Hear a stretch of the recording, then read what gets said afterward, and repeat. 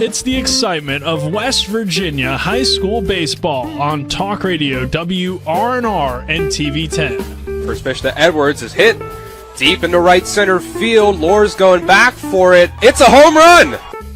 Join us all season as the 6 Eastern Panhandle Athletic Conference teams fight for a spot in the state tournament. The season begins on Friday, March 21st, right here on your Eastern Panhandle sports leader, Talk Radio, WRNR and TV10. In the market for a new vehicle? Then look no further than CMA's Toyota of Martinsburg and CMA's Chevrolet of Martinsburg, all in one convenient location. We have hundreds of new and used vehicles available, so you'll be sure to find exactly what you're looking for. And with CMA's Love It or Leave It promise and our lifetime powertrain warranty, you can buy with confidence. Visit us online at CMA's Toyota of Martinsburg.com and CMA's Chevrolet of Martinsburg.com, where owners just care more.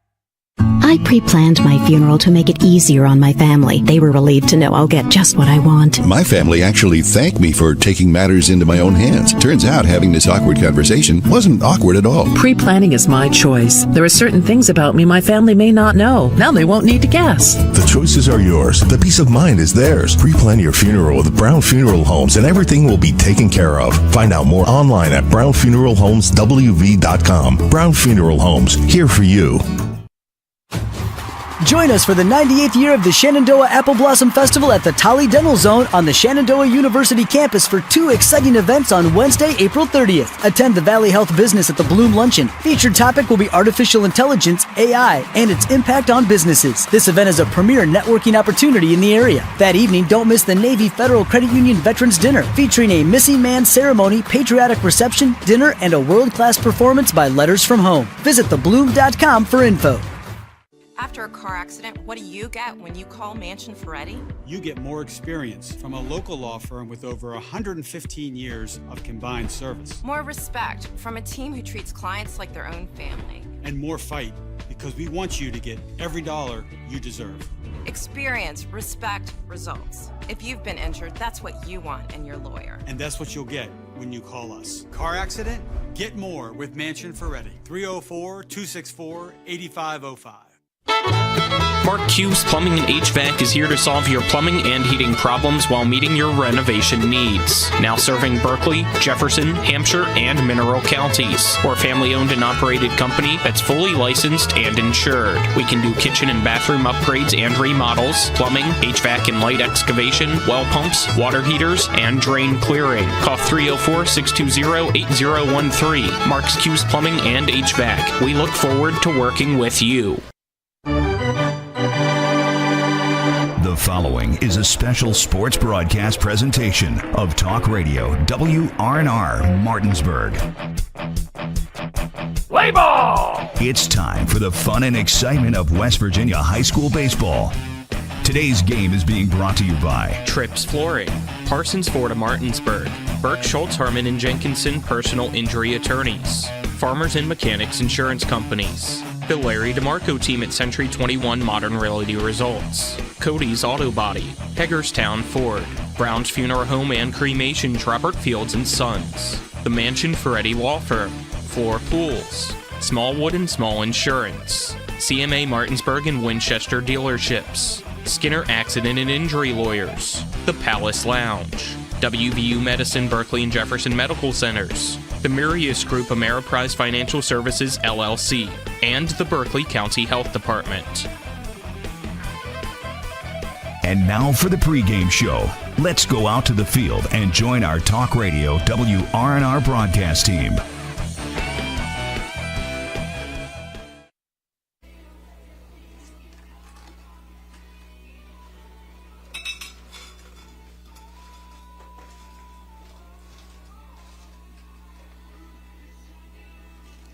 We welcome you out here to P.O. Faulkner Park. Nick Verzolini alongside me, Dylan Bishop and Trip Tobin here as we get ready for West Virginia high school baseball action between the Martinsburg Bulldogs and East Hardy Cougars.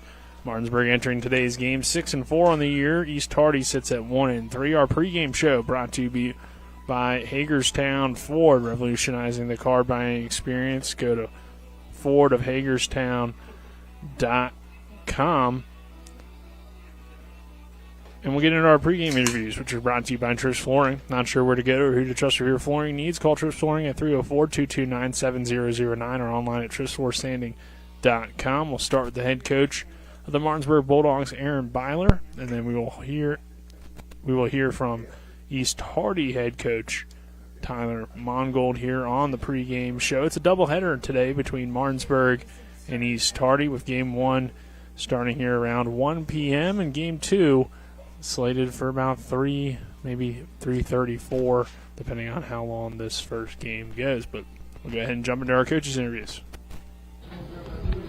Here with head coach of the Martinsburg Bulldogs, Aaron Byler. Coach, coming off the loss to Jefferson the other day, what were some of the takeaways? I think they just put a lot of pressure on us, and we made some mistakes here and there, and that's what's going to happen with the youthful group that we have. So we're going to learn from those experiences. We had some good days of practice, and we're ready to. Beautiful thing about baseball is there's always another day, so we get to play another day today, and we're excited for the opportunity to get back on the field. East Hardy today, a team that had a good season last year and it seems to be getting better as a program. What are some of the challenges that they'll present? Yeah, they went to the state tournament last year in single A. They got a lot of those kids back. Just talked to their coach a little bit. I think they're dealing with a couple injuries. But, you know, we're going to treat this Saturday like we treated last Saturday and try to worry about ourselves and try to work on the things that we need to. And I think if we do those things correctly, we should have a good chance today. Got Grant on the mound. He probably would have liked to have pitched him last night against Spring Mills, but still an opportunity to keep kind of the rotation going with him. And just overall, what are some opportunities that you have today with a Saturday doubleheader to maybe limit his pitches, or do you just plan on using him the whole game or however far he can go? Yeah, I mean, we kind of got things planned out for the next 2 or 3 days or the next week. You know, we would have liked to throw in Grant last night, but unfortunately the weather didn't allow for that to happen. So he's going to go today. He'll go as long as the game dictates. And then heading into this game, just what do you want to see from the guys in terms of some of the progress and things that you want to work on? Yeah, I just want to play hard. You know, if they hit a fly ball to center field, I want them to be on second base. If they hit a ground ball back to the pitcher, I want them to sprint to first base.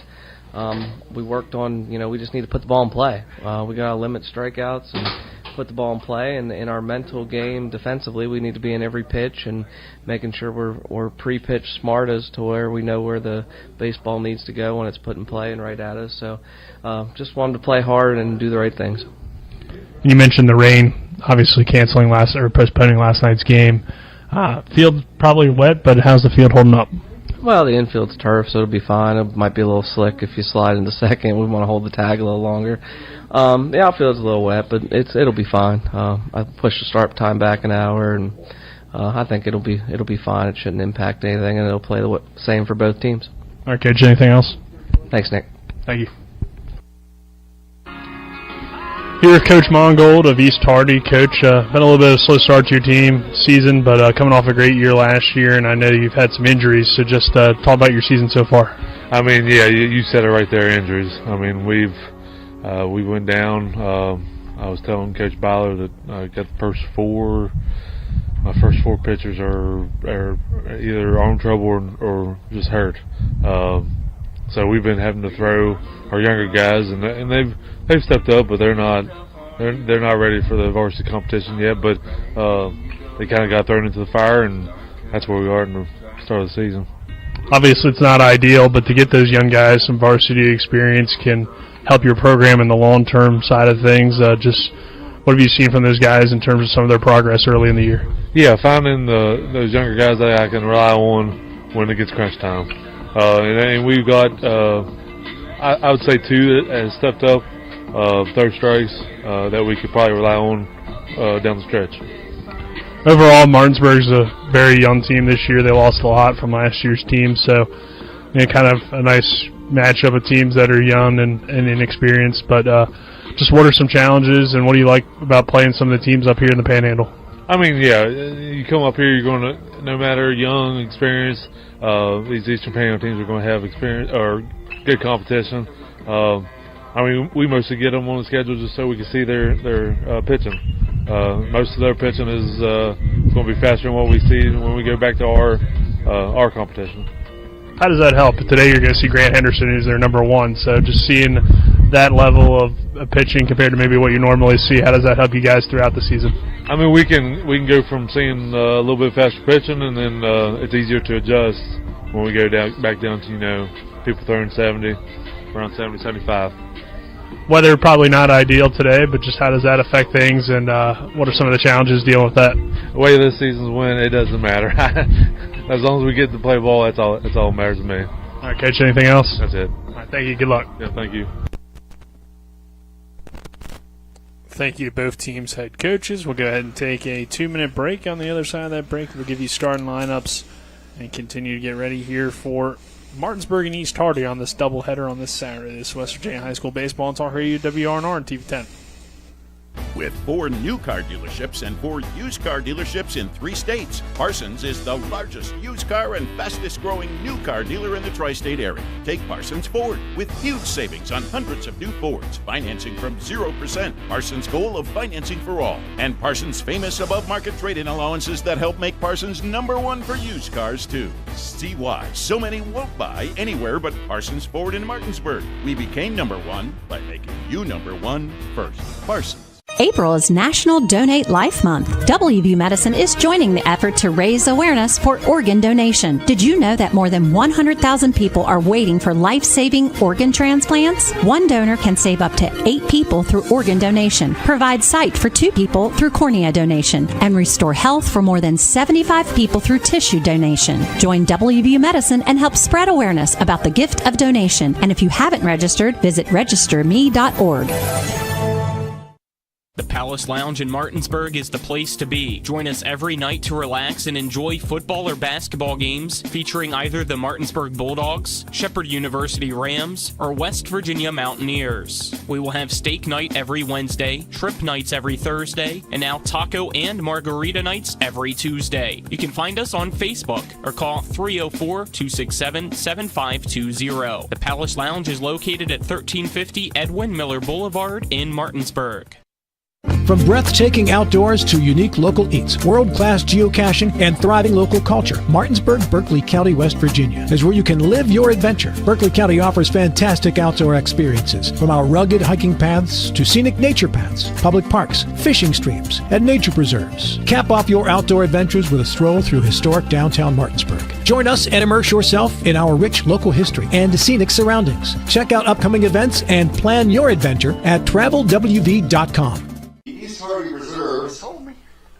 I'll show it to you. We welcome you back here to P.O. Faulkner Park. Nick Verzolini, Trip Tobin here. Dylan Bishop, our on-site producer. Colin McLaughlin back in the studio. Kyler High as well as Alec Epperson are our cameramen. Starting lineup for East Hardy. Give you the starting Trip. Actually, now that you're joining us here on the broadcast, get your thoughts on today's matchup between these two teams. East Hardy last season in the Class A state tournament, but have some injuries. Their 4 top pitchers are all dealing with some arm soreness or injuries. So it's a tough start to the season for them with all that. But on the Martinsburg side, a young team looking to pick up some wins today and get back on track after a tough game against Jefferson. Yeah, they had a tough game against Jefferson, and they were going to have a great matchup against Spring Mills, but it rained out. But I've hanging around here, did a little bit of work on the turf over there and watching some of their practice, and it's been pretty intense. The coaches have gotten together and talked about where they stand at this point in the season, and they are looking to make improvements, of course, from a coaching standpoint, how they can play to their strengths and work on their weaknesses. And as far as East Hardy goes, they're always gritty when they come up here. Tough competition. Unfortunately, this year they're talking to their coach and some others that they're a little bit short on players as far as their experienced players. But Martinsburg has as we know, has a lot of varsity, a lot of guys in their lineup that don't have a lot of varsity experience, both young and old. So going to be a good matchup between these two teams, and good day for it's a little rainy out here, but a good day for Martinsburg to maybe heal up if they can jump on top of this young team and work some things out, maybe get some other guys in and get some looks at them at the varsity level since it's a doubleheader, and brought a couple guys up. I see Brody Robinson out there and Elliott in the lineup there, and I even see a young catcher off the JV team, Mr. Garrett, up there. So maybe you might even see some of those guys today as they start to look down the road in the future and in the rest of the season. Starting lineup is going to be brought to you by Floor Pools. Make every day better with a hot tub or swimming pool. Floor Pools has locations in Martinsburg, Chambersburg, and Hagerstown. First for East Hardy, we'll see Hamilton lead off and play shortstop. Seisler down there at first. He'll bat second. Price in the 3-hole in center field. Dove, the second baseman, will bat fourth. And then Dove, the pitcher, will bat fifth. Wilkins in the 6-hole. Byram at the 7th spot, batting 8th. Wilkins, the designated hitter, and then batting 9th is Mills. For Martinsburg, it's going to be Christian Alter, Jameer Brown, Grant Henderson, Braden Olmart, Zarnecki in the 5-hole, Blosser in the 6-hole. Batting 7th is Green, batting 8th is Loper, and batting 9th is catcher Braden Fox, who we'll actually see hit today. So a little bit of a change up there. He mentioned Elliott in the lineup. He's at second base, and Armalt will hit for him. That's your starting lineup. It's brought to you by Floor Pools. We'll take another 2-minute break. On the other side of that break, we'll give you the starting battery and first pitch here between Martinsburg and East Hardy. This is West Virginia High School Baseball on Talk Radio, WRNR and TV 10, back in 2 minutes. Remember when you were a little kid and saw your first deer? Oh, how cute. As an adult, maybe you've had a different experience. Where'd that come from? Bambi mess up your dream machine? Call Cody's Auto Body today at 304-901-4777 and get the work done right the first time. Cody's Auto Body, 851 Wilston Street in Martinsburg, has a team of auto body professionals with a lifetime of experience putting your ride back together again, regardless of how it got that way. Cody's Auto Body. Hi, Crescia Hornby here. Larry DeMarco, broker of Modern Realty Results, believes he has some of the best real estate agents in the Eastern Panhandle. Agents at Modern Realty Results have years of experience and knowledge of the local real estate market. Agents within the office work as a team to provide quality customer service. We strive to always ensure client satisfaction through handling every transaction with honesty and integrity, all while offering competitive rates. Modern Realty Results is veteran-owned and managed. Please call us at 262-4222, modernrealtyresults.com. Most insurance companies see you as a claim number. Most law firms see you as a case file. When their top priority is their bottom line, you only get a fraction of the attention that you deserve. At the law firm of Burke, Schultz, Harmon & Jenkinson, it's personal. We listen to our clients to see the whole picture, because every part of you is important. For a team built on relationships and results, call Burke, Schultz, Harmon & Jenkinson at 304-LAWYERS. Or visit us at burkeandschultz.com. At Carter Myers Automotive, what we do today will tomorrow become what we've done. That's why Owners Just Do More no longer defines us. Our work is never done, because what we live by doesn't have a finish line. We care. Our company of owners is moving lives forward every day by finding more ways to care before, during, and after your purchase. Because when you're happy, so are we. Carter Myers Automotive. Proud to be the owners who just care more. Welcome you back here to P.O. Faulkner Park. Martinsburg East Hardy doubleheader here as the Bulldogs come out in the black jerseys with the numbers outlined in orange. White hats with the orange Martinsburg Block M logo, and then the white pants today for Martinsburg East Hardy in their green jerseys with the yellow numbers and yellow lettering across the chest, the yellow stripe down the side, and the gray pants with the green stripe down the side. Our starting battery today for Martinsburg, it will be Grant Henderson doing the pitching for the Bulldogs, and Fox again behind the plate. For East Hardy, they'll counter with Dove and Wilkins behind the plate. Starting battery is brought to you by Cody's Auto Body at 851 Wilson Street in Martinsburg. Call 304-901-4777 or visit their Facebook page. We'll get ready here for first pitch in just a little bit. But Tripp, any final quick thoughts before first pitch? Nah, just look out there and see Martinsburg's infield. You got Jameer and Loper, the juniors, at short and first. You got the couple underclassmen at third and second base. So you see Clayton Elliott getting a start here at second. I think it's his first varsity start, in the infield here. So, good to see that. Good to see Martinsburg, like I say, getting to be about a month in. They got a good look at some of their JV guys, and three of them are here today, one in the lineup. So, R.J. Brown, not in the lineup today, but is usually in there. But they have, I think, a band activity, and a few of those guys are away. But I'm not sure that changes the lineup, too tremendously. much, but that puts Alter back out in center field. Malachi Green out in right, and Jacob Blosser in left as we round out the defense there. But it'll be exciting today to see Martinsburg, as they brought a couple of guys up. I doubt they brought them just to set them. So we'll maybe get to see 3 of those guys in the field today off that JV team. Yeah, it's definitely interesting to see. We saw Elliott actually pitch in the doubleheader a week ago, so that was impressive. And we'll see Hamilton here lead off for East Tardy, a team that's been having a lot of injuries here early on. Yeah, they're young. I mean, the Van Meter young man who's hurt, they when they're healthy, they're young and then really good team. First pitch is inside for ball 1. First pitch is brought to you by the Mirius Group and Ameriprise Financial Advisors, John Everson and Phil McCoy. Stop by 1270 Winchester Avenue in Martinsburg. Call 304-263-4343. Next pitch is low for ball 2, so Henderson falls behind a little bit here. 2 balls and no strikes. But grand overall, he's been great on the year. Just about a 2 ERA for him so far this season, helping lead the Bulldogs to some victories early on. And this one hit hard on the ground. Elliott will get some early action, and he'll throw it over to first, and not in time. So Hamilton digs out an infield single. Yeah, just speed of the game a little bit for the young Clayton. Elliott, he'll figure that out real fast. But, quick out of the box is the reason why that Hamilton's there. Left-handed, he gets a step on you there, and kind of a soft contact there to skip across the ground. But good job by Grant, 2-0, just throwing the contact and, not trying to get in that 3-0, but just go ahead and challenge and not get into a, 4 or 5 pitch at bat for the leadoff guy. Next pitch is a called strike 1 here to Sisler, who leads things off. Peter Jackson behind the plate tonight.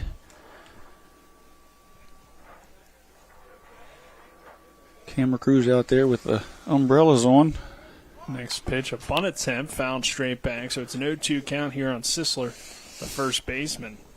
It's right over Katie's head. She didn't even react. She's used to it. Hamilton down there at first. We already saw him leg out an infield single. It'll be interesting to see if East Tardy's aggressive here early on the base pass, especially with the young Fox behind the plate, but he's made some developing throws, is definitely challenged on some steal attempts this year as the 0-2 count, and pitch coming to Sisler, and no run from Hamilton here as it's fouled away. Yeah, you've seen the speed of, Hamilton, and you wonder, one thing about Grant, he holds runners really well, different looks. He's quicker to the plate than most of the Martinsburg staff, so that he's going on this Hamilton pitch. Goes strikeout, throw him out? No, not in time down at second base. So Hamilton reaches second on a stolen base, and Sisler goes down swinging first strikeout of the day for Grant Henderson. Now, Price to the plate, the center fielder. Yeah, it's going to be Hamilton's quick there. He got a little bit of a jump, and, when the swing and strike makes it a little tough for the catcher to get up and get through it, having to wait back on the pitch there. But good strong throw by Fox just to the right side of the bag, left side of the bag there. And actually, could have been a little closer play if it had been to the right side, but. Next pitch is low and outside for ball 1 here to Price, the center fielder for East Tardy. 1 ball, no strikes, 1 away. Runner on second base for the Cougars here in the top half of the first inning between Martinsburg and East Tardy. Henderson checks the runner and delivers the next pitch, and it's low and outside for ball 2. 3 batter here with the chance to give East Tardy an early lead. Speed on the bases, so anything that can get down in the outfield certainly going to be tough play for the outfielders to get Hamilton out trying to score. Should Price here find some green out there in the outfield. 2-0 count here on Price, the number 3 hitter. 1 away. Runner takes his lead off second in Hamilton after the stolen base, and the pitch from Henderson is low for ball 3. So in danger of a 1-out walk here. Yeah, he blowing on his hand there a little bit, drying it off. We do have a slight drizzle. Looks like some of the umbrellas have come down, but it's damp. Pitching on turf, a little bit slippery out there. It's going to be a little bit of struggle for both pitchers here tonight, getting their footing and keeping grip on that ball and keeping it dry. As the pitch here from Henderson, a swing and a miss, strike 1, but It was kind of interesting to see. They were raking the field, which is always weird when it's turf. But, it does give you a little bit more, I guess, footing out there, especially the mound. But you're right, Tripp. It does get slippery, unlike the kind of muddy that you would get in normal field. But a 3-1 count here. And the next pitch, called strike 2. Yeah, the 3-0 pitch was a green light, for Levi Price, coach showing the confidence he has in him to, to be able to distinguish, strike ball there in his eye. So, plus you got to take a chance against a good Martinsburg team if you're East Hardy. 3-2 is a swing and a miss, strike 3. Price goes down swinging. It's back-to-back strikeouts for Grant Henderson, who fell behind 3-0. So an impressive strikeout there, and that'll bring Dove to the plate. Yeah, you talk about raking the field. You rake that mound out there because those pellets that are in there, those black pellets that keep the turf, you can push those out. So you rake them back up in there to give a little grip there and to keep from getting the hole there on the rubber. This is Gage Dove as runner in Hamilton takes off for third. The third down to third is not in time. So Hamilton has moved all the way to third now with his second stolen base of the inning after the leadoff infield single, but then back-to-back strikeouts here from Sisler and Price, and Gage Dove at the plate, the second baseman, hitting for 1-0 count. So can Henderson get out of this early jam? Grant checks the runner down there at third and delivers. That's a called strike 1. It's quite evident that Hamilton has the green light if he gets a jump, so you don't see a lot of signs over there as we look and try to figure him out, but it looks like Hamilton's just a green light guy on the bases. 1-1, fouled away. Which is what I would do with that speed, too. Yeah, that's what you want out of your leadoff guy, a guy that can take a lot of extra bases for you. But you better get there with 2 outs. If not, then it's on you. That's why. There's no pressure if you didn't tell him to go, right, Trip? No, it's not on me. Yeah. No. I'll just say, what the heck are you doing? Now you just walk off the field and you give those green light guys a chance. You live and die with it. The 1-2 from Grant.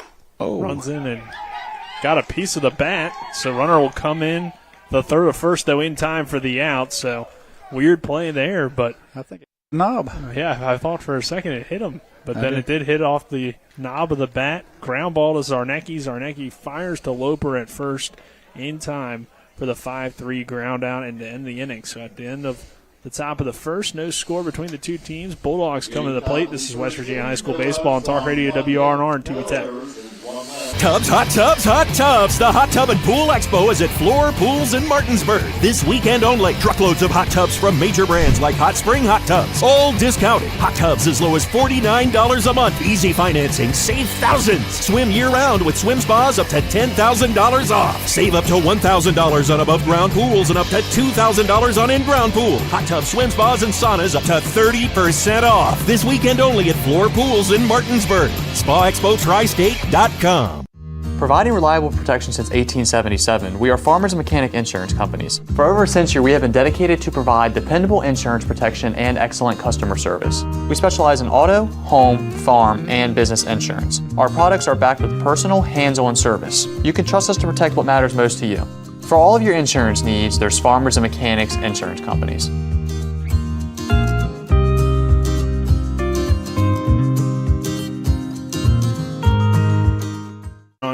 Talk Radio WRNR and TV 10. Nick Verzolini alongside me, Trip Tobin. By the way, our top of the first was brought to you by the Brown Funeral Home and Cremations, Robert Fields & Sons, proudly serving our area since 1880. But the bottom of the first is going to be brought to you by the Larry DeMarco team at Century 21 Modern Realty Results. Call the Larry DeMarco team at 304-250-3551 or visit them online at www.modernrealtyresults.com. So Bulldogs come to the plate. It's going to be Christian Alter, Jameer Brown, and Grant Henderson due up for Martinsburg. But we do see some changes in the lineup today, Trip. Armalt moved up to that 4 hole. He's been the hottest hitter on the team as of late. So we were wondering, would they move him out of the 7th spot? And they did. And then Fox hitting today. We've seen a lot of him being DH'd for, but Armalt today DHing for second baseman Clayton Elliott. Yeah, you can see Armalt getting moved up. Like I said, sometimes you kind of leave it there because you've seen a lot of fastballs down at 7th spot. He was able to jump on that, but then we did see him in some 2-strike counts, stay back on some curveballs. So coach staff feeling pretty confident that being in the 4 hole and having that stigma of the 4 hole hitter of supposedly being better than another, player in the lineup, whether or not it's true or not, but just based on where they're placed in the lineup. So Braden Armold certainly has shown that he could handle, hitting with 2 strikes, hitting with the base runners on, hitting under pressure. So moved up to that 4 spot and looked for big things out of him today. And, of course, Braden Fox getting his chance to show what he can do offensively. First pitch from Dove, runs inside and misses for ball 1. Christian Alter, the center fielder for the Bulldogs, coming off of a tough day against Jefferson, but still one of the best hitters in the EPAC. So definitely a guy you're looking forward to get on base today and make a big impact as Alter gets ahead here 2-0. Yeah, we've seen the pitcher out there struggling in warm-ups when the man trying to find his footing on the mound, trying to find some grip, just trying to get comfortable out there, and dunked a few pitches, and there we see he actually did it again there on the 1-0 pitch. Dayton Dove, the pitcher today. Ground ball toward third. Byram makes the long toss over to first base, and Sisler stretches over there to make the play for the ground out.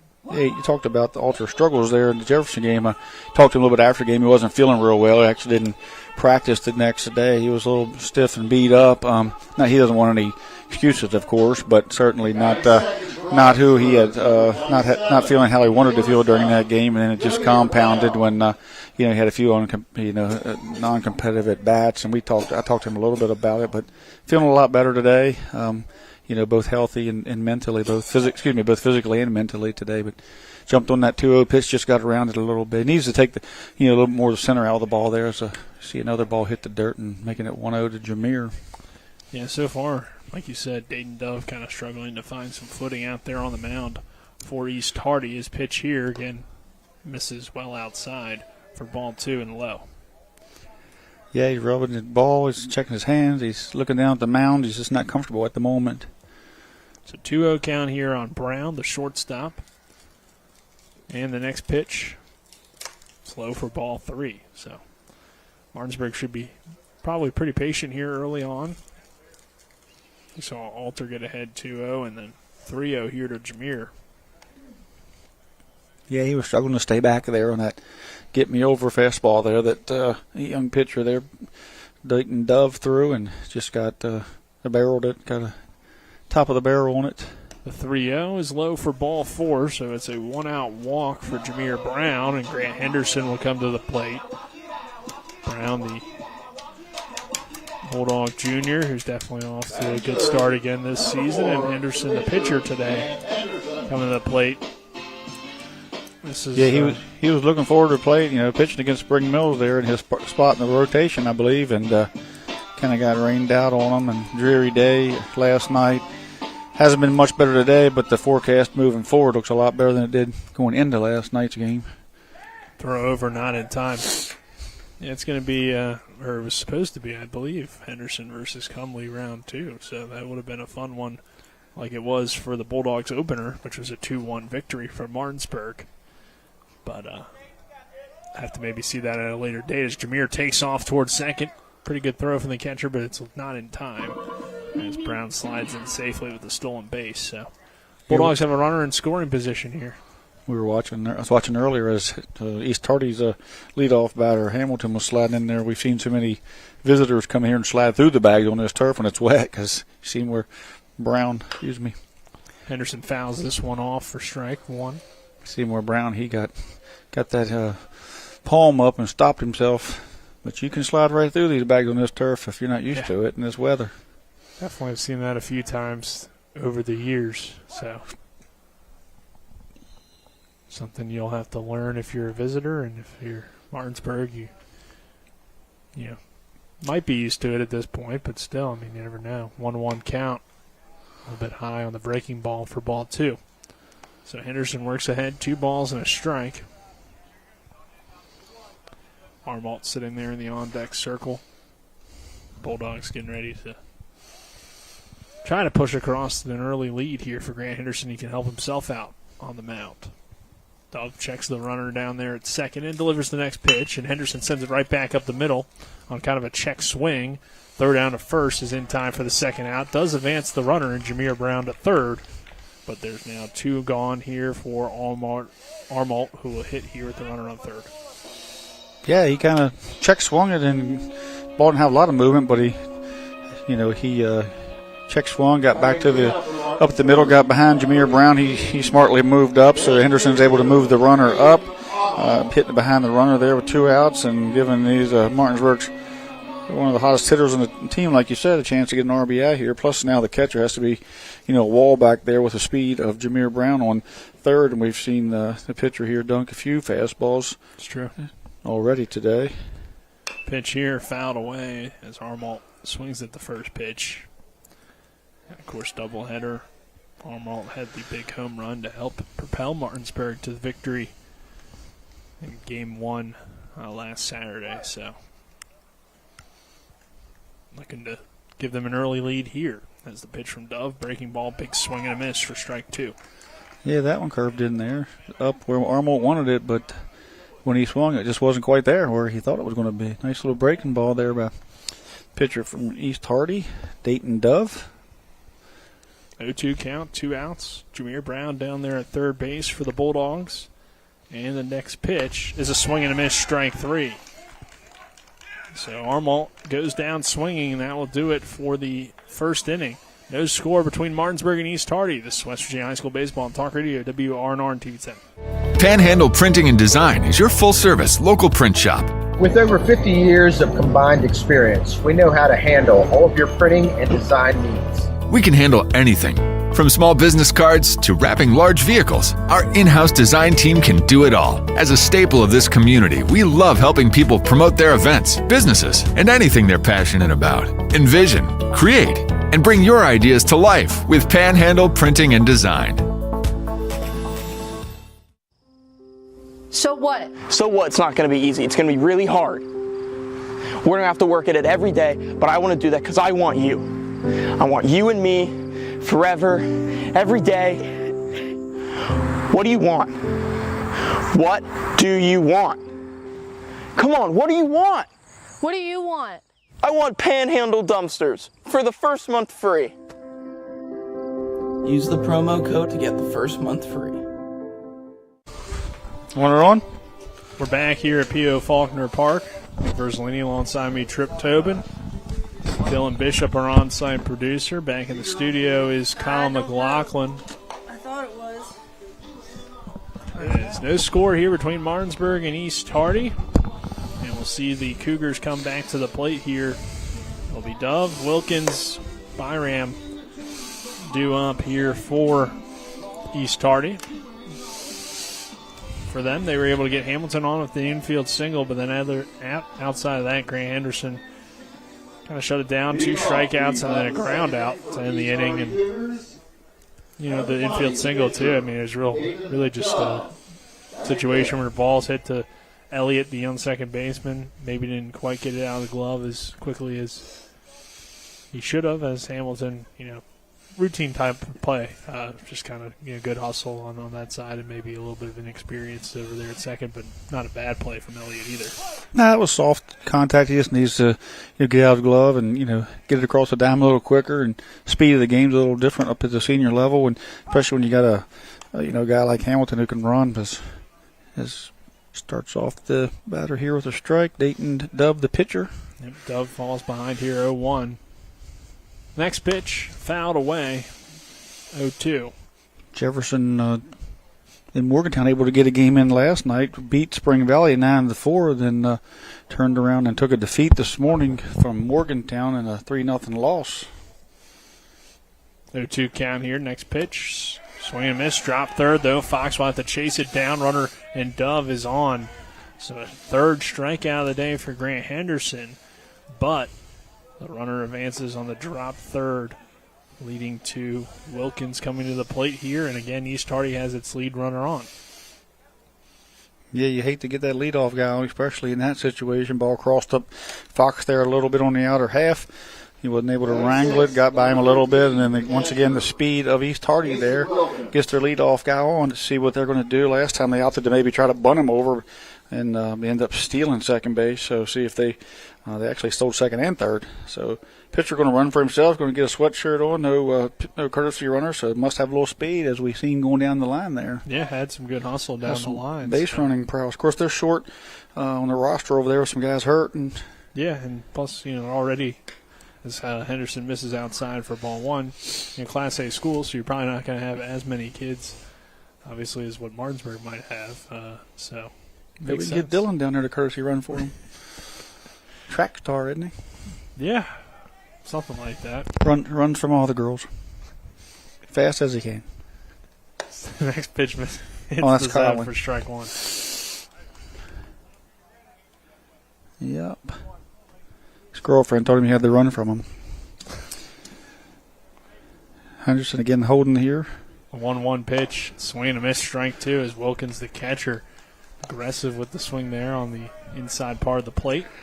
Last time Henderson came in with a fastball, he ended up knobbing it down to third baseman, so East Hardy struggling to catch that inside part as Fox sets up inside this time. And we got fouled again. Yeah, fouled off the bat. Thought for a second that one might have hit him, but again, it was off that end of possibly the knob again. So we must not have Thesby in class at East Hardy, because if they would have acted those two pitches, if they had acted, well, they probably could have got first base. The one there was more of a noise that sounded more like a bat than that one, but that one they need a little bit more acting there, as that's a called strike three.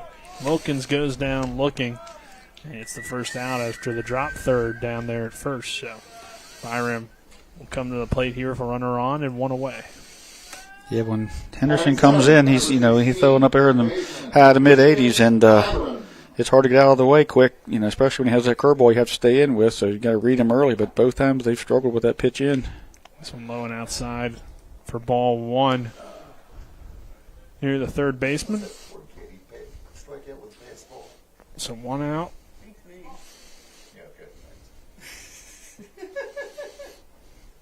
Runner on first, and the next pitch called a strike. That was right down Broadway there. Yep. 1 ball, 1 strike here on Byram.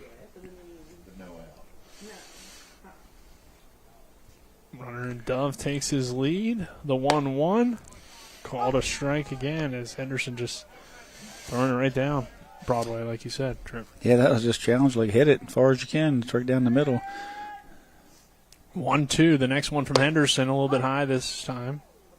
Oh, but they call strike three. So a little bit, wasn't sure if they were going to call that one or not, but it's technically the third strikeout of the inning, but we still only have one out to work with here, as there's 2 outs now in the inning. Wilkins coming to the plate.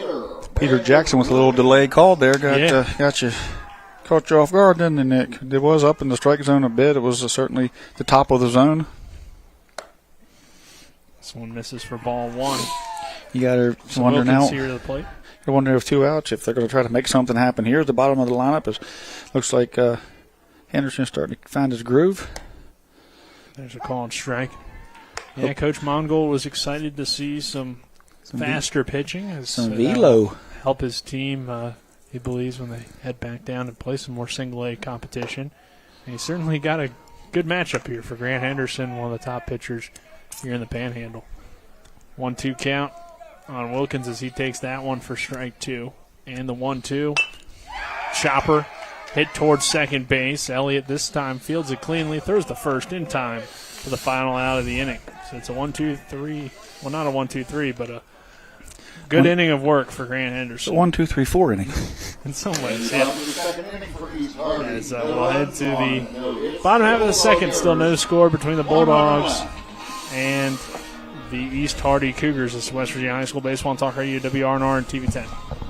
The Palace Lounge in Martinsburg is the place to be. Join us every night to relax and enjoy football or basketball games featuring either the Martinsburg Bulldogs, Shepherd University Rams, or West Virginia Mountaineers. We will have steak night every Wednesday, trip nights every Thursday, and now taco and margarita nights every Tuesday. You can find us on Facebook or call 304-267-7520. The Palace Lounge is located at 1350 Edwin Miller Boulevard in Martinsburg. Do you have someone in a nursing home, or are you worried about somebody you love going into a nursing home? The law firm of Daniel Staggers can protect your assets. Call the law firm of Daniel Staggers today at 304-267-3915. The Daniel Staggers Law Firm does elder care law, estate planning, and special needs trusts for disabled children and family members. Visit the Daniel Staggers Law Firm for your initial free consultation at 133 East John Street in Martinsburg. The Daniel Staggers Law Firm, when you need asset protection for you or for a family member. East Hardy here in a doubleheader today between the Bulldogs and the East Hardy Cougars. Martinsburg coming in 6-4. East Hardy off to a little bit of a slow start, 1-3. They dealt with some injuries throughout the season. Last season made a single-A state tournament run for the Cougars. The Bulldogs, of course, made a run to the 4A state tournament. And for Martinsburg, it's going to be Zarnecki, Blosser, and Green due up here. 5, 6, 7 hitters for the Bulldogs. Yeah, I've seen both these teams last year in Charleston competing and, had great seasons. Both teams right now are struggling through some injuries and some inexperience, rebuilding kind of, I guess you could say, as they aged out a few. Martinsburg certainly, had a great senior, squad last year and a couple guys that opted for other transfers this year, but they certainly, these two teams had tremendous years last year, and this kind of ebb and the flow of high school baseball. Zarnecki takes the first pitch outside for ball one. One thing that stands out about Silas, early on he was swinging a hot bat at the plate. Average has dipped a little bit, but still the on-base percentage well over 500 here to start the season. So, yeah, very unselfish batter. Not looking to do too much, just taking whatever the defense gives him, the pitcher gives him. He'll take a walk. He'll get hit by a pitch. He definitely will run out a hard 90 and reach on error, and certainly he has the ability to hit cleanly as well on base and done a good job of that. But really done a great job this year as he goes to a 3-0 count of just finding a way to get on base. And high school coaches just you stay in the lineup if you can get on base one way or the other. The 3-0 pitch to Zarnecki is low for ball 4, so that will continue to up that on-base percentage, and we'll see Jacob Blosser here at the plate, the left fielder. Blosser hitting here at the 6-hole. Number 14, left fielder, Jacob Blosser. With a runner on.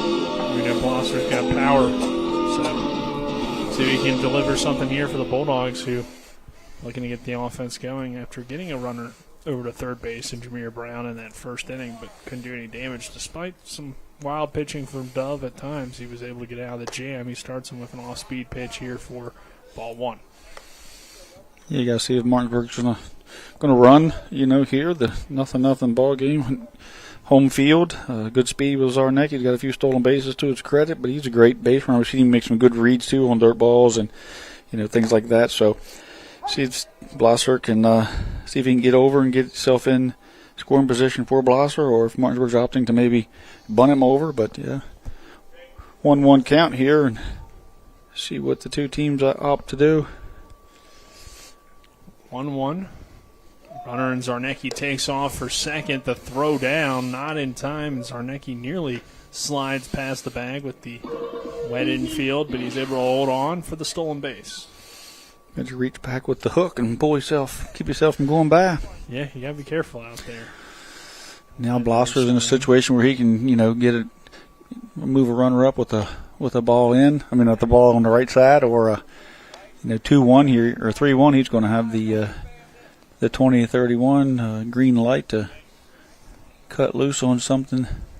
Only the second stolen base of the year for Zarnecki down there at second. 3-1 count. And the pitch to Blosser. Got him inside there for strike 2. So a full count here on Jacob Blosser.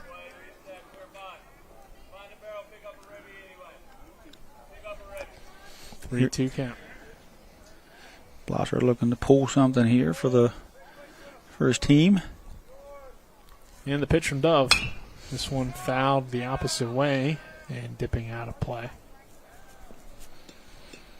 Blosser wears the white pants up to the knees and showing the stirrups with the orange and black stripe with the black stirrup.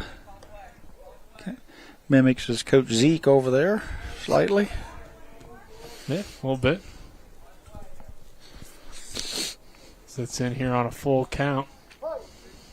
The runner on second base is Zarnecki, who drew the leadoff walk and then stole second. Dove will check the runner and now deliver. And this one's low for ball 4. It gets away from the catcher, so Zarnecki will take third on the pass ball. And now Blosser walks, so it's 2 walks to begin here the second inning. And we'll see maybe if we get a mound visit or something here, just to Yeah, certainly. Pitcher's having a little bit of struggle with his command here as he's faced 6 batters, walked 3 of them, and Martinsburg got a couple stolen bases as well. So, on the other side of the coin, you have Grant Henderson, who's got 5 strikeouts out of the 8 batters he's seen, and 3 little soft contact infield. One being a single, but the other 2 being thrown out. Malachi Green at the plate. And he'll take the first pitch a little bit high as it was breaking ball that didn't quite break for ball 1. Green also with power. Big hole out there by the Coach 22 Cooper sign as the right fielder's kind of shaded a little bit to center and a little shallow actually. Next pitch to Green. He'll send it into center field. Left center on the run is Price, and he'll make the catch, but that will be deep enough to score Zarnecki from third on the tag up. So the Bulldogs take a 1-0 lead on the Malachi Green sacrifice fly. It's 1-0 Bulldogs here in the second inning. A nice piece of hitting by Green. Pitcher was on the outer half, went with it, tried to find that gap out there by the CEC sign, Superior Construction sign there in left center field, and tracked down by the center fielder out there, Levi Price. Deep enough, there was no throw. Silas Zarnecki did a good job of tagging up on that more of a line out there. Blosser retreats to first, so 1 out, man on first, and another lefty to the plate. Yep, 3 straight lefties here in the lineup for Martinsburg. Blosser, Green, and Loper. So see what Loper can do as Blosser will go back as the pitcher Dove checks him. Loper needing a good day to get to clear his head a little bit. He was into it a little bit there early in the season, but working hard in the practice, and Loper fouls that one off on the first pitch he sees. Trying to find a little confidence. Hitting is so much about confidence. This season's so short, and you can quickly, with Game Changer and all the apps, you can look at your averages and look at all these things, and something we didn't have when we played. We just knew that we were having a hot streak or a not so hot streak. You didn't check the books? I didn't check the books much. 0-1 count. And the pitch, Loper will send this one up the middle, so definitely starting to heat up there as he gets a leadoff single. Yeah, again, like I say, 1 out single. 1 out single, right back up the middle. Poor Dove on the mound, he tried to reach up, but the mound kind of slipped and fell as he kind of chuck and duck there back up to the center fielder. But, yeah, great job by Loper there to just stay focused, put yesterday behind you, and just keep grinding. And, young man is going to do good things the next 2 years, this rest of this year and next year for Martinsburg, and moving on his collegiate career. He's got a really good bat, and you just got to stay confident up there and just keep swinging the bat. Yeah, we've seen him maybe gain some of that confidence of his pitching as Fox sends a slow roller toward third. Throw is not going to be in time, and the Bulldogs have loaded up the bases. Got that off the handle, and looked like Loper was on the move there a little bit early, reading it. Kind of beat the second baseman over to the bag, so no play for third baseman there as he had to go across the diamond, but the speedy Fox ran it out on the slow roller. So both teams now with an infield single, and Martinsburg in a situation now where they can really put up a crooked number this inning. Yeah, courtesy runner coming on. I believe that's Spiker down there at Tomlinson. Tomlinson down there at first. So bases loaded here for the Bulldogs. And, yeah, perfect situation. Christian Alter coming to the plate. Chance to add some more. A 1-0 lead here in the bottom of the second inning for Martinsburg over East Hardy. And the pitch to Alter. He sends a ground ball towards second. Bobbled a little bit by Dove. He throws the second in time for the out, but that will bring the run in on the fielder's choice. Yeah. So 2-0 lead. Alter has been pulling the ball, not staying behind. There's a little bit of adjustment there where he stayed behind it a little bit. Still grounds it out. He's not real happy, but it's definitely the coach is going to come out and see if Tomlinson interfered with a double play. And we're going to see what the field umpire has on that, as there was no throw across. He got some clarity on it, and it looks like it was clean slide there at second by Tomlinson. Didn't take anyone out or interfere in any way with the double play. So But yeah, Alter's been pulling the ball back on that. There he kind of stayed behind. He's making a little bit of adjustments to push the ball back up the middle. He's been kind of jumping at pitches. So, once again, Martinsburg just feeling their way through. The younger guys are trying to find some footing. The older guys are trying to, I think all those guys, Alter, Grant, Jameer, all those guys feel like this year they've got to do so much, and I think Coach Valor and the coaching staff has said, you just do you, and, things fall into place, and you don't have to do too much. You don't have to do it all, so the pressure of that Alter being a senior there has kind of got to him as well. So, these guys are certainly some of the best baseball players in the EPAC. Has got a first and third play here, and East Hardy's going to step off to see if Martinsburg had anything early leave or anything going on. Yeah, I think for Alter, too. I mean, he still drove the run in, did his job, got on base, so. Got a balk. Balk will allow Alter to advance to second, and that will allow Loper as well to come in to score. So the balk is huge there, and it's now a 3-0 lead for Martinsburg. So he didn't pause, yeah. There was no pause, so he come up and just, kind of quick pitched, checking the runner, and no pause there allowed the field umpire to call the balk there. So no arguments from anyone on that one. We've got a man on second now. And Jameer Brown will send a chopper toward third. Byram will throw to first in time for the final out of the inning. But the Bulldogs strike for 3 runs in the bottom half of the second, and we will head to the third. This is West Virginia High School Baseball on Talk Radio WRNR and TV10 Martinsburg 3, East Hardy 0. Life is evolving. Over the past decade, the way we do almost everything has changed. Get on your phone, see something you like, click on it, and it shows up at your door. Why should the way you have your car serviced be any different? Why waste your time going to a dealership service department when Hagerstown Ford and Hancock Chevrolet will come to you? They service all makes, all models, and offer full parts and labor warranties. Hagerstown Ford and Hancock Chevrolet will come to your door or office and service your vehicle while you're doing what you need to be doing, conducting that business meeting or mowing the lawn. Why take time out of your busy schedule when you don't have to? Hagerstown Ford and Hancock Chevrolet's friendly, knowledgeable staff will come to you where you live or where you work for full service maintenance, from oil changes to tire rotations, brakes, batteries, multi-point inspections. They handle it all.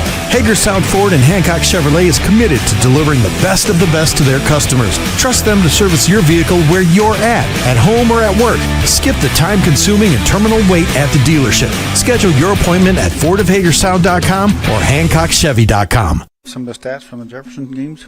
Sure. Welcome you back here to P.O. Faulkner Park. Nick Verzolini alongside me, Trip Tobin.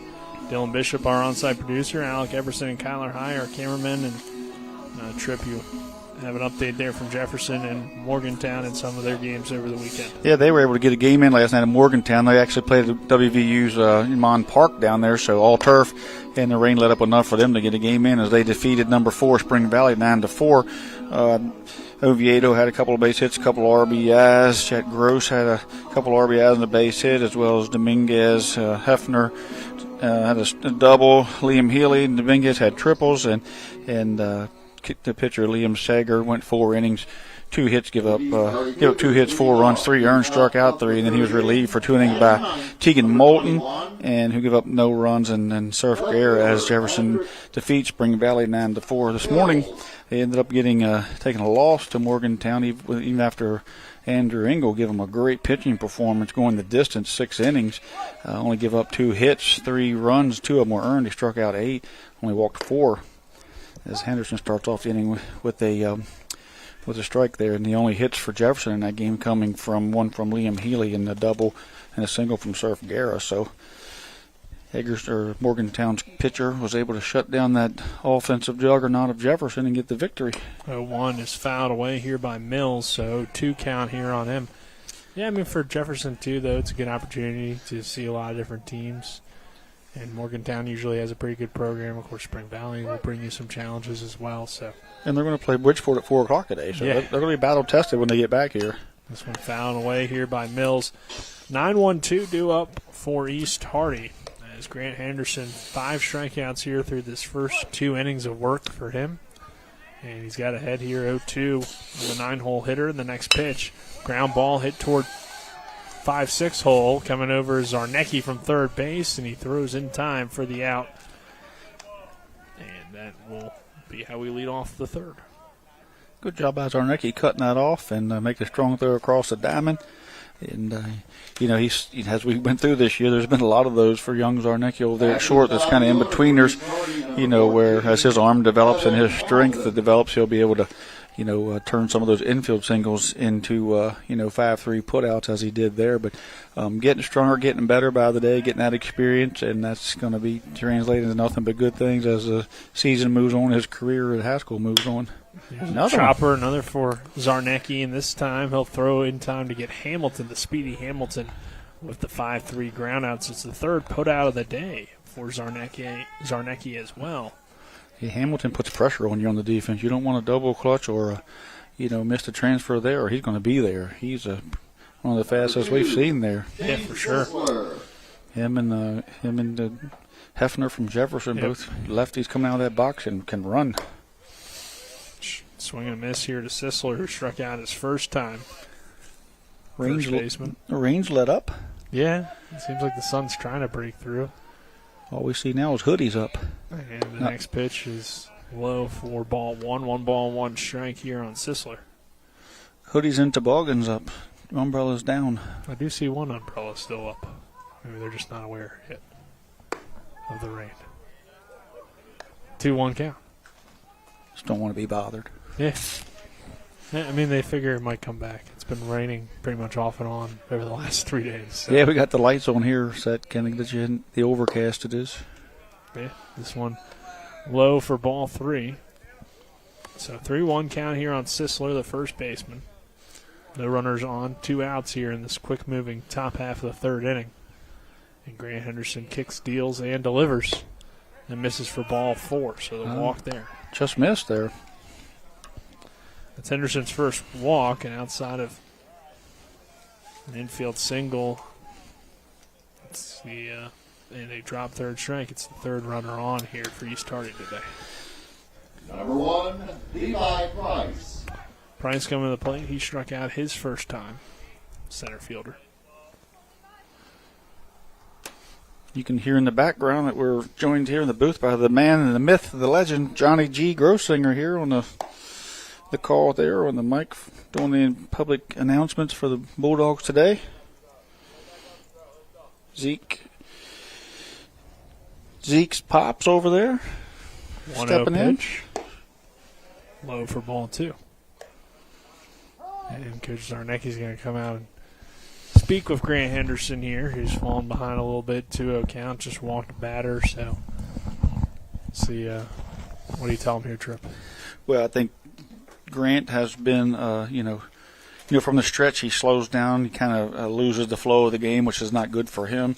When we get runners on, he gets a little bit cautious about runners stealing on him, and maybe a little overcautious, and allows he slows his game down. And he's pitchers need to work faster.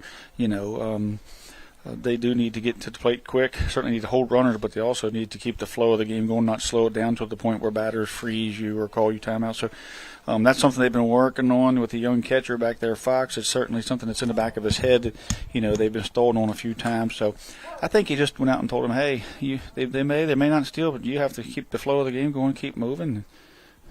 The 2-0, big swing and a miss for strike 1, 2-1.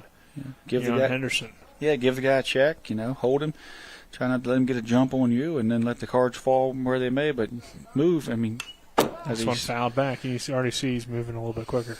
Yeah, I think it's what it is. I think it's just, he is a pitcher that likes to work quick, and the game has to have a little flow to it, when he's pitching. And every pitcher wants to work quick, but when he slows down in his mind, it takes him out of his game a little bit. So I think he heard Zarnecki probably told him, stay in your game. You control the flow of the game. And good pick off move there from Henderson. But sliding back in safely is Sisler down there at first base. So 2-2 count, 2 outs. Runner on first for East Hardy, and Henderson will step off this time and reset. It's Price at the plate. The center fielder, Levi Price. And the pitch. Runner takes off. Price is going to send this one to left field. Blosser is under it and makes the play for the final out of the inning. So Martinsburg will come back to the plate as we head to the bottom half of the third. It is 3-0 Bulldogs. This is West Virginia High School Baseball and Talk Radio, WRNR and TV 10. Not sure where to go or who to trust with your flooring project? And start with Trips Flooring, proudly serving the area for more than 25 years, specializing in floor sanding and refinishing, along with installation of new flooring, including hardwood, tile, vinyl, laminate, carpet, and the hottest trend in flooring, luxury vinyl, tile, and luxury vinyl plank. Are you on a budget? Check out their warehouse, cash and carry, or call 304-229-7009, or visit them online at tripsfloorsanding.com. You have choices when it comes to appliance repair, but before you call a large corporate chain, consider what BW Appliance brings to the table. BW Appliance Repair offers fast in-home appliance repair services to the eastern panhandle of West Virginia, including Jefferson County and Berkeley County. We strive for professionalism, dedication, and honesty. Call us today at 304-279-8858 to schedule immediate service. You can also visit us online at bwappliance.repair. We back here to P.O. Faulkner Park. 3-0 Bulldogs here as we enter the bottom half of the third inning. By the way, our third inning brought to you by both WV Medicine and the Farmers and Mechanics Insurance Companies. Reliable coverage since 1877. Call 304-263-0809 for a quote today or visit fmiwv.com. Trip as we see this Bulldog lineup here, second time through the lineup for Martinsburg. It's the 3, 4, 5 hitters due up: Henderson, Armalt, and Zarnecki. Yeah, you talk about, in the game, you talked about Coach from East Hardy talking about wanting to see some velo help him. A young pitcher here on the mound is a little different than some of the velo that Martinsburg sees in the EPAC on a regular basis. So they need to stay back a little bit, try to take the middle out of it like Loper did. And, you see these ground outs, there's a lot of rollovers as Grant Henderson takes ball one on the outer half. But mostly right now you're just seeing the Bulldogs roll over because they're just out front. So second time through, maybe try to stay back, try to take the middle out of it a little bit. Henderson's going to send this one to left field. Mills is under it, though, for the out. So Mills runs it down. For out number 1, Henderson flies out to left. And that will bring Armalt to the plate, who struck out his first time. Still, though, despite maybe some changes in the approach needing to be made, Trip, they were able to get 3 runs in that last half inning, or last time up in the second. So, yeah, they've seen some good things. Yeah, those 2 leadoff walks, hurt East Hardy as Martinsburg was able to benefit from a couple singles there, an infield single and then a walk. Armalt now sends this one line drive into left field, and that gets down for a base hit. Mills is in front of it, though, to hold it to just 1. Yeah. But Armalt, after striking out that first time, right back to where he's been pretty much the last few weeks. Yeah, good exit velo on that base hit. It was ripped out there in the left. Great job by Mills to cut that off. That could have gotten the corner quickly. Did a great job. The outfield grass still coming in and out there after all that field dirt was put in. And, not only that, but it's early season, like grass still a little clumpy, but he played it well out there, did Mills. And the pitch. Called strike 1 here to Zarnecki, who walked his first time. Dayton Dove out there on the mound for East Hardy. Working here in the third inning. And the 0-1 is a ground ball down the third base line, 0-2 count. Zarnecki, young third baseman, continues to find ways to get on base here for Martinsburg, as he was crucial in that rally for the Bulldogs back in the second, as he led off with the walk, then stole second. Blosser, of course, followed that with a walk. We had the sacrifice from Green, and then the back-to-back singles from Loper. Fox continued to advance the runners. Alter driving in a run on a fielder's choice, and that's how we got here to 3-0. And it's a 1-2 count here on Zarnecki with Armalt down there at first base. And the next pitch coming here shortly. And here it is. It's a wild pitch outside for ball 2. So, again, Dove continues to kind of struggle to find his footing a little bit. Yeah, he misses outside a little bit, carrying that ball down that mound. Trying to stay away from these Bulldog hitters, not trying to groove anything, of course, but seems to be missing outside, more than often. And the 2-2. Zarnecki sends this one into right field. Could be some trouble. Running after it and unable to get there in time is Barrett, the right fielder. So Zarnecki will reach base safely, and Armalt will move up to second, and the Bulldogs have 2 runners on here for Jacob Blosser. Yeah. Armalt there kind of retreated back to second, probably could have been off more. You need to get as far off as you can get and still get back if they catch it. He was kind of retreating when the ball dropped, so kind of reading a catch there and actually dropped. And he was leaning back towards first, towards second when he hit the ground, so he held up there at first. He was held up at second. But again, a guy with not a tremendous amount of varsity experience and getting there. Martinsburg, you knew early they were going to have some guys that, in some teachable moments there, and I'm sure they'll talk about that. But a great job of hitting there by Zarnecki and taking that outer half to the right field side. So I'll bring Blosser to the plate, breaking ball. Hits the zone for strike 1. When Dove has gotten control of that pitch, it's been pretty effective here early on for East Hardy. But a 3-0 lead for the Bulldogs and looking to add some more. 0-1 count here with 1 out. Yeah, he's got a pretty good little spinner there. 2 on for Martinsburg, and the next pitch to Blosser is lined into center field. Price is going back. He will make the catch, and that will hold Armald at second with 2 outs now.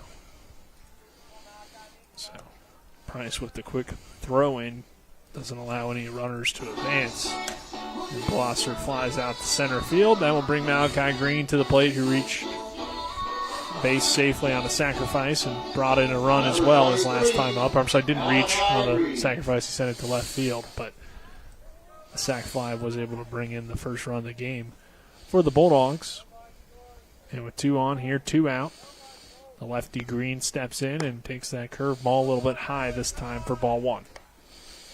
And that makes that not being able to move up to third on that fly ball from Zarnecki hurt a little bit now, because that would have been a sac fly at that point. But, again, teachable moments for these young men as they are going through their first varsity year. Things speed up, and a lot to learn early with these guys as these guys are coming up here, and they still are. Armald has certainly been a huge part of Martinsburg's success there. So a lot more good out of these young guys than we've seen bad, and for the most part of the season. Green there chasing on a 2-0 pitch that was well outside for strike 1. So trying to jump on that one. And that's a credit to the coaching staff and their willingness to get out there and play with no fear and just get after it. These young guys. 2-1 count here. The next pitch to Malachi Green runs inside for ball 3. 3-1 now with 2 outs. 2 on for the Bulldogs and a 3-0 lead here in the bottom half of the third inning between Martinsburg and East Hardy. It's a doubleheader between the two teams here today. Martinsburg coming in 6-4, looking for some wins here in the non-conference play. A check swing from Green, and he did not go around, and it's ball 4. So Malachi will reach on the walk, and that will bring Bradley Looper to the plate, who we talked about trying to break out of a slump. He started with a single earlier, and this would definitely build your confidence here, possibly with a chance to bring in a few runs. Looks like the home plate umpire called a strike. So he did not check a swing. I wasn't sure if he called it or not. But and all the runners moved up as the catcher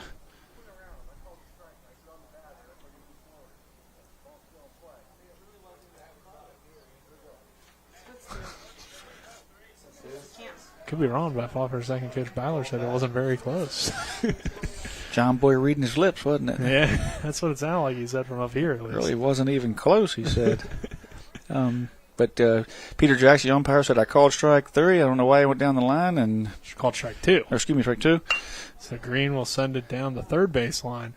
I guess the good thing for Martinsburg, it brings both runners now into scoring position. Yeah, it was a kind of an odd play because it was ball 4 as well. You wonder if he yelled. If he certainly yelled, or everybody, if he made it known that it was strike 3, then the catcher would have known. He would have thrown to third, maybe, because everybody just started walking to the next base. So, not sure what happened there, but everybody thought it was ball 4. Peter Jackson said it was strike 2. Coach Byler said it wasn't even that close, and here we are. The 3-2 to Green.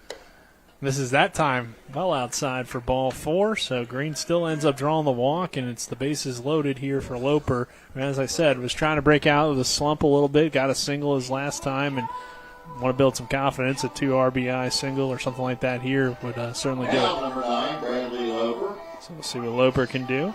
Yeah, Martinsburg does need him to to heat up for sure and be a start. He was in the 4 hole there for a while. Now he's down to the 8 hole, which is just this is what happens in this game. It's a humbling game, and you go down there, see some fastballs, and certainly he's one of the top 4 or 5 hitters on this team. So And Loper he'll get another RBI. Get an RBI this time on the hit by pitch, so he'll take it. You certainly probably wanted to go up there and hit, but hey, 4th run comes up, and you get on base and do your job there if you're Loper, and now Fox will come to the plate, who he had a single his last time around. Yeah, you could tell when Loper come to the plate, there was a little more confidence in he was wanting to hit there. I was talking to him a little bit. I said, you either want to hope to hit, or you either hope you're going to hit, or you're going to hit. That's how you come to the plate, one way or the other. If you hope you're going to hit, you might get lucky. If you know you're going to hit, at least you're going to be competitive. Fox sends a hard ground ball towards second base, but fielded easily by Dove in time.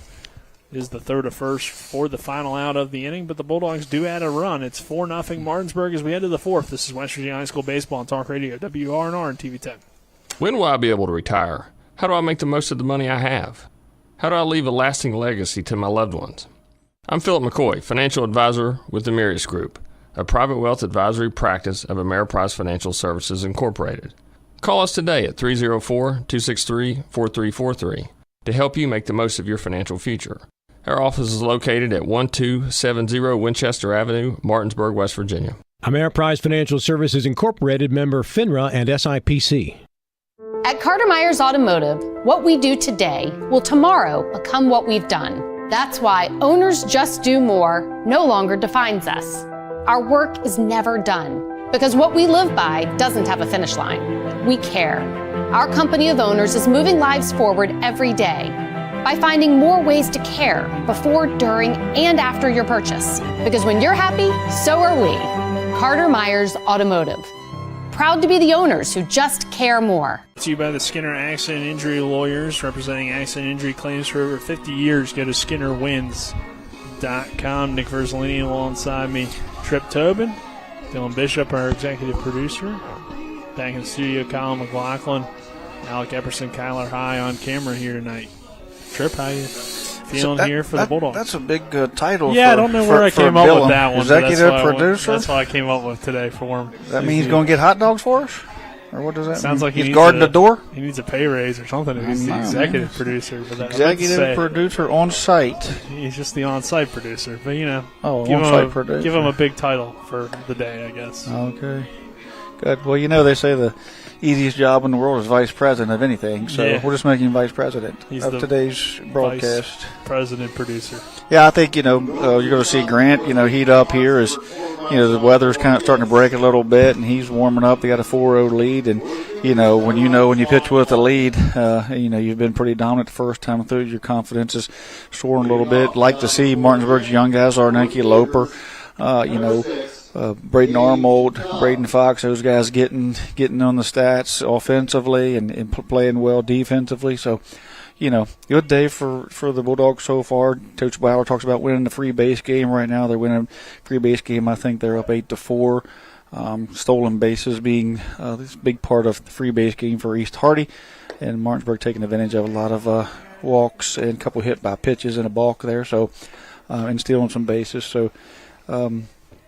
At this point, it's been, probably what Coach Ballard wanted to see out of his guys. Dove sends a tough chop behind the plate, or behind the mound, and Jameer Brown coming over from shortstop to make the play and throw over to first in time for the out. Thought that was definitely going to lead to an infield single, but just good job by everybody hustling to where the ball was hit. Henderson could not get to that one based on how it took that chop, and Jameer Brown charged in and made a strong throw to first for the out. Yeah, Baltimore chop right over top of the Henderson's right over top of Henderson's head. He had to go back up the mound and back down. It tried to catch it. William Maystal took another hop, and Jameer Brown cut it off, and as he throws strike one there to the batter, but made a tremendously strong throw across on the run and on target for out number one. One away here, and Dayton Dove coming to the plate. Struck out his first time, but reached on the drop third. You see how quick Grant wants to work, and I think that's what Coach Zarnecki told him when they got our base runners on. Stay in the flow of the game. The 0-2 from Henderson is hit up the middle. Tough play there, and it's going to be a single as Elliott couldn't get there. And Dove has the hit there. It's only the second hit of the day here for East Hardy. And Wilkins will come to the plate. He struck out his first time looking. Here comes Dove. Dove again is going to run for himself with that sweatshirt. Didn't attempt to steal last time, so maybe not either trying to protect him from injury in this cold day or, sliding or muscles, or maybe he's just not a base running threat, at this point. But either way, I'm sure. Well, they're already down 4 pitchers. Yeah, so I they guess don't want maybe to they get don't him feel hurt. great about having a courtesy runner for them, but also maybe don't want to have them slide in there and possibly get injured as well. So both things kind of a weird situation there when you're already down pitching, but then also maybe you like him as a base runner. So 1-0 count here. And they're not real. They don't have a bunch of people on the bench over there. Yeah, so that's probably part of it as well. So here's a swing and a miss for strike 1. 1 ball, 1 strike on Wilkins, the catcher. And the next pitch, low for ball 2. So Henderson working with the runner on. Starting to brighten up. Might not need the lights here soon. It's definitely got a little bit sun here at P.O. Faulkner Park as there's a called strike 2. 2 balls, 2 strikes here on Wilkins. I'm going to have to get the on-site producer to go get my sunglasses and a cup of coffee. And the 2-2. The low for ball 3. So runner on first base, 1 out. Henderson delivers the next pitch, and it's fouled away. Count remained full. East Hardy is yet to really hit a ball hard against Grant. I mean, everything has been in the infield for the most part, and nothing's really been hit hard by any means. So had the fly out to left field, but everything else has been some soft contact singles. Could easily be a no-hitter at this point. The 3-2 lined over towards second base. Elliott makes the catch, tries to throw back to first, but not in time, according to the infield umpire. Very close. Yeah, definitely a close play there as Dove slides back in safe. But the line out there for Wilkins to Elliott. And then Byram now coming to the plate, hitting with 2 outs and a runner on first. A 4-0 lead here for Martinsburg in the 4th. 16, yeah, I thought maybe that we see Dove kind of holding himself. It's just exactly what we said. Look, now he's not feeling the best after diving in. Yeah, he kind of got out there in no man's land because Elliott kind of didn't camp on her, of course, but was right at him. This one, chopper down the first base line, heads foul over toward the East Hardy bench. And the runner stayed out there for almost a split second too long. Well, this got caught out there, but not the case. And instead, it's just an 0-1 count now, and it's an 0-2 as swing and a miss for Byram for him to fall behind, and a chance for Grant Henderson to get out of this inning and continue his strong work on the mound. Runner takes off, but it's a swing and miss, strike 3, and that will end the inning. As Grant Henderson gets his 6th strikeout of the day, and it is Martinsburg 4, East Hardy nothing, and we will head to the 5th inning. This is West Virginia High School Baseball and Talk Radio WRNR and TV 10. From breathtaking outdoors to unique local eats, world-class geocaching, and thriving local culture, Martinsburg, Berkeley County, West Virginia is where you can live your adventure. Berkeley County offers fantastic outdoor experiences, from our rugged hiking paths to scenic nature paths, public parks, fishing streams, and nature preserves. Cap off your outdoor adventures with a stroll through historic downtown Martinsburg. Join us and immerse yourself in our rich local history and scenic surroundings. Check out upcoming events and plan your adventure at travelwv.com. My kids, you know I want the best for you, don't you? We need to have a conversation. End-of-life planning is no one's favorite discussion, but the relief of having everything in place when the hour of need arrives is a gift. Give it to your family. Plan ahead with us. Brown Funeral Homes, a leading provider of cremations, invites you to explore the many flexible options of cremation. From environmental considerations to the benefit of greatly reduced cost, it may be the perfect answer for your family. Online at brownfuneralhomeswv.com. Brown Funeral Homes, here for you. Bottom of the fourth inning, brought to you by Floor Pools. Make every day better with a hot tub or swimming pool. Floor Pools has locations in Martinsburg, Chambersburg, and Hagerstown. As we enter this bottom half of the fourth inning, it will be the top of the order for the Bulldogs. Alter, Brown, Henderson due up. Martinsburg leads it here 4-0. On Talk Radio WRNR and TV 10, Nick Verzolini alongside me, Trip Tobin. We'll be back here for Game 2 later on today, about 30 minutes or so following the conclusion here of Game 1 between the two teams. And then we won't have another baseball game for you until next Saturday when we got another doubleheader. But spring break coming up, Trip, so a lot of time off for most of the teams, or some of them going on the road and playing some different teams. But not a whole lot of action for us next week. But we should go do a couple Little League games around the area. A couple Little League matchups. We will in the summer. But those kids would enjoy maybe a regular season. We'll send Colin out there and our producer on site, Dylan. Yeah, maybe. You and I can sit back at the studio. You're working in the studio? That's news to me. I didn't say I was working. I said sitting back in the studio. Okay. Different. That's true. 1-0 count here. The pitch to Christian Alter. This outside for ball 2. Doing what Carlin does. Is that all he does? Sitting back there. Well, maybe you can go to the Final Four. I mean, it's over, but next year. 2-0. Misses outside for ball 3. Yeah, make him stay here and work. Alter's another one that needs a big day to just kind of get things going again. When Martinsburg just starts hitting, haven't been hitting on all cylinders by any means. They playing on, they're a lot better roster. Alter sends this one hard, but right on a line to Mills for the out.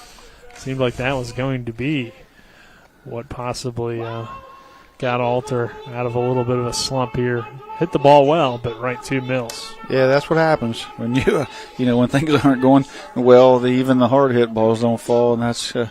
But certainly he's got to feel good about that. I see Coach Bauer talking to him on the way back. Grant Henderson smiling, smacking him on top of the head. So, certainly a bad break there for him as he got all of that one. But, as this season progresses, these guys they'll find each guy will find their way through, and hopefully for the Bulldogs come sectional time, they'll be playing their best baseball then.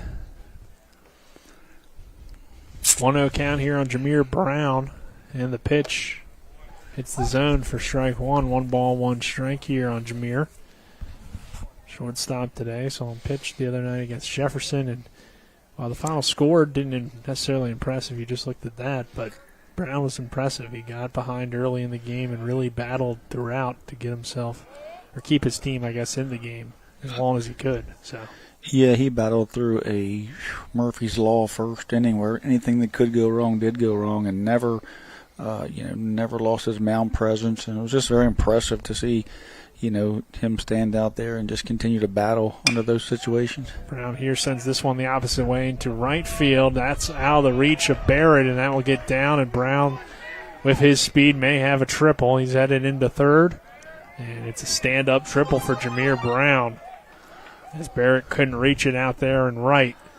And then it rolled all the way to that right field wall, and Jameer was pretty much already on second by the time it hit the wall.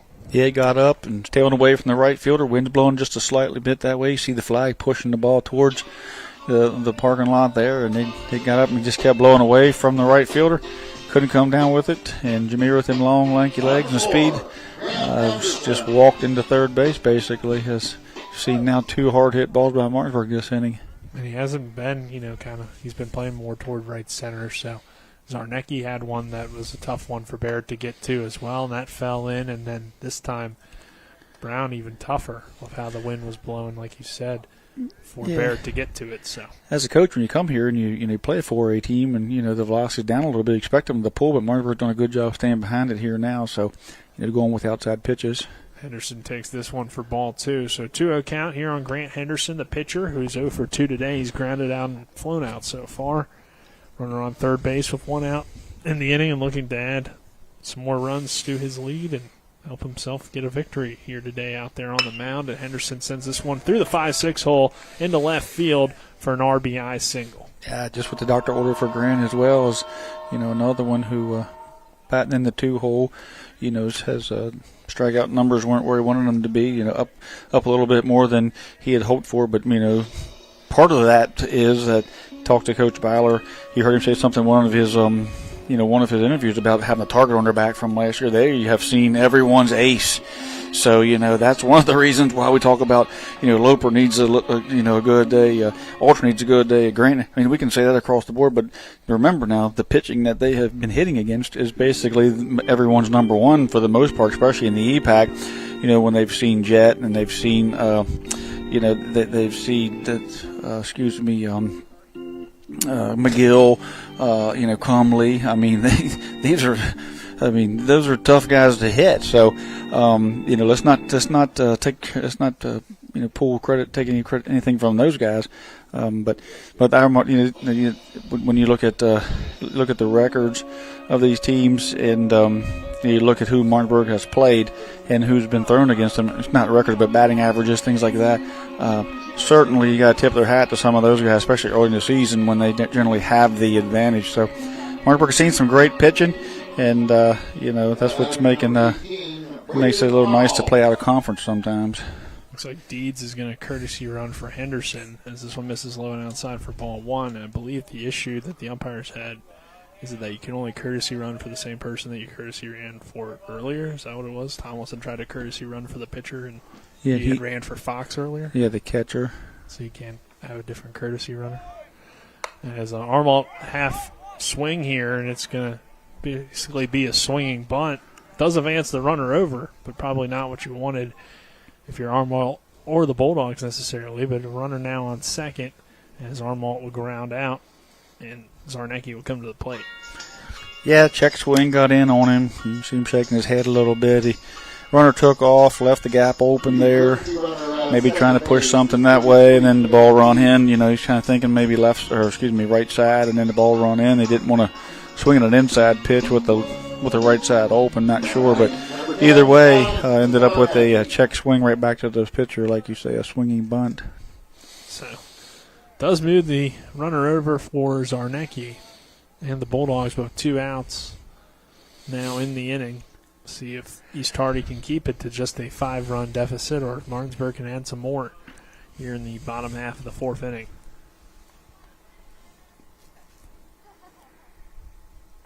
Dove checks the runner down there at second and delivers the next pitch, and Zarnecki sends a chopper foul. Zarnecki today reaching with a walk and a stolen base, part of the big second inning for the Bulldogs where they put up 3 of their, at that point, their first 3 runs of the game, and then added a run in the third, and have added a run here to make it now a 5-run lead for Martinsburg. Zarnecki with a chance for an RBI with Deeds out there at second.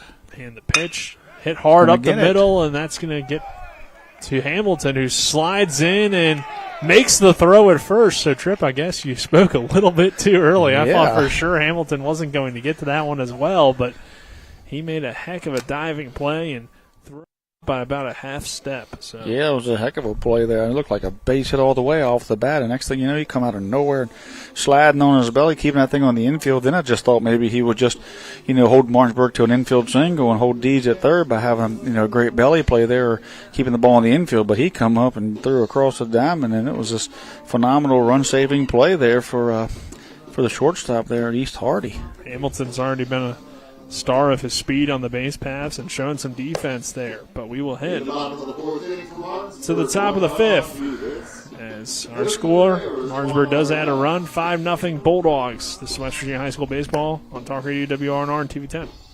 Remember all the sports we played when we were kids? Oh yeah, swimming, tennis, basketball, football, soccer, track. I loved winning. I still do. Our competitive spirit is still going strong. But now we use it to win for our clients. If you've been hurt in almost heaven, call the Sevens, 304-777-7777. SkinnerWins.com. With 4 new car dealerships and 4 used car dealerships in 3 states, Parsons is the largest used car and fastest growing new car dealer in the tri-state area. Take Parsons Ford with huge savings on hundreds of new Fords, financing from 0%, Parsons' goal of financing for all, and Parsons' famous above-market trade-in allowances that help make Parsons #1 for used cars, too. See why so many won't buy anywhere but Parsons Ford in Martinsburg. We became #1 by making you #1 first. Parsons. Your dealership's proud to be the owners who just care more. As we got Wilkins, Mills, and Hamilton here due up for the East Hardy Cougars to begin the 5th. Grant Henderson remains on the mound for the Bulldogs, and the first pitch swung on and fouled away here for East Hardy. Wilkins, the DH, grounded out his first time back in the 2nd inning to Elliott.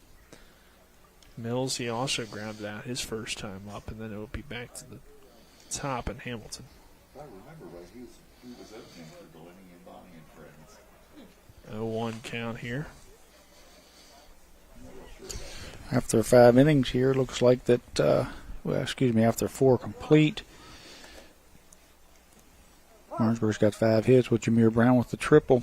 Henderson is 4 complete, 2 hits, no runs, and no earned, 6 strikeouts in that lone walk that he gave up. 64 pitches, 45 strikes coming into this inning. Very efficient here so far, I'd say. And the 0-2, hit back to Henderson, and he'll throw it over to first in time for the out. So Grant Henderson gets the ground out, and that will bring Mills to the plate. He's made some good plays out there on the left, and trying to pick up East Hardy with the bat a little bit here. So far, held to just 2 hits. 6 strikeouts, as Tripp mentioned the numbers there for Grant. And this one a called strike 1 here to Mills. Grant's velocity is really good this year. Ball's moving. He's been able to place pitches. He got a little help there. Yeah, tomahawk swing on that one. Yeah, even got a giggle out of Mills on that one. As he looked down into the dugout, and everybody's kind of laughing as he went to climb the ladder for that one. Yeah. 0-2 count here on Mills now. The next pitch comes back inside and gets the strikeout. This Grant Henderson. That's his 7th. I thought maybe Grant would throw it a little bit higher. See if he'll chase it again. Yeah. Back to the top of the Cougar order, number 14. Hamilton coming back to the plate here. He started the game with an infield single, stolen base for him as well. Great play defensively just a few moments ago, and a ground out back in the 3rd. Looks like Hamilton's got one of those torpedo bats maybe. It's got a little funny shape to it. Could be. This first one misses a little bit low for ball 1. I can tell you the one thing. If he hits a ball in the infield, Martinsburg better charge it because he's quick.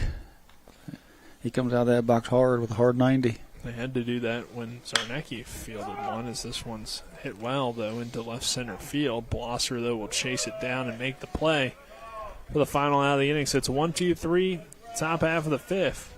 And our score remains Martinsburg 5, East Hardy nothing. This is West Virginia High School Baseball on Talk Radio WRNR and TV 10. We're back at 60. After a car accident, what do you get when you call Mansion Ferretti? You get more experience from a local law firm with over 115 years of combined service. More respect from a team who treats clients like their own family. And more fight, because we want you to get every dollar you deserve. Experience, respect, results. If you've been injured, that's what you want in your lawyer. And that's what you'll get when you call us. Car accident? Get more with Mansion Ferretti. 304-264-8505.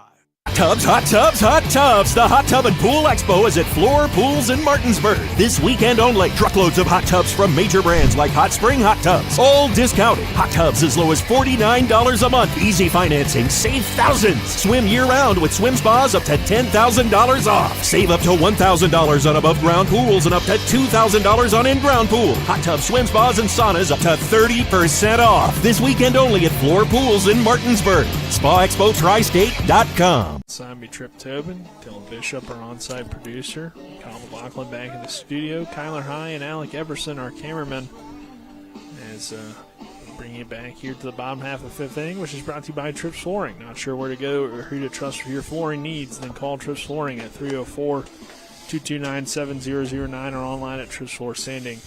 BulldogsBaseball.com.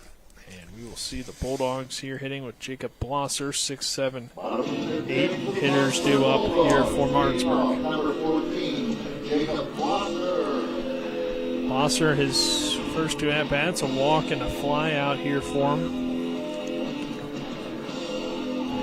Blosser slated to pitch game 2 here, so still in the game here. Thought maybe you might see him maybe come out and rest, but still in.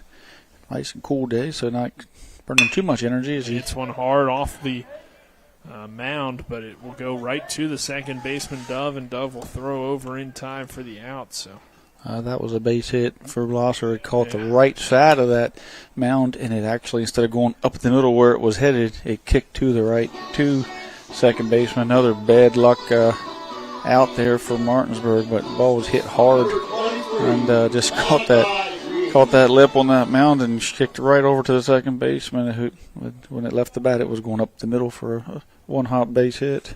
Malachi Green now to the plate, and Green sends this one the opposite way, foul. Positive definitely for the Bulldogs, while it may not show up in the hit category. Just 1 strikeout today for Martinsburg, which something been they an really issue early in the season. They needed to cut that down for sure. 0-1 count here on Green. And the pitch from Dove runs in and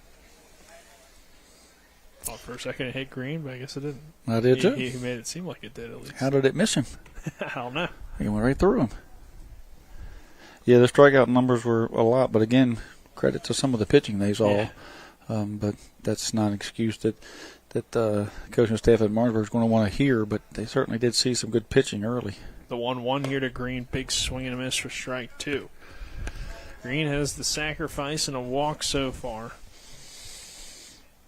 And on the other side of that coin, Martinsburg, with their pitching staff, was able to really, hold down Washington, Spring Mills, even Jefferson after that crazy first inning. 1-2 is ripped into left field for a base hit. Malachi Green's got his first hit of the day, and the Bulldogs add another one to their totals as well. And that will bring Loper to the plate.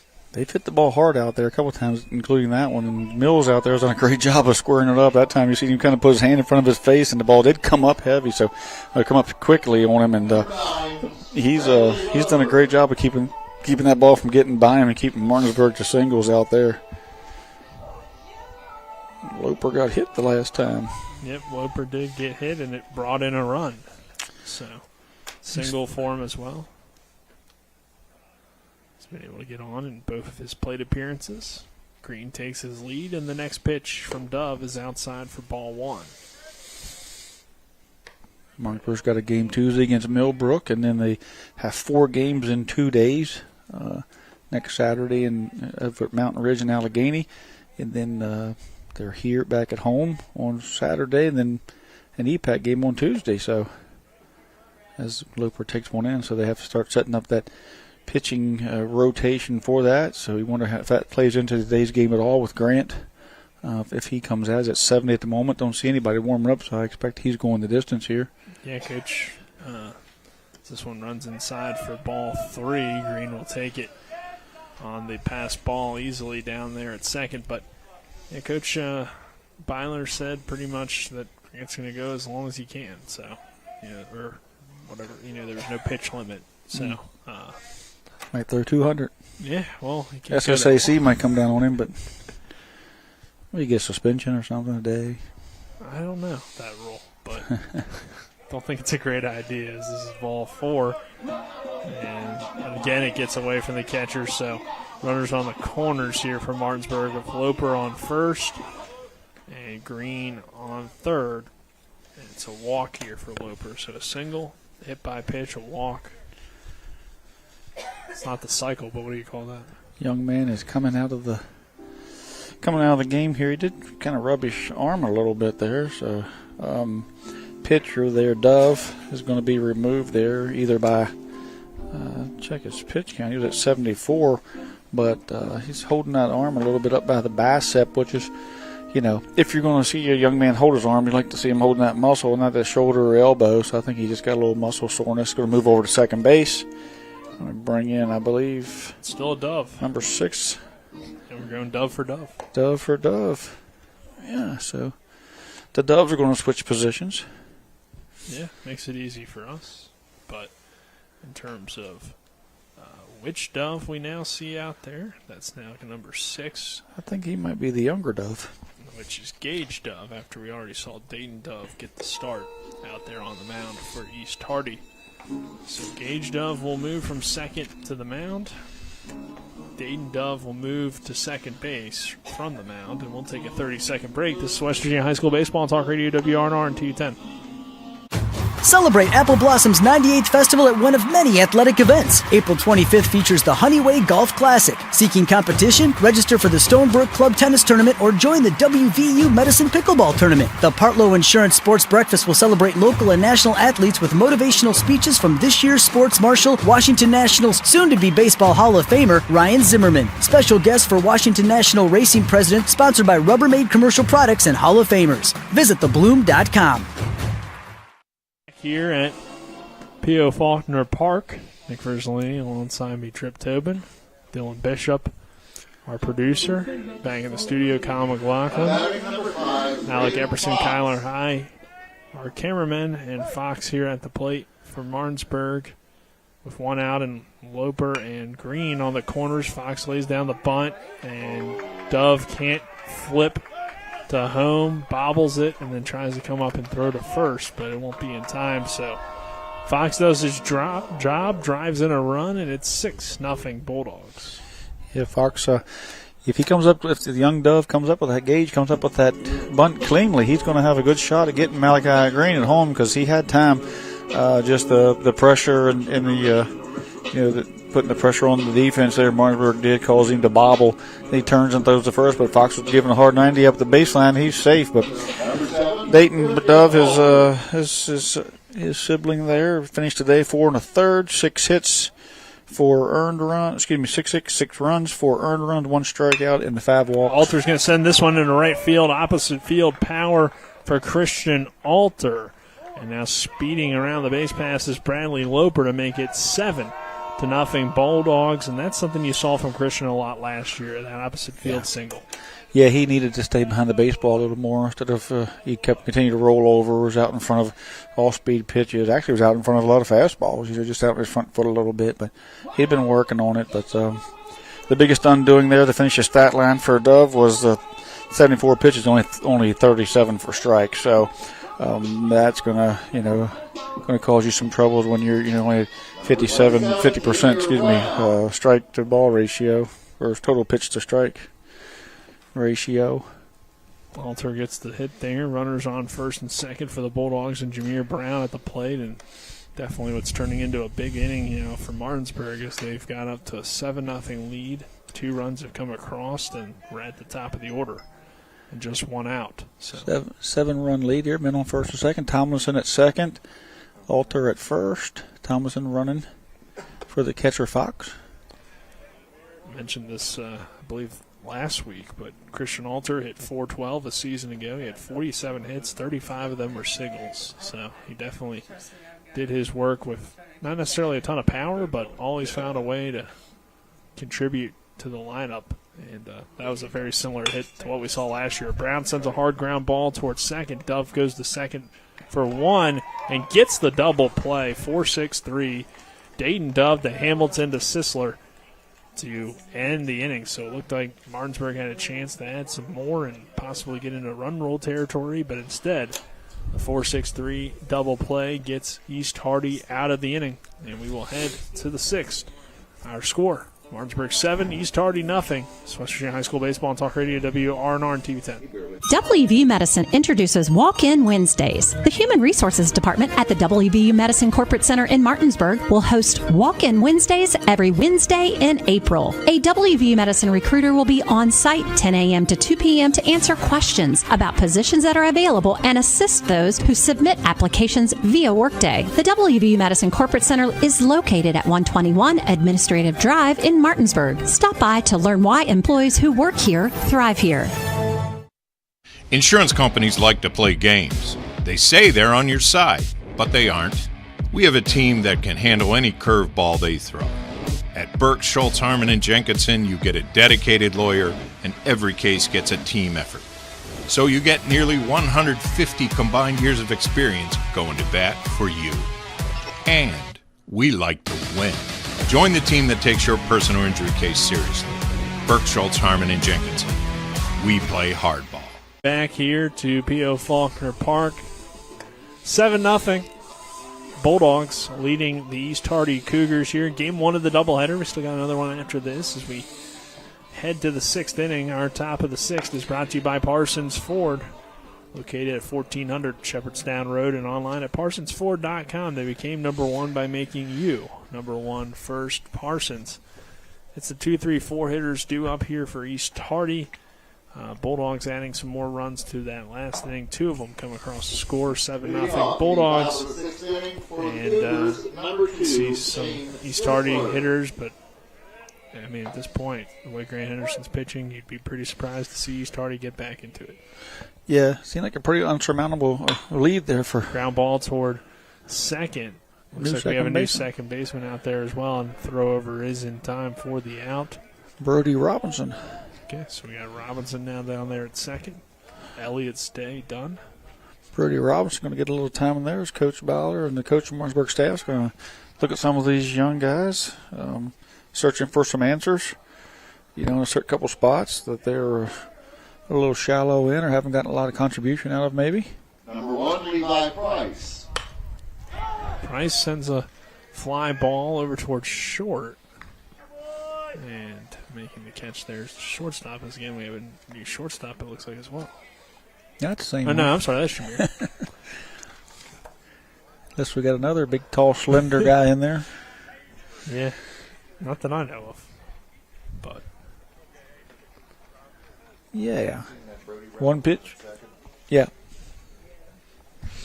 big 1 pitch, 1 out there for Henderson's at 73 pitches. This one. Put that one in the dugout. The dugout and foul. So. But off camera we were talking about who's going to buy us lunch, but we do know that for sure that the big producer to all this, the executive guy, is Mike Hornby, and maybe he could maybe stop over to Mother Shuckers and bring us some lunch. I think Mike might still be in Charleston. So. Well, you know, his wife can stop in. You'd have to ask about that one. He could actually call Mother Shuckers and have it delivered. And I guess if he don't like us calling him out, he can just shuck it up. It's true. That is what they say. So, but here's Dove now, the pitcher, at the plate, and Dove sends a ground ball toward Loper at first, and he'll step on the bag to end the inning. But that'll do quick it inning here for the top of the 6th. Our score remains 7-0 Bulldogs. It's a 1-2-3 inning, and we'll continue here on the other side of this break. This is West Virginia High School Baseball on Talk Radio WRNR and TV 10. Not sure where to go or who to trust with your flooring project? And start with Trips Flooring, proudly serving the area for more than 25 years, specializing in floor sanding and refinishing, along with installation of new flooring, including hardwood, tile, vinyl, laminate, carpet, and the hottest trend in flooring, luxury vinyl, tile, and luxury vinyl plank. Are you on a budget? Check out their warehouse, cash and carry, or call 304-229-7009, or visit them online at tripsfloorsanding.com. Let's talk about what to do after a car or truck accident. First, call 911. Then call Skinner Accident and Injury Lawyers. Let us handle the insurance company so you can focus on getting better. Being injured in a wreck is enough stress. Let your doctor handle your medical issues. And let the Skinner brothers handle your insurance issues. If you've been hurt in almost heaven, call the Sevens. 304-777-7777. The car buying experience, buy your next vehicle online and they'll deliver it to you. If you don't like it, they'll take it back. Visit them online at FordofHagerstown.com. Bulldogs coming back to the plate. 7-0 lead here for Martinsburg. It's Henderson, Armalt, Zarnecki due up here for Martinsburg in this bottom half of the 6th inning. It's turned into an overall all-around good day for Martinsburg as Dove remains out there on the mound for the Cougars of East Hardy. It's been a pretty cleanly played game. I mean, as far as defensively, some nice plays were made, and the beautiful double play there last inning by East Tardy on a 4-6-3 double play. Jameer Brown just hit that ball, scalded it there, one hopped at the second baseman, and once he made that play, the shortstop, we've seen, his ability on that diving play up the middle in his arm. So once the second baseman got it in the hands of his shortstop, it was a beautiful 4-6-3 double play. Pitch here, called strike one to Grant Henderson, the pitcher today for Martinsburg. RBI single his last time up, fly out and a ground out for Grant as well. As the next pitch coming here shortly from Dove as he takes his time out there on the mound and delivers the next one, and Henderson sends it. Got underneath it a little bit, charging in is Price, the center fielder, and he makes the play on the run for the out. And you see, too, why, even though he started dealing with some injuries to their pitching staff, for the most part, they've played pretty clean out there in the field as well. So their defense has been really good. Left fielder had a couple balls shot at him out there. Mills was able to keep him in front, limit the damage. The beautiful play up the middle by the shortstop. It's the 4-6-3 double play. I mean, they've made the plays, behind their pitching. Yeah, should be interesting to see as Armalt takes this one outside for ball one. If these Tardy's able to get healthy, how they were able to do this year at single A, because last year, of course, in the state tournament. So, but having 4 injuries to pitchers is obviously brutal. Devastating, yeah. When you're pitching, it's all about pitching for the most part. You have to have good pitching, or you're gonna go into each game, hoping for a miracle for the most part as far as your pitching staff and keeping the other team off the board. 2-0 count here on Armalt. Wind's picking up a little bit. You see it beating on the pitcher's pants out there. Next pitch to him, outside for ball 3. So Armalt gets ahead. He's had a strikeout, a single, and kind of the ground out that hits the runner, but not what he wanted there on a check swing earlier. So green light here? Maybe. 3-0 green light for Molt? But no. Taken all the way. Probably didn't want that one, even though it was a strike. Inside part of the plate would have been tough to turn on probably. But 3-1 count here now on him. And the next pitch. Taken for ball 4. So Armalt is on with the walk. And now Zarnecki coming back to the plate.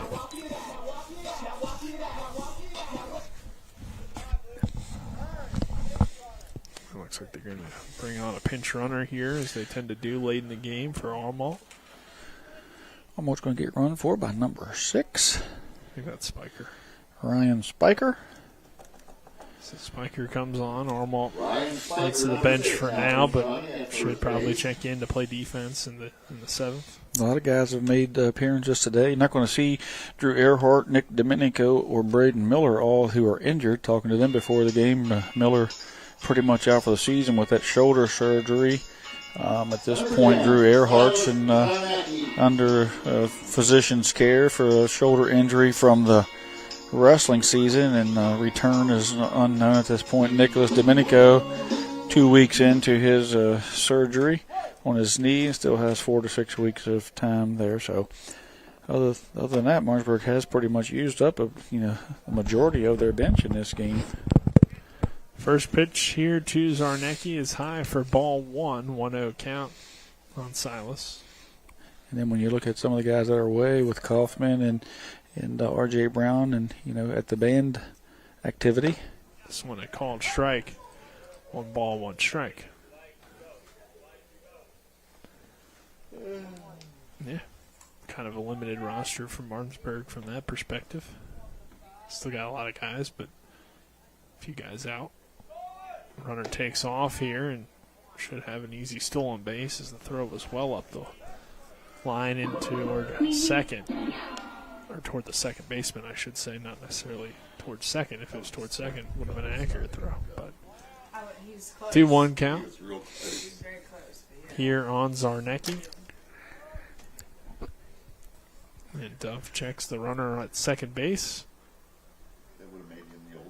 and delivers. And that's a little bit high for ball 3.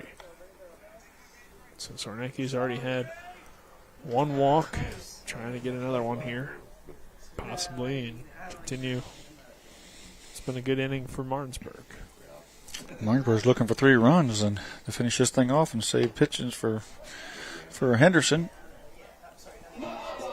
See Gage out there rubbing his shoulder a little bit now as the injuries in the sore arms continue a little bit here for East Hardy, and they still have a game to go. So, Blosser's coming to the plate here. The left fielder's made some plays out there. Game 2 slated starter, a lefty.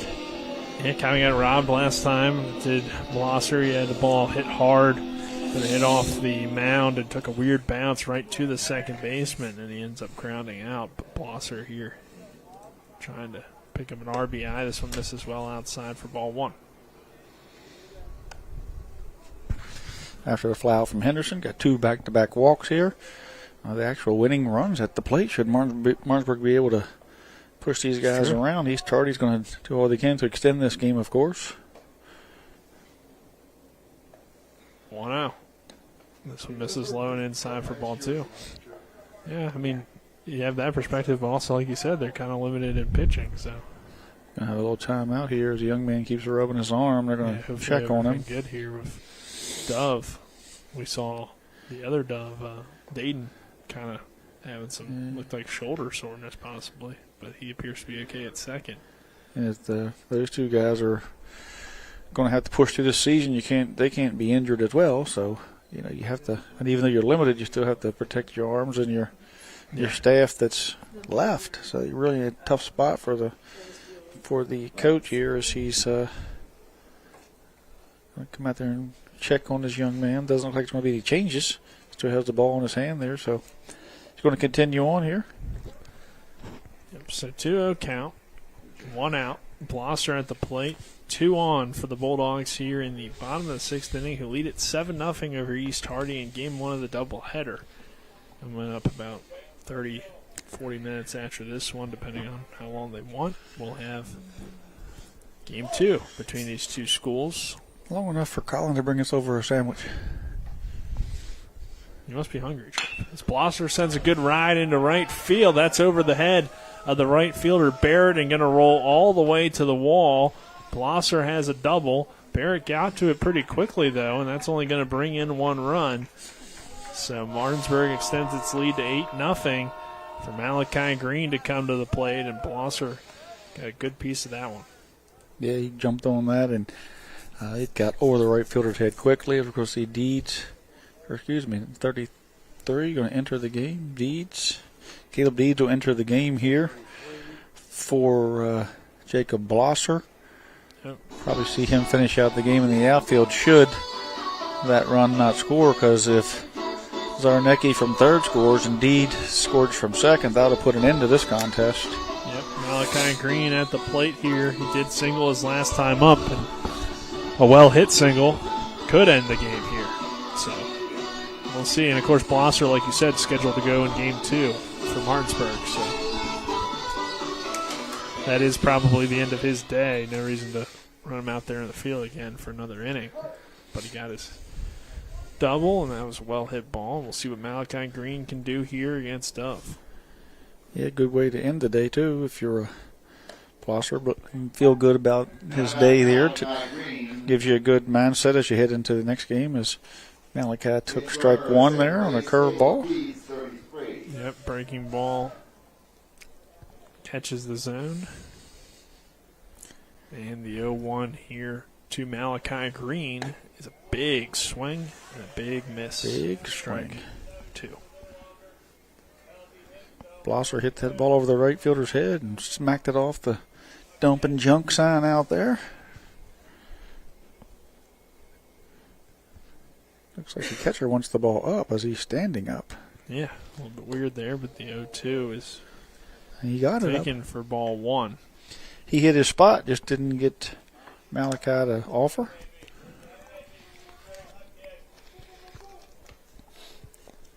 One ball, 2 strikes, 1 out, 2 on for the Bulldogs. Looking to end it with 1 swing of the bat here. 8-0 Martinsburg here in the 6th. And Malachi Green sends it opposite way. Foul down the line. Out of play. So Green will stand back in here at a 1 ball, 2 strike count. Gage Dove will step back on the mound and look to deliver the next pitch. The pitch from Dove. Breaking ball, swing and a miss, strike 3. Green goes down. It's just the second strikeout of the day for Martinsburg. Yeah, he couldn't stay back on that curveball up as he got him swinging. Didn't know if he wanted to swing or not. Then he took a hack at it late. Curveball definitely fooled him a little bit in that at-bat. So now Loper will come to the plate. Number 9, Bradley Loper. Single for him, an RBI and a hit by a pitch and a walk for Loper so far today. So finding ways on base throughout the game. And again, possibly could end the game here with a well-hit ball. Pitch to Loper, breaking ball again here from Dove, and it hits the zone for strike 1. So that curveball's been effective. Yeah, he's got a little twist on it. 2 on for the Bulldogs. It's Deeds down there at second. And over at third is Zarnecki. Yeah, Deeds in for Blosser. Zarnecki at third. 0-2 count here on 0-2 count here on Loper. There's two backdoor curveballs. I found the outside corner on the lefty. It's the next pitch here from Dove on 0-2. Good job by the catcher Wilkins to save that one, or keep that one in front. So it was slipped out of the hand of Dove, it looked like that time out there on the mound. So Gage Dove will step off, kind of reset himself a little bit, get ready to deliver the pitch here on 1 ball, 2 strikes, 2 outs, 2 on. And the next pitch, Loper gets under it. In the infield, Hamilton calls off everybody and makes the catch for the final out. So Martinsburg gets close to the run rule, but can't quite get there, and we'll head to the 7th. Last opportunity here for East Hardy in the top of the 7th. Grant Henderson will remain out there on the mound for the Bulldogs. It's West Virginia High School Baseball on Talk Radio WRNR and TV 10, 8-0 Martinsburg. Hi, Crescia Hornby here. Larry DeMarco, broker of Modern Realty Results, believes he has some of the best real estate agents in the Eastern Panhandle. Agents at Modern Realty Results have years of experience and knowledge of the local real estate market. Agents within the office work as a team to provide quality customer service. We strive to always ensure client satisfaction through handling every transaction with honesty and integrity, all while offering competitive rates. Modern Realty Results is veteran-owned and managed. Please call us at 262-4222, modernrealtyresults.com. Providing reliable protection since 1877, we are Farmers and Mechanic Insurance Companies. For over a century, we have been dedicated to provide dependable insurance protection and excellent customer service. We specialize in auto, home, farm, and business insurance. Our products are backed with personal, hands-on service. You can trust us to protect what matters most to you. For all of your insurance needs, there's Farmers and Mechanics Insurance Companies.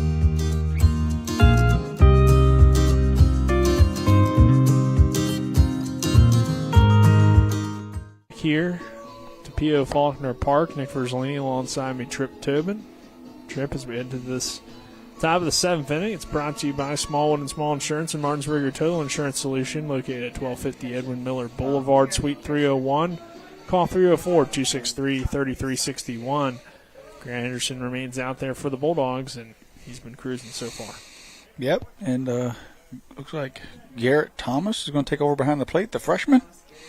Or Thomas Garrett, excuse me, number 25, and then Brody Robinson at second, and then Caleb Deeds going to take over at left as we get a foul ball here. Yep. First pitch swinging. So freshman behind the plate, and Robinson at second. Deeds now taking over in left.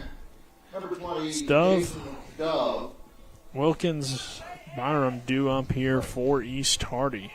Dove on the day has one of the singles, one of the 2 hits for East Hardy.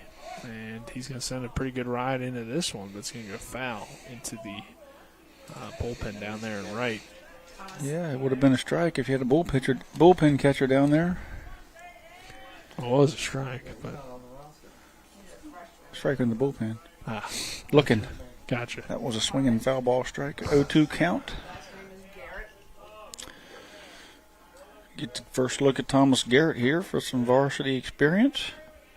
Catching a very good pitcher in Grant Henderson. Yeah. He hasn't had to catch one yet, though. The 0-2. This one popped up toward third. Zarnecki charges in, slides in, and makes a good grab on the run for the out. Nice play there as he kind of sees froze there for a second, read it, come flying in, dove on the turf, made the play. 3 pitches from Henderson to Garrett, and Garrett has yet to have to receive one. Yeah, makes your job easy. Yeah, just call pitches and let them swing at it. Wilkins, a fellow catcher here coming to the plate, and the pitch from Henderson got inside on him. Another swinging play, and this time Henderson throws over to first. So kind of hard to, I guess, evaluate your catcher if he doesn't have to catch. Number 13. Nope. So far, his fielding percentage is 0-0-0. If he catches one pitch, it'll be 1-0-0-0. Makes one play. Number 18. Yeah, pinch hitter here for East Hardy. Number 18, looks like Jordan. Was it Thomas? Yep, Thomas here coming to the plate. And Henderson delivers his next pitch, and there's the first catch for Garrett behind the plate. Garrett received the strike there. And 1 count. Young catching staff here at Martinsburg also has Sean Reynolds there as well. We did see, I think, a little bit earlier. I believe in the last doubleheader we saw Reynolds catch a little bit in game 2. 1 ball, 1 strike here, 2 outs, and the next pitch from Henderson, swing and a miss, strike 2. Henderson to now pitch away from throwing a complete game here. 1-2 count, 2 outs, 8-0 Bulldogs, and the pitch from Henderson is slapped foul over the dugout down the right field line. Yeah, Henderson's done about 80 pitches, maybe 60 for strike, I believe. He's got only given up 2 hits, both of them infield singles, 7 strikeouts, and still that lone walk as he's still looking at a 1-2 count with 2 outs here. 1-2, 2 outs, and the pitch coming from Grant Henderson. And it's a swing and miss, strike 3. Henderson ends the day with another strikeout, and the Bulldogs get the win over East Hardy here in Game 1, 8-0. And head to Game 2 for Grant Henderson. It's another strikeout. That's his 8th strikeout of the day. A great 7 innings for him to help lead Martinsburg to the win. We will take a 2-minute break. On the other side of that break, we'll have the post-game show and then get you set for a 3:30 start for Game 2. This is West Virginia High School Baseball on Talk Radio, WRNR, and TV 10. Life is evolving. Over the past decade, the way we do almost everything has changed. Get on your phone, see something you like, click on it, and it shows up at your door. Why should the way you have your car serviced be any different? Why waste your time going to a dealership service department when Hagerstown Ford and Hancock Chevrolet will come to you? They service all makes, all models, and offer full parts and labor warranties. Hagerstown Ford and Hancock Chevrolet will come to your door or office and service your vehicle while you're doing what you need to be doing, conducting that business meeting or mowing the lawn. Why take time out of your busy schedule when you don't have to? Hagerstown Ford and Hancock Chevrolet's friendly, knowledgeable staff will come to you where you live or where you work for full service maintenance, from oil changes to tire rotations, brakes, batteries, multi-point inspections. They handle it all. Hagerstown Ford and Hancock Chevrolet is committed to delivering the best of the best to their customers. Trust them to service your vehicle where you're at home or at work. Skip the time-consuming and terminal wait at the dealership. Schedule your appointment at fordofhagerstown.com or HancockChevy.com. The Shenandoah Apple Blossom Festival is celebrating its 98th festival, Field of Blooms. Friday, May 2nd, the Fire Truck Rodeo and New Horizons Kids Fun Day starts off a free fun family day. That evening, the Hang Ten Car Wash Firefighters Parade shows antique and modern fire trucks with lights flashing. Then the firefighters are honored at the White House Foods First Responders Recognition Banquet. Later in the evening, enjoy the Trex Music Fest and American Woodmark Fireworks Show. Visit thebloom.com. That's thebloom.com. In the market for a new vehicle? Then look no further than CMA's Toyota of Martinsburg and CMA's Chevrolet of Martinsburg, all in one convenient location. We have hundreds of new and used vehicles available, so you'll be sure to find exactly what you're looking for. And with CMA's Love It or Leave It promise and our lifetime powertrain warranty, you can buy with confidence. Visit us online at CMA's Toyota of Martinsburg.com and CMA's Chevrolet of Martinsburg.com, where owners just care more. Palace Lounge on Edwin Miller Boulevard in Martinsburg with a full lunch and dinner menu and daily specials and a clean, comfortable atmosphere. Check out the menu on the Palace Lounge. Facebook page. Tripp, your thoughts on Game 1 here today? Well, I mean, I think Grant Henderson did what, we thought he was going to do, go out there and dominate. Made it really tough on the East Hardy team to get on base and get around. The couple of hits that they had were soft contact singles. He never really got laced up at all. There was never really a time when he was stressed or pushed there on the mound. So, just a tough draw for East Hardy to see one of the best pitchers in the EPAC, if not the state. And, as far as Martinsburg goes, offense started to click a little bit. First time through, way out in their front foot again. Adjust a little bit.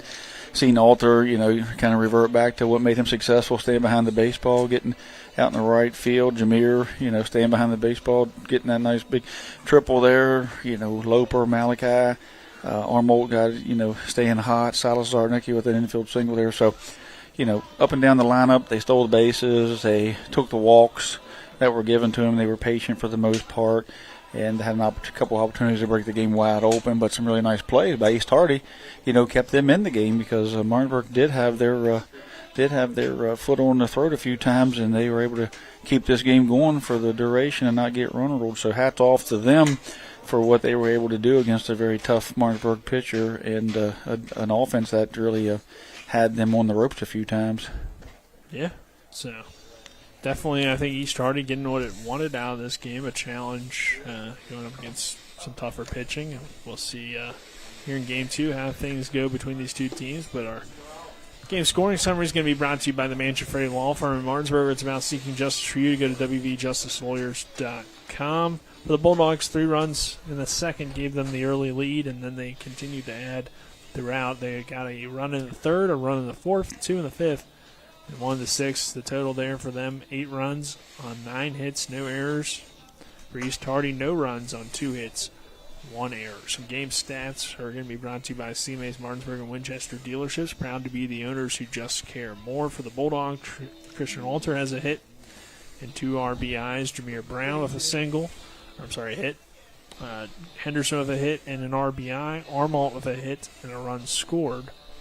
Zarnecki, no hits, but he draws 2 walks. Blosser with a hit and an RBI. Malachi Green with a hit. Bradley Loper with a hit and 2 hits from Fox. That totals up for the 9 for Martinsburg. Henderson, by the way, again, 7 innings, 2 hits, no earned, 1 walk, 8 strikeouts for him on the mound. For East Hardy, the hits coming from Hamilton and Dove.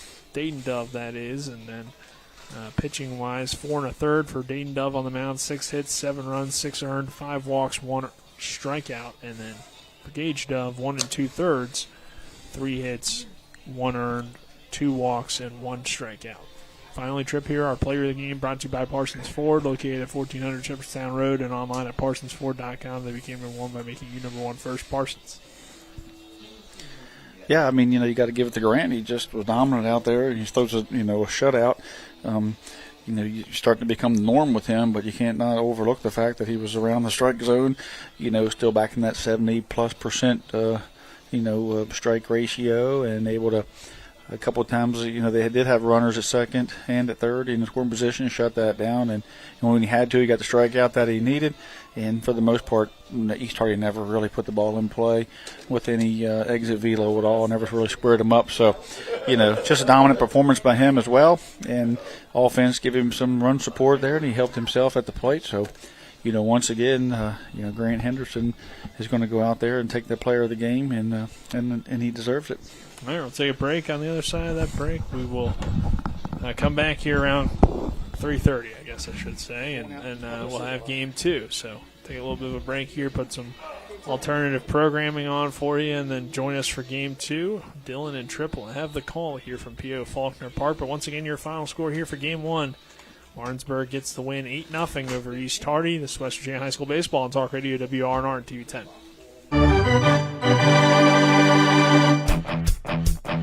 You've been listening to West Virginia High School Baseball.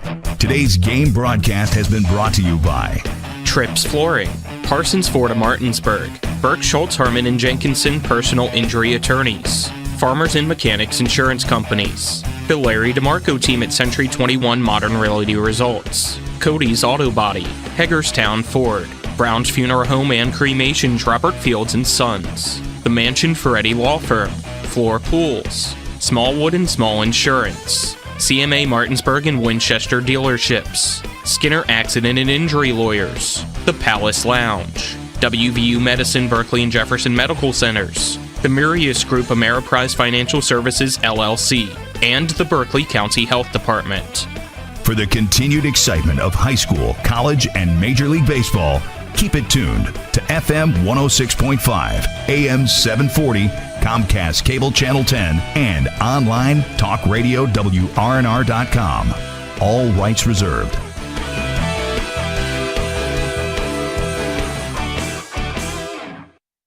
With 4 new car dealerships and 4 used car dealerships in 3 states, Parsons is the largest used car and fastest growing new car dealer in the tri-state area. Take Parsons Ford with huge savings on hundreds of new Fords, financing from 0%, Parsons' goal of financing for all, and Parsons' famous above-market trade-in allowances that help make Parsons #1 for used cars too. See why so many won't buy anywhere but Parsons Ford in Martinsburg. We became #1 by making you #1 first. Parsons.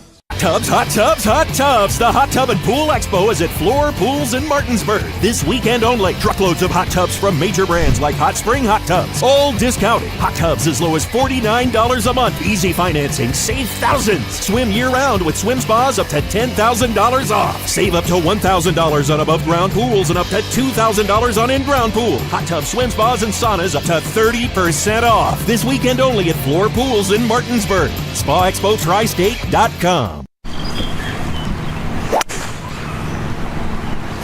If you're going to hit like trash all day, I tell you what, I got a real chance here. Oh, hey, speaking of, I was coming down the road the other day back from McIntosh Valley, and I saw a billboard with these crazy deals that Panhandle Dumpsters have. True. Hey, come on. Oh, and did you know that if you sign up, you get your first month free? Dude, sorry, man.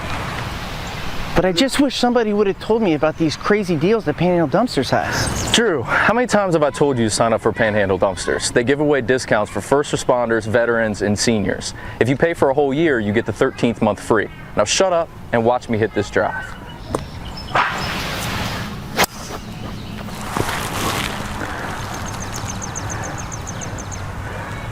Signing up with Panhandle is like a hole-in-one every day.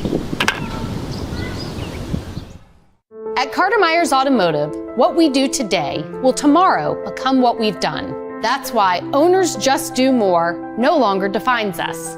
Our work is never done because what we live by doesn't have a finish line. We care.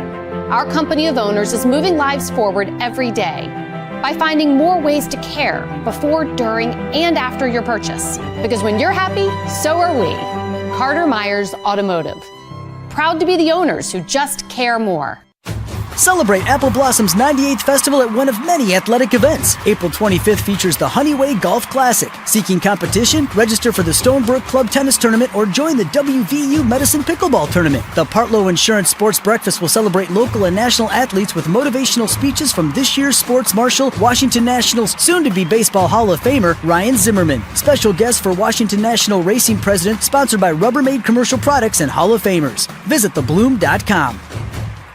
Not sure where to go or who to trust with your flooring project? And start with Trips Flooring, proudly serving the area for more than 25 years, specializing in floor sanding and refinishing, along with installation of new flooring, including hardwood, tile, vinyl, laminate, carpet, and the hottest trend in flooring, luxury vinyl, tile, and luxury vinyl plank. Are you on a budget? Check out their warehouse, cash and carry, or call 304-229-7009, or visit them online at tripsfloorsanding.com. The Palace Lounge in Martinsburg is the place to be. Join us every night to relax and enjoy football or basketball games featuring either the Martinsburg Bulldogs, Shepherd University Rams, or West Virginia Mountaineers. We will have steak night every Wednesday, trip nights every Thursday, and now taco and margarita nights every Tuesday. You can find us on Facebook or call 304-267-7520. The Palace Lounge is located at 1350 Edwin Miller Boulevard in Martinsburg.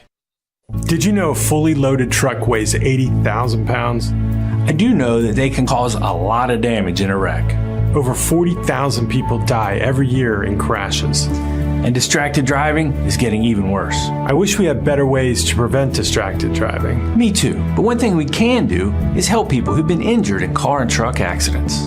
Hurting almost heaven? Dial the 7s. 304-777-7777. SkinnerWins.com.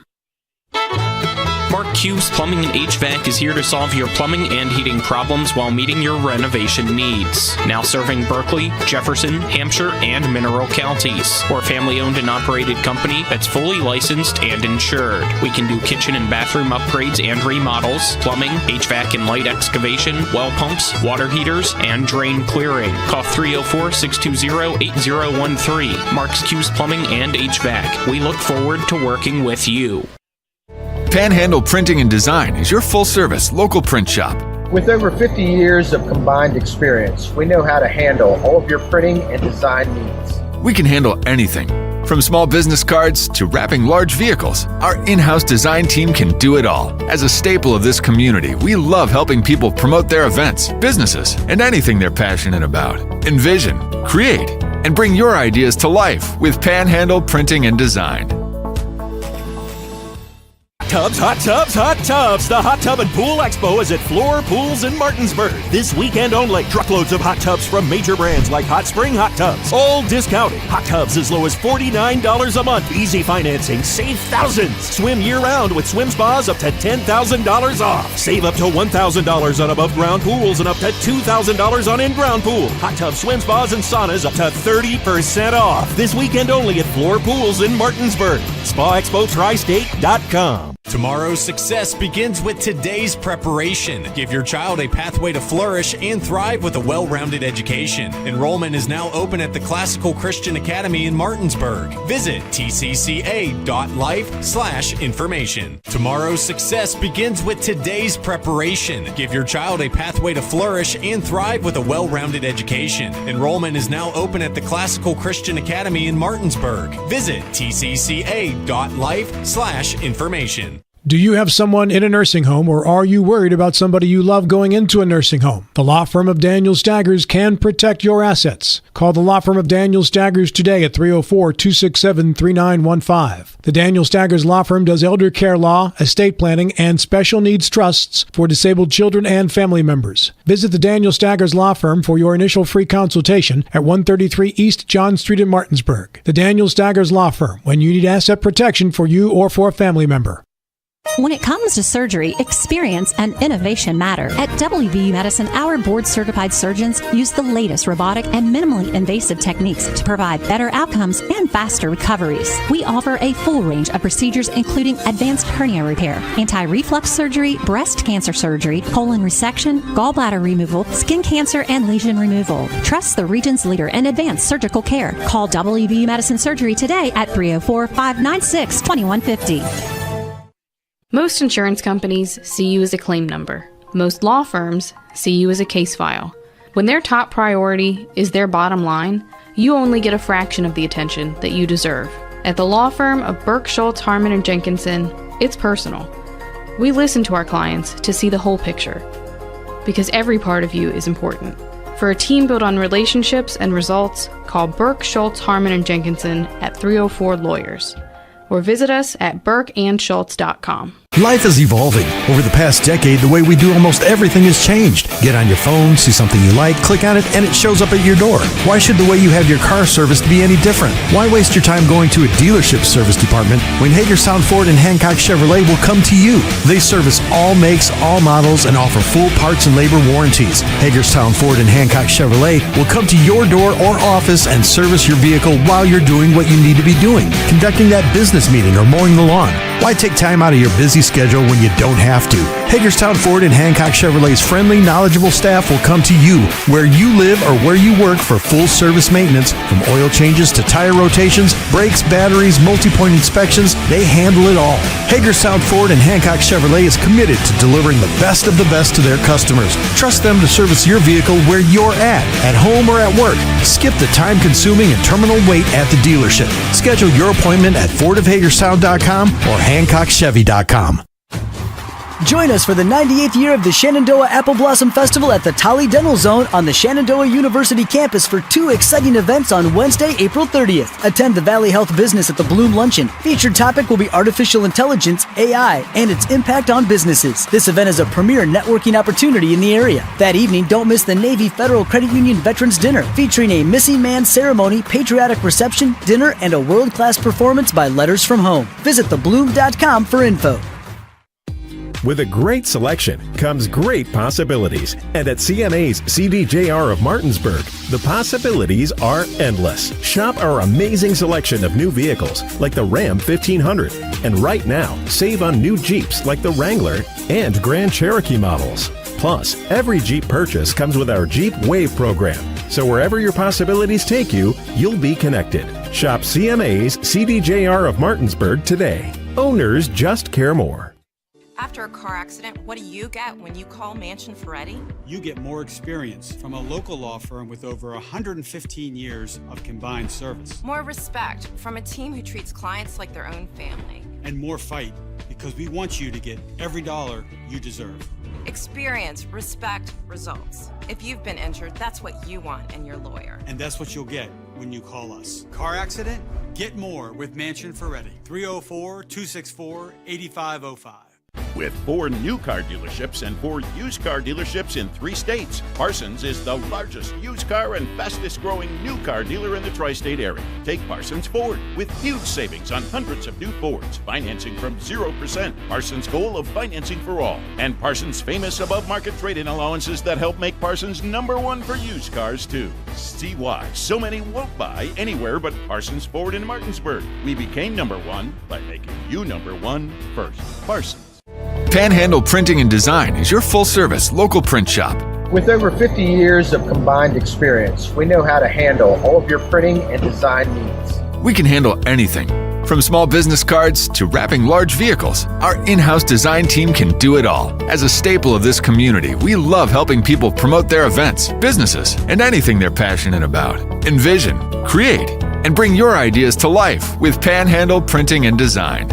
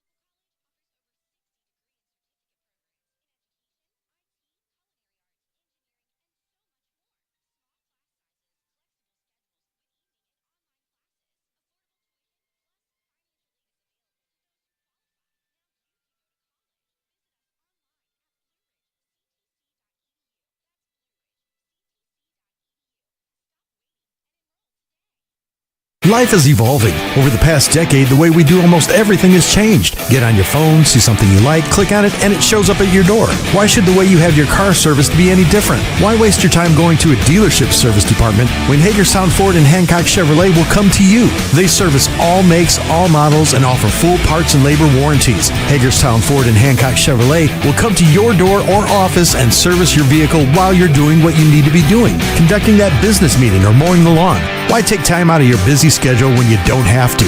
Hagerstown Ford and Hancock Chevrolet's friendly, knowledgeable staff will come to you where you live or where you work for full service maintenance, from oil changes to tire rotations, brakes, batteries, multi-point inspections. They handle it all. Hagerstown Ford and Hancock Chevrolet is committed to delivering the best of the best to their customers. Trust them to service your vehicle where you're at home or at work. Skip the time-consuming and terminal wait at the dealership. Schedule your appointment at fordofhagerstown.com or hancockchevy.com. Providing reliable protection since 1877, we are Farmers and Mechanic Insurance Companies. For over a century, we have been dedicated to provide dependable insurance protection and excellent customer service. We specialize in auto, home, farm, and business insurance. Our products are backed with personal, hands-on service. You can trust us to protect what matters most to you. For all of your insurance needs, there's Farmers and Mechanics Insurance Companies.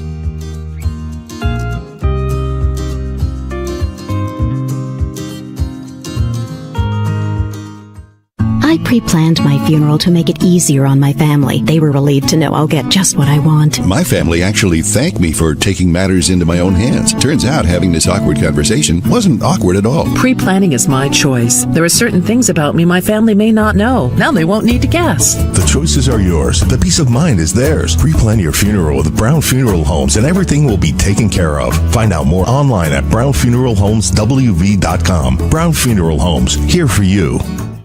Hi, Crescia Hornby here. Larry DeMarco, broker of Modern Realty Results, believes he has some of the best real estate agents in the Eastern Panhandle. Agents at Modern Realty Results have years of experience and knowledge of the local real estate market. Agents within the office work as a team to provide quality customer service. We strive to always ensure client satisfaction through handling every transaction with honesty and integrity, all while offering competitive rates. Modern Realty Results is veteran-owned and managed. Please call us at 262-4222, modernrealtyresults.com. You have choices when it comes to appliance repair, but before you call a large corporate chain, consider what BW Appliance brings to the table. BW Appliance Repair offers fast in-home appliance repair services to the Eastern Panhandle of West Virginia, including Jefferson County and Berkeley County. We strive for professionalism, dedication, and honesty. Call us today at 304-279-8858 to schedule immediate service. You can also visit us online at bwappliance.repair. Did you know a fully loaded truck weighs 80,000 pounds? I do know that they can cause a lot of damage in a wreck. Over 40,000 people die every year in crashes. And distracted driving is getting even worse. I wish we had better ways to prevent distracted driving. Me too. But one thing we can do is help people who've been injured in car and truck accidents. Hurting almost heaven? Dial the 7s. 304-777-7777. SkinnerWins.com. Did you know that anybody can have lunch at Berkeley Senior Center? Hello, this is Amy Orndorff, Executive Director at Berkeley Senior Services. We serve a healthy, nutritious, and delicious lunch 5 days a week at 217 North High Street in Martinsburg. For seniors age 60 and up, the charge is by donation only, and for those under 60, it's just $7.25. And while you're here for lunch, take a look at all of our great programs and activities. Find out more, including our daily menu, at berkeleyseniorservices.org or by calling 263-8873. We look forward to serving you. After a car accident, what do you get when you call Mansion Ferretti? You get more experience from a local law firm with over 115 years of combined service. More respect from a team who treats clients like their own family. And more fight, because we want you to get every dollar you deserve. Experience, respect, results. If you've been injured, that's what you want in your lawyer. And that's what you'll get when you call us. Car accident? Get more with Mansion Ferretti. 304-264-8505. At Carter Myers Automotive, what we do today will tomorrow become what we've done. That's why owners just do more no longer defines us. Our work is never done because what we live by doesn't have a finish line. We care. Our company of owners is moving lives forward every day by finding more ways to care before, during, and after your purchase. Because when you're happy, so are we. Carter Myers Automotive. Proud to be the owners who just care more. The following is a special sports broadcast presentation of Talk Radio WRNR Martinsburg. Play ball! It's time for the fun and excitement of West Virginia high school baseball. Today's game is being brought to you by Trips Flooring, Parsons Ford of Martinsburg, Burke Schultz Herman and Jenkinson Personal Injury Attorneys, Farmers and Mechanics Insurance Companies, the Larry DeMarco team at Century 21 Modern Realty Results, Cody's Auto Body, Hagerstown Ford, Brown's Funeral Home and Cremations Robert Fields and Sons, the Mansion Ferretti Law Firm, Floor Pools, Smallwood and Small Insurance, CMA Martinsburg and Winchester Dealerships, Skinner Accident and Injury Lawyers, the Palace Lounge, WVU Medicine Berkeley and Jefferson Medical Centers, the Mirius Group Ameriprise Financial Services LLC, and the Berkeley County Health Department. And now for the pregame show. Let's go out to the field and join our Talk Radio WRNR broadcast team.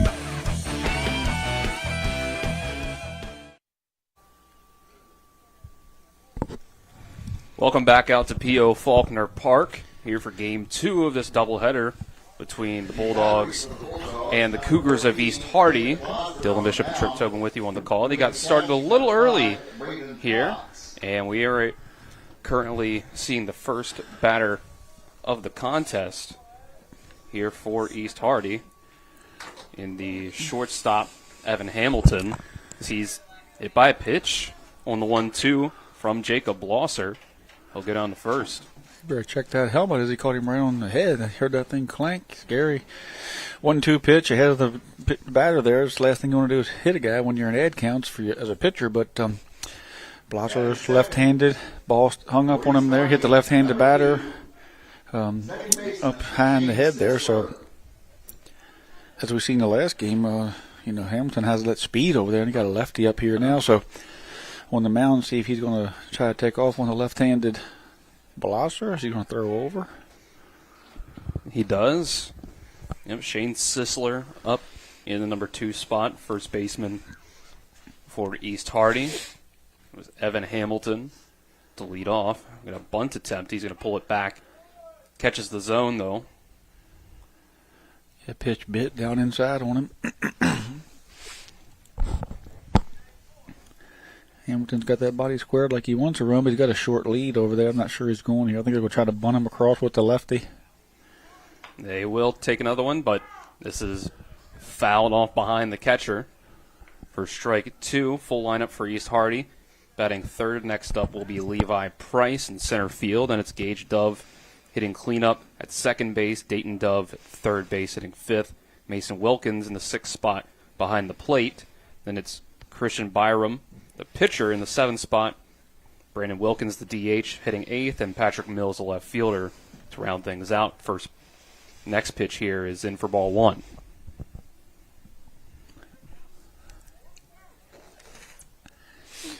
One-two count to Shane Sisler. Runner on first here for Jacob Blosser to start things out. And he will throw over and caught Hamilton off guard, but still able to get his hand in time. Yeah, you got Hamilton leaning there. He's reading him there. And I think Hamilton was going to take off on that 1-2 pitch. Great job there by Blosser. The starting lineup was brought to you by Floor Pools. Make you every day better with a hot tub or swimming pool. Locations in Martinsburg, Chambersburg, and Hagerstown. This one's inside, and Hamilton will take second base without a throw down. Yeah, throws inside. All Fox could do was to keep it from going to the backstop there. As he found himself in behind the right-handed batter, not able to make a throw. The 2-2. Foul ball. Battling up there with the chance to get an RBI is Sisler. First baseman in the first game is first baseman in the second game here. First, he walked and struck out against Henderson in the first game. Next pitch from Blosser is another foul lined over towards the East Hardy dugout. Yeah, we've seen that a good bit this year as the ball sliced over into that dugout a few times. Starting battery for Martinsburg is Jacob Blosser on the mound. Braden Fox behind the plate.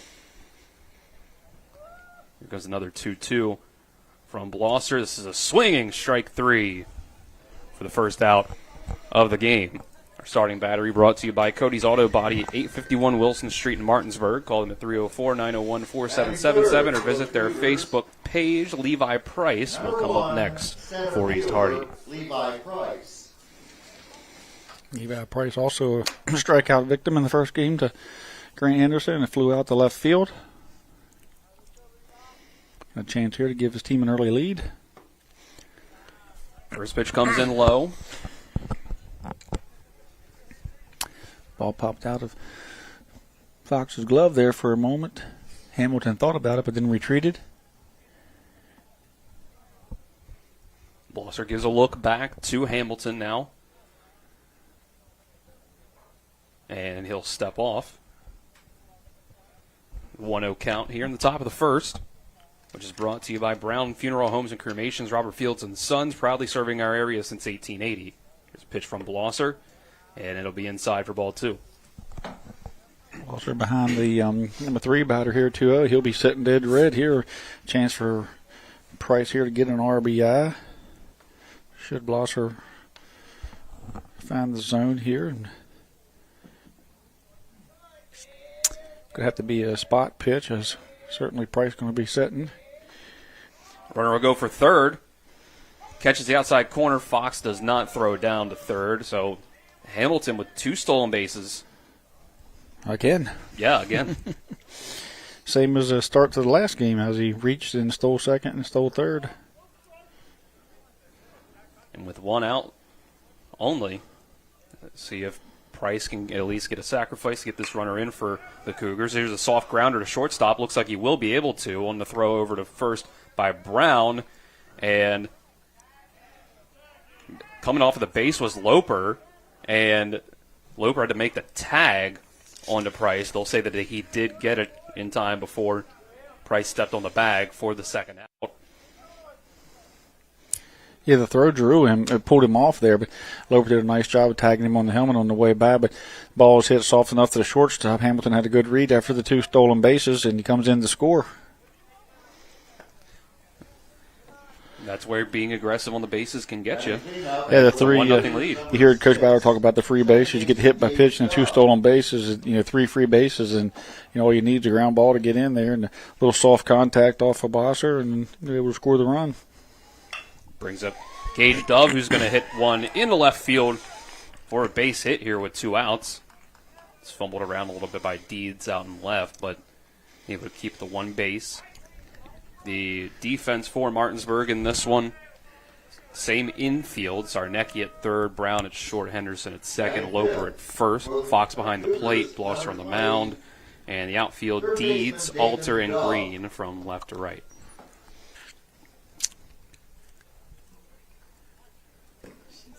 Brings up Dayton Dove, the number 5 spot here with 2 outs. And he's going to swing through the first pitch. So it got inside. Yeah, nice pitch there by Jacob as he drove that fastball, I believe, inside. Could have been an off-speed pitch. I didn't see the spin on it. The 0-1. It's going to bounce right in front of the plate. Evens it up at 1 apiece.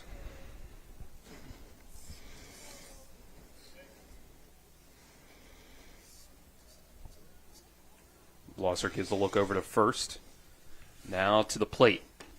And this one will come across the outside part of the zone for strike 2.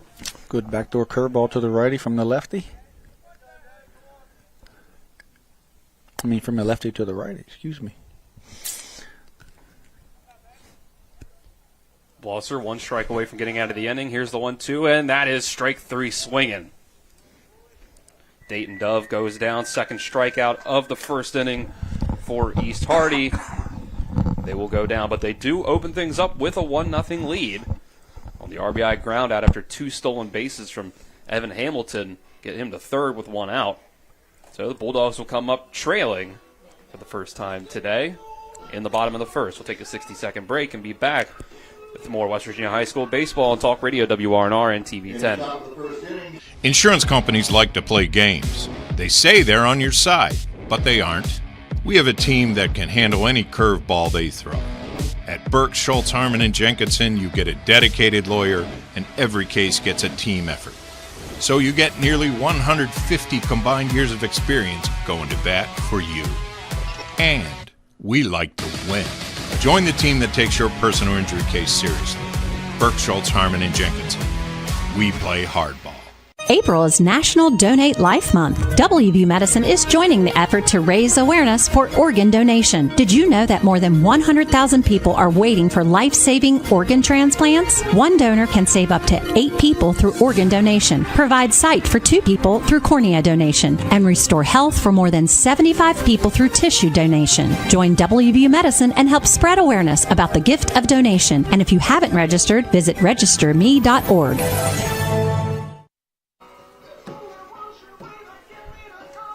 Bottom of the first, brought to you by the Larry DeMarco team at Century 21 Modern Realty Results. Looking for a home in the tri-state area? Call the Larry DeMarco team at 304-250-3551 or visit them online at modernrealtyresults.com. Our first pitch was brought to you by the Marius Group and Ameriprise Financial Advisors, John Everson and Phil McCoy. Stop by 1270 Winchester Avenue in Martinsburg or call 304-263-4343. East Hardy opens up with 1 run in the top of the first. So, it'll be Christian Byram who will come up already with a lead when he throws his first pitch to Martinsburg. Yeah, last game's third base. Made a few plays down there and switched with last game starter Dayton Gage as he's now going to play third. And Byram will start on the pitcher's mound from playing 7 innings of third base last inning. Martinsburg's lineup for Game 2 of the doubleheader. Not too much different than Game 1. It'll be Christian Alter in center field, Jameer Brown at shortstop hitting second, 3-spot Grant Henderson at second base, Braden Armalt in the cleanup spot at DH, Silas Zarnecki at third base hitting fifth, Jacob Blosser in the 6th spot pitching, Malachi Green batting 7th in right field, Bradley Loper at first base hitting 8th, and catcher Braden Fox hitting 9th. Fox getting a chance to hit again this game after he got a couple singles there. Even he didn't hit anything really hard, but he certainly got the ball in play, did what he had to do, and ran the plays out, put pressure on the defense. Was rewarded with another opportunity here this game to swing the bat.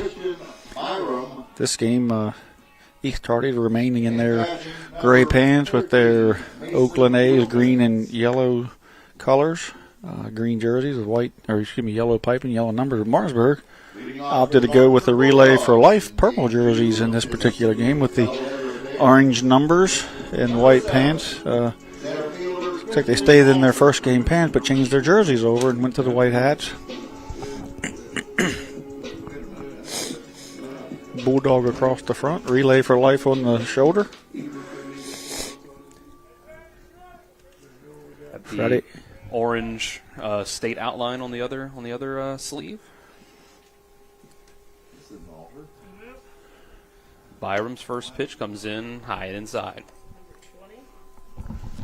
It's Alter. They just have they didn't have all the right numbers in that Some of the Relay for Life jerseys here for Martinsburg are different numbers. I believe Malachi Green will be number 45 in this one. Here's a base hit right up the middle by Alter on the 1-0 pitch.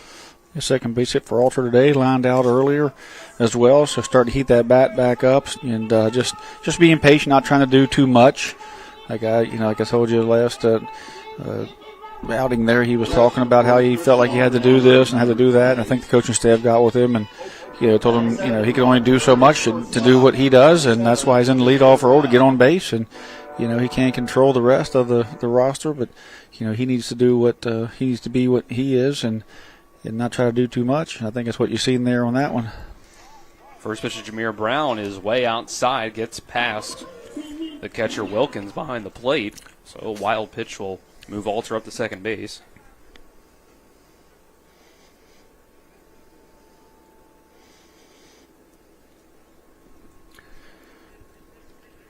Brown steps back in, 1-0 count. Pitch from Byram is high, out of the zone, make it 2-0.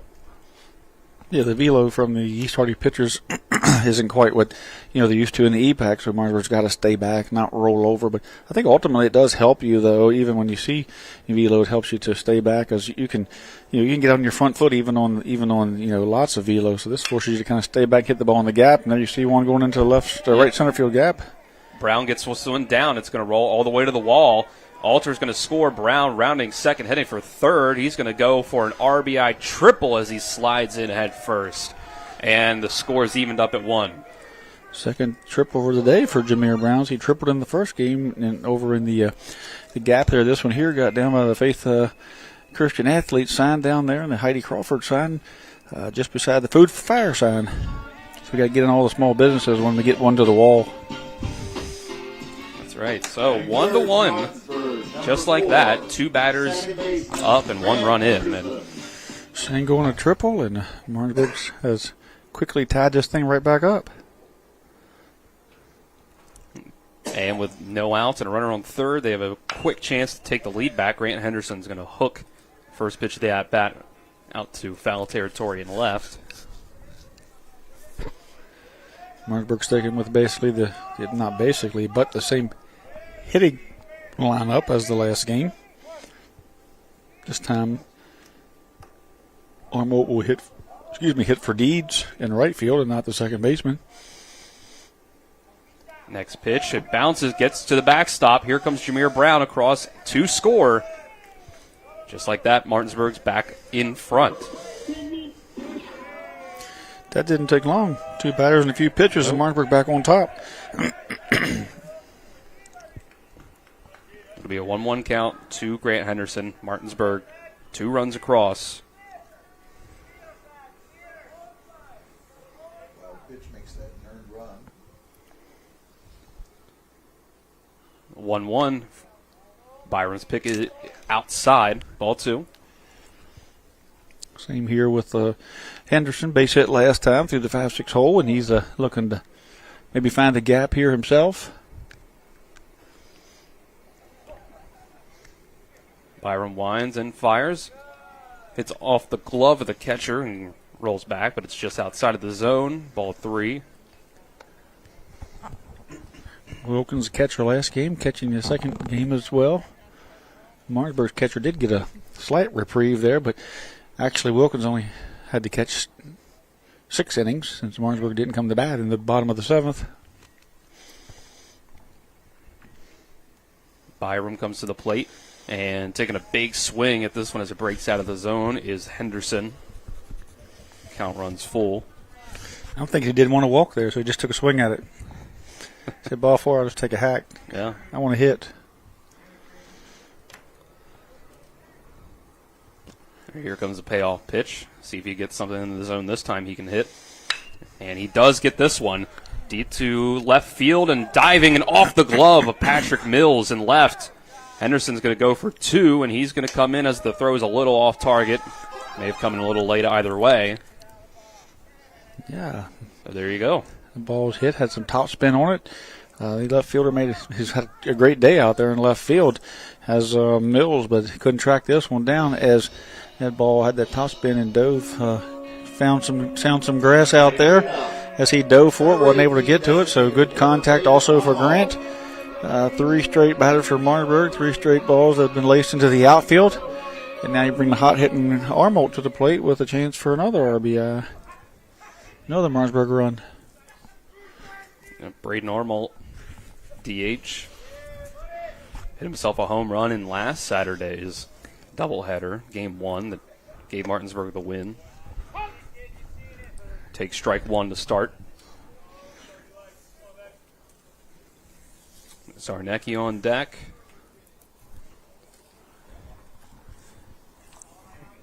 Byram takes a look over at second base. Now he'll deliver. Henderson goes for third. Late throw down, not going to be nearly in time. Ball was out of the zone as well. Grant Henderson steals third. Good heads-up base running by Grant. One thing about Grant is, he may not be the track star on the team, but he certainly has great base running instincts, and he has that base running speed. He reads dirt balls, reads pitcher well. This one comes in low. Armolt checked his swing, kept it back just enough. 2-1 is the count. As Martinsburg leads 2-1. A good fly ball here will get him a sac fly. And here's another bouncer. I think Byram stumbled off the mound during his delivery there a bit. Yeah, he lost his footing bad. Luckily, he even got the pitch anywhere near the catcher as he almost fell getting in there. He's actually wearing metal cleats, it looks like, on the mound, so probably dug in a little bit in that turf. 3-1 pitch to Armolt is going to be over his head for ball 4. So everybody's gotten on base to start for the Bulldogs. Yeah, big start for Martinsburg. First and third here. Nobody out. 2-1 lead. Zarnecki coming to the plate. Silas Zarnecki. That first and third play here as the catcher is going to give a call.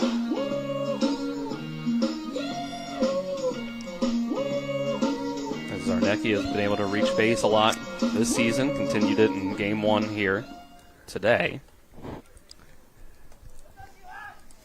He's got runners on the corners and no outs. Here, first time through the order. Here's the pitch. It's high.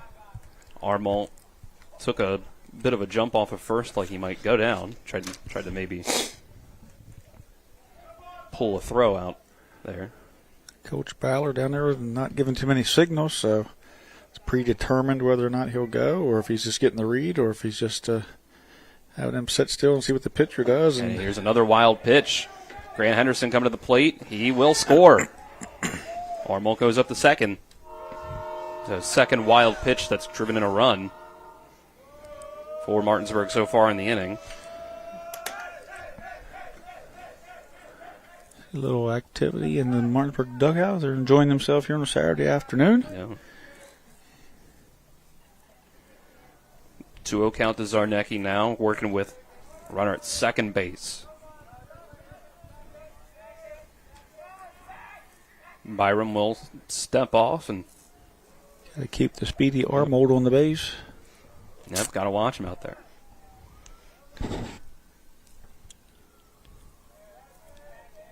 Byram readies and throws. Comes in low, ball 3. So a lot of difficulty finding the zone so far for Byram.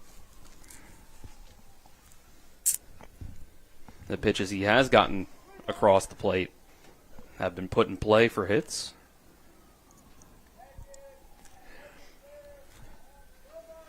(3-1). Zarnecki looked like he might have been taking the whole way there. Runs it to 3-2. Byram's still trying to find his footing out there. He keeps looking down that mound, but not sure that's the problem at the moment. 3-1 count, I believe, is what it is. And there's ball 4. So 2 straight walks.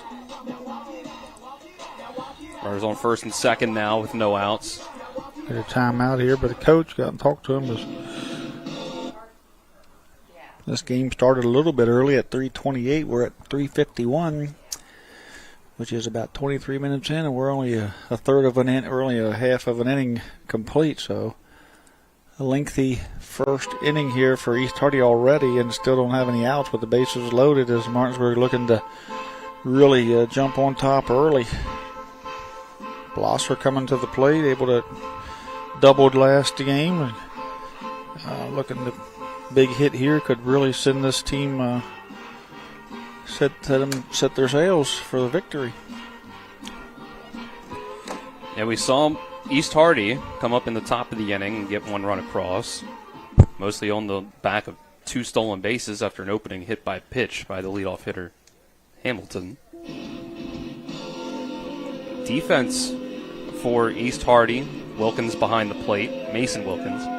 Dayton Dove at third, Evan Hamilton at short, Gage Dove at second, Shane Sisler at first, Patrick Mills, Levi Price, and Caden Barrett from left to right in the outfield. So that does bring up Blosser. See if he can give himself some more insurance runs to work with the runners on first and second and no outs. You're currently leading 3-1. Get a timeout after the timeout. That'd be a penalty if we were playing football. 2 straight timeouts. First pitch to Blosser. He's going to hit this one on the ground to second base. Into the glove of Dove. He's going to throw to second for 1 out. No throw over to first. So fielder's choice to get our first out of the inning.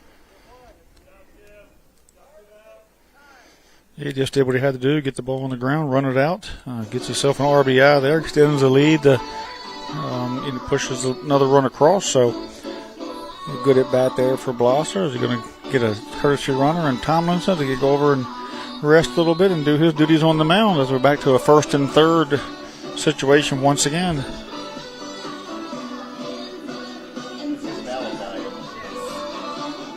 We see Armalt move to third. We do get the courtesy runner, and Malachi Green to the plate, wearing number 45 today in this game 2 in the Relay for Life uniforms. Now batting, wearing 45, Malachi Green, right field. Runner goes on the first pitch, no throw down.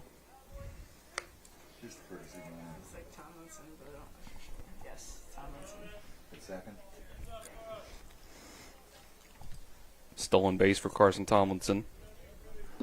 Who's running at second base, number 8. Catcher's indifference. Yep. Defensive indifference. Give him the fake pump, look to third. And the 1-0 comes in low. Bounces off the turf. 2-0 count. Runners on second and third now. Martinsburg's a base hit away here from coming out to a commanding 5-0 lead here early. Byram has had struggles trying to get Martinsburg hitters out. 2-0. It will catch the inside corner. Peter Jackson umpiring the field now with Rick Alderman behind the plate. So the umpires have switched positions from game 1. Much like you and Nick. Yep. Now Nick gets to be the executive producer. And this pitch is behind Green as he ducks out of the way.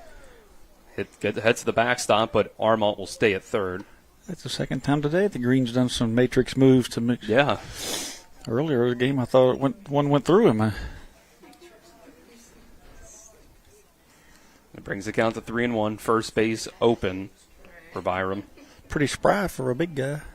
Yeah. Pretty bendy. Got some flexibility.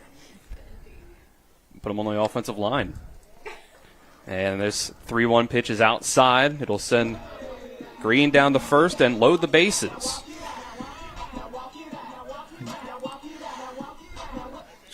Loads them for Bradley Loper. Byram really struggling here with the control. When he does get it across the plate, Martinsburg sends it back at him just as fast. So things unraveling here for the young man. But really, in reality, he's just a one pitch away from a double play, getting out of this thing. That would be big for East Hardy. But Martinsburg is looking to really hammer it. There's a soft swinging bunt and a toss over to home plate for the force out at home for the second out. Yeah, Loper was way out in front of that fastball or that off-speed pitch, whatever it was, and barely got it off the bat. He probably rather just missed it. But anyway, he ended up pitcher to catcher force play at home, and lead remains 3-1. As young Braden Fox here, who's been manning the catching duties here for the good part of the year for Martinsburg, will come up and see if he can add to his hit total for today. Big opportunity for him. Bases loaded, 2 outs. He's got to take the first pitch across the middle of the plate for strike 1. Thank the Martinsburg admins for the pizza we had. It couldn't get Mother Shuckers down here. The 0-1. It's going to come in high. 1-1. Now, anybody that finished top 4 in the Sports Mix Bracket Challenge from March Madness got themselves a Mother Shuckers gift card, including Nick's parents, who finished first and second in the Bracket Challenge. We just have to shuck it up today and eat pizza. Yeah, I wonder if Nick's going to keep those for himself, if they're going to let him. As the next pitch comes in low, bounces, dribbles away from the catcher, but keeps the runners where they are. They probably didn't even know. He probably didn't tell them. They probably don't tune in. 2-1. 2-1 is our count. 3-1 is the score here for Martinsburg. And here's the pitch. It's going to be another one outside, and it gets past the catcher. Going to have a close play at the plate. Nope. Runner gets home. A little bit of a bobble back there at the backstop by Wilkins is going to let Tomlinson, the courtesy runner, come across the score. So it's 4-1. Yeah. 8 free bases this inning so far for Martinsburg. East Hardy's given up to Martinsburg, and that's always going to be a recipe for disaster at high school baseball. So between the walks and the wild pitches, Byram just needs to let his defense work. He's got a really good defense behind him. He can pitch to contact and let the chips fall where they may. He's got the catcher's got a walk here. Probably see another courtesy runner. Yep, 3-1 pitch was outside for ball 4, so the bases are back loaded again. 9th free base of the inning, as Martinsburg has 3 hits, 4 runs, and Byram has, in 2/3 of the inning, given up 3 hits, 4 runs, all 4 earned because of the 4 walks and the wild pitches, 33 pitches so far, but only 11 for strikes. So struggles for. So we have a runner for the catcher, and because of the numbers, I'm not sure who it is.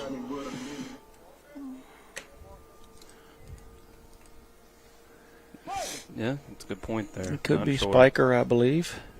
That would add up. Christian Alter comes back up for the second time in the inning. He's going to take strike 1 to start the at-bat. It looks like Spiker, I believe. Courtesy runner at first base, number 6, Ryan Spiker.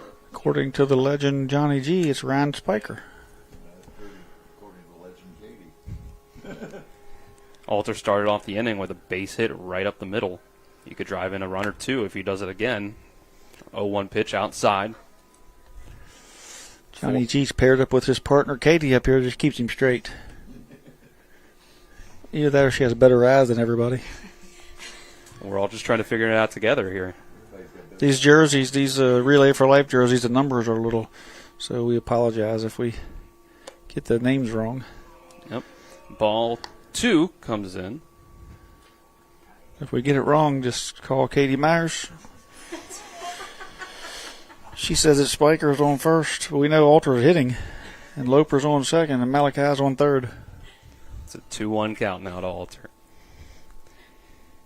Pitch gets away again, another one back to the plate, and there's going to be some trouble here in a rundown as the runner from first went, and he was the only one, but the throw comes over to first base, and now Malachi Green comes across on that throw.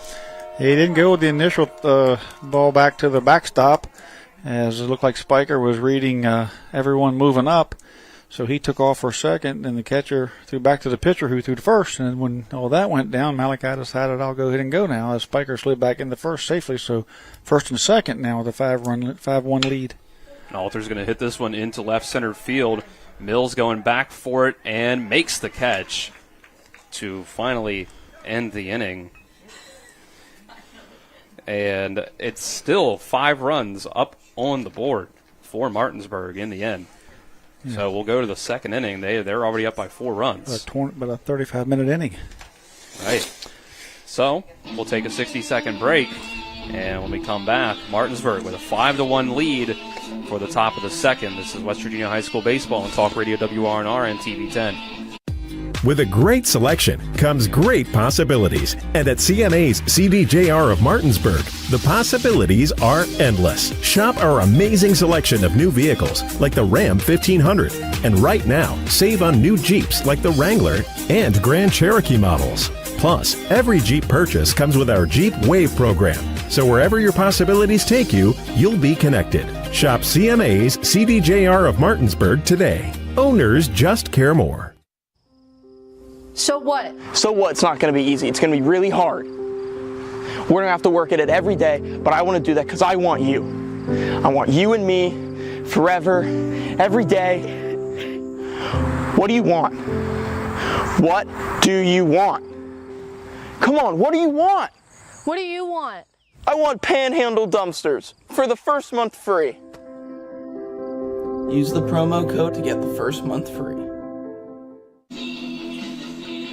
Top of the second inning, brought to you by the personal injury attorneys Burke, Schultz, Harmon, and Jenkinson. Visit burkeandschultz.com. We play hardball. Martinsburg drives across 5 runs in the bottom of the 5th, 4 of them on wild pitches, as they do get 3 hits up on the board, draw 3 walks.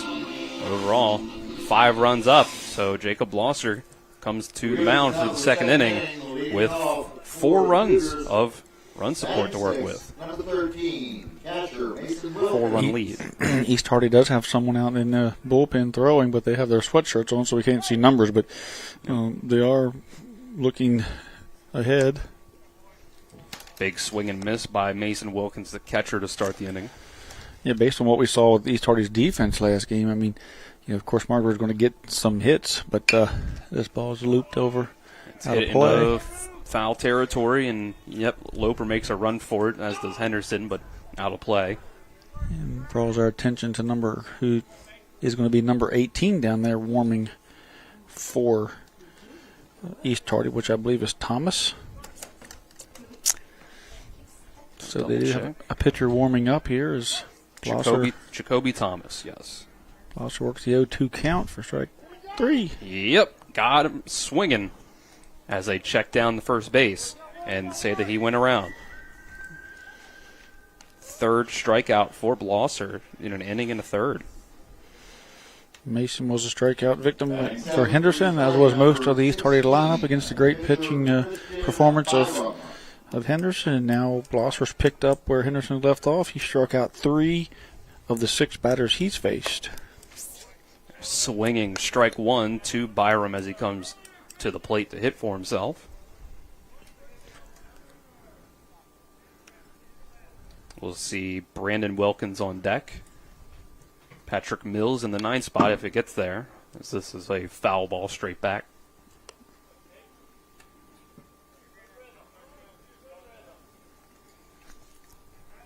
Martinsburg comes back around to the bottom of the inning. It'll be 2-3-4 in the order for their second at-bats already. Jameer Brown, Grant Henderson, Braden Ormalt.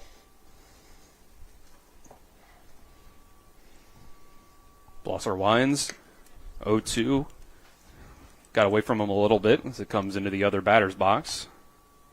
Yeah, the weather's gotten better. Of course, the rain stopped. The overcast skies are still there. Lights are still on here. I mean, still a little windy. Flags kind of floating around out there, but nothing like it is forecasted. 1-2. Baltimore chop right to the pitcher.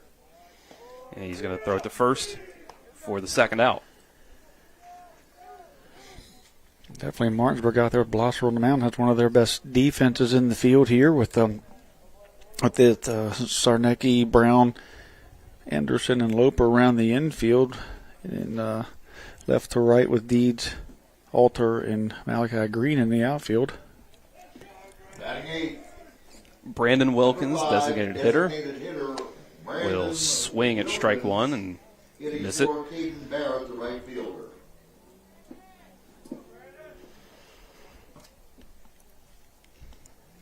Blosser working quickly here on the 0-1. It's going to be a foul ball into the net on the first base side. The text from Malachi's parents telling me how beautiful it is in Jamaica, as we sit here, these overcast skies and rainy weather. So thanks a lot for that, Phil May, as Blosser strikes out the DH to end the inning. Yep, 2 strikeouts in each inning now, as here's another inning-ending swinging strikeout for Brandon Wilkins. 3 up, 3 down goes East Hardy. Martinsburg keeps the 5-1 lead. We'll take a 1-minute break and come back with the bottom of the second. This is West Virginia High School baseball on Talk Radio WRNR and TV 10.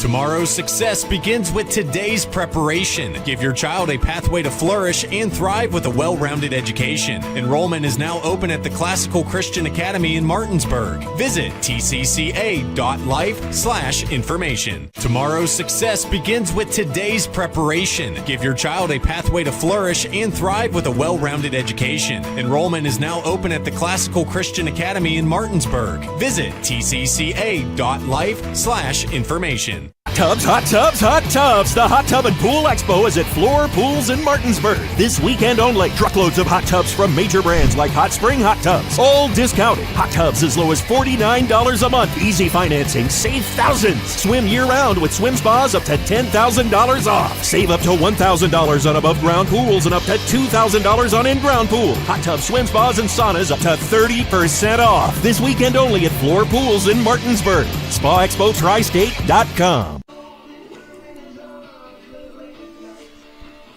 Bottom of the second inning is brought to you by the Berkeley County Health Department. Prevent, Promote, Protect, offering public, clinical, and environmental services at 122 Waverly Court in Martinsburg. Dylan Bishop and Trip Tobin with you on the call. Colin McLaughlin back in the studio. Nick Verzolini, our on-site producer. Kyler High, Alec Epperson behind the cameras on the TV 10 side. 5-1 Martinsburg as we head to the bottom of the second. Yeah, that third inning went a little quick. See if after we endured about 33 minutes of first inning, that top of the second went about a 5-minute inning as Jacob Blosser rolled through that inning with 3 strikeouts, a couple of strikeouts there, sandwiched in between 1-3, put out by Jacob Blosser himself, actually. So Martinsburg batted around last inning and put 10 to the plate, so that brings their number 2 hitter to the plate for the second time in the second inning. And he's going to take the first pitch on the inside corner for strike 1. Byram stays out there despite some warming up in the bullpen from East Hardy. Brown's already got the hardest part of the cycle here. Let's see if he can. A triple in the bottom of the first. Got himself an RBI and came around to score eventually. A wild pitch. Next pitch here is outside, 1-1. Second triple of the day. That's right.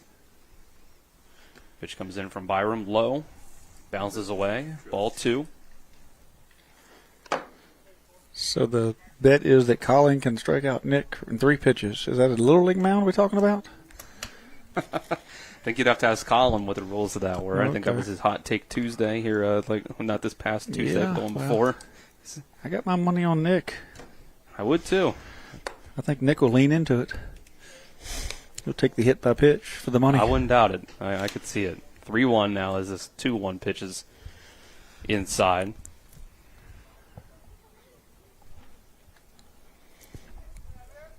Byram looks in at his catcher, and he'll wind and throw this one over the head of Jameer Brown, who ducks out of the way.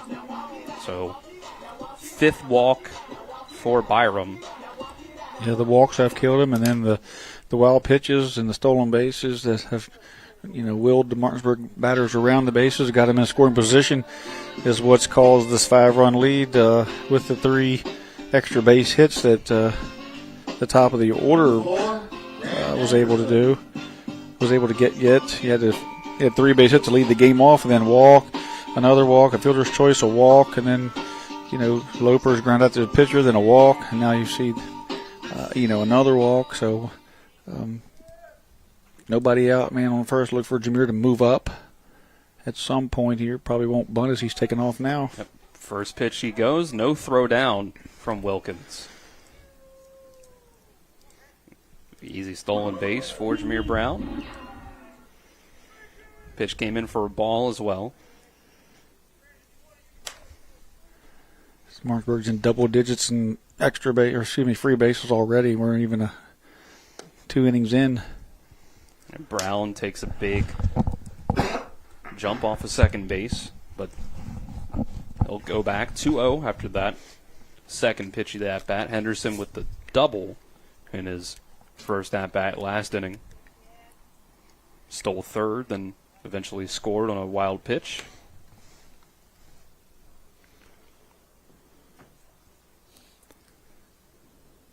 .2-0 from Byram. Here it comes. Brown will go for third base this time. Ball bounces, and a hesitation on the throw by Wilkins. So it's 3-0 once again, and runner on third base now. 2 stolen bases for Jameer Brown.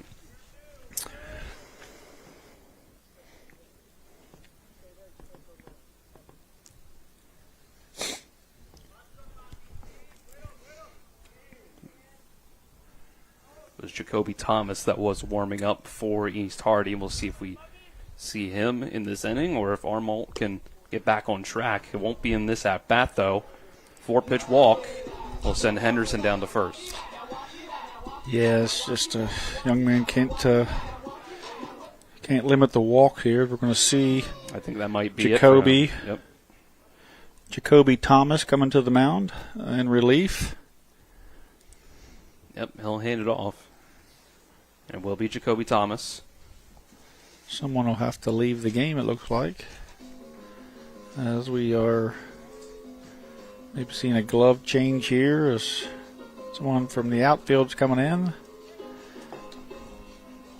Yep, it looks like Dayton Dove is changing gloves. We'll see. I think Dayton Dove's going to go to the outfield. Looks like he's going out the right. Looks like the right fielder is going to. Yep, Caden Barrett was the one being DH'd for by Wilkins. So I guess he will now be DHing for the pitcher, Jacoby. As Jacoby replaces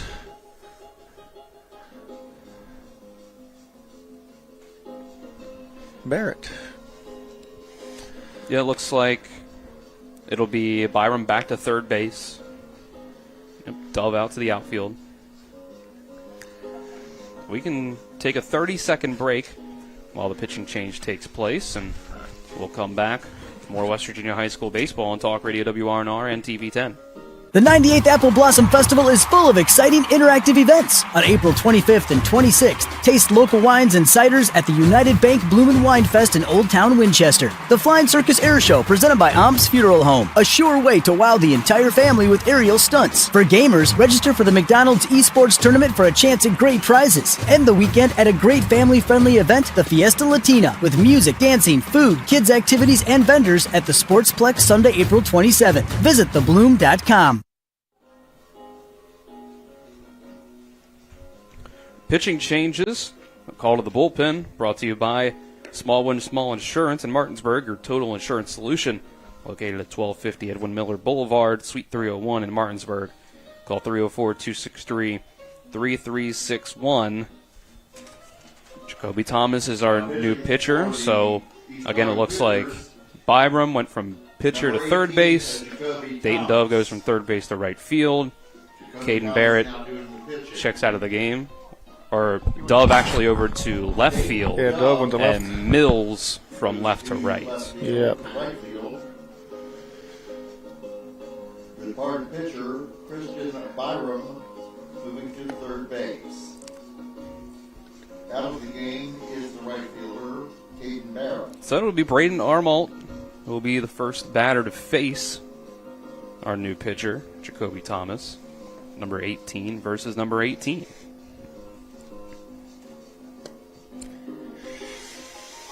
First and third here for Martinsburg. See if they decide to move up, move Grant up. Want to try to steal second, or maybe try to do a double steal here. See what defense that East Hardy has on coming out of the break and the pitching change.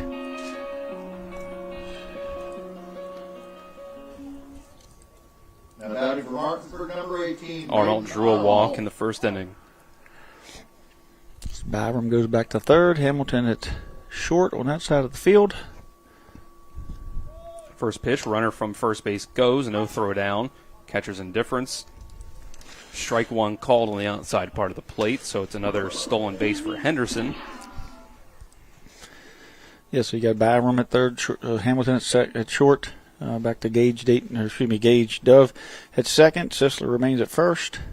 It's like Mills went to right. Wow. Dayton Dove went to left, and the center fielder stayed. And then Levi Price. Another one that bounces. It's also outside. Wilkins able to keep it in front of him, keep the runners at bay. 5-1 Martinsburg here, bottom of the second inning.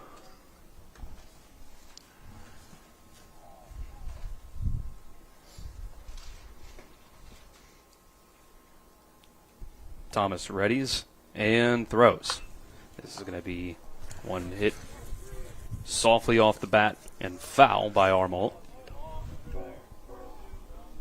Ball got scuffed off the bricks there, it looks like, as first base coach Bo Barley's checking it out as they've thrown it out of the game, it appears. He's going to put it in his pocket. Going to be a practice ball now. 1-2 count to Armolt. Thomas sets and throws, and it'll be behind Armolt to get to the backstop. And another wild pitch scores another runner. Jameer Brown comes across the score. It's 6-1. I think that's 4 of the 6 runs for Martinsburg scored on wild pitches, hadn't it? At least 3 of the 6. I believe you're right. Via the wild pitch, that one went behind Armolt. He put a little matrix move like Malachi. But he's not quite as bendy.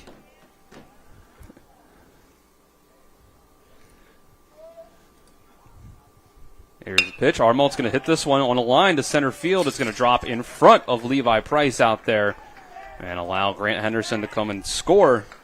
RBI single, 7-1.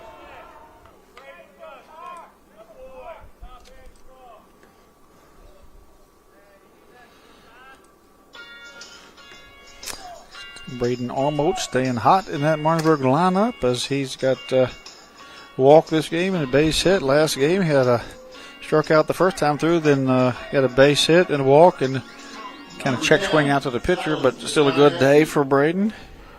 He got moved up to that 4 spot. Brings up Zarnecki for his second at-bat. Also drew a walk. First time around, takes strike 1 to open up this at-bat.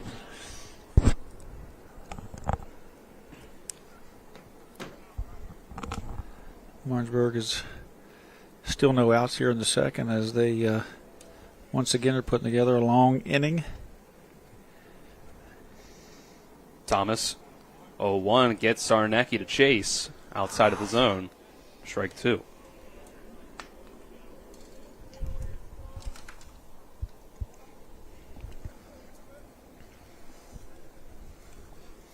Armolt takes a short lead off of first.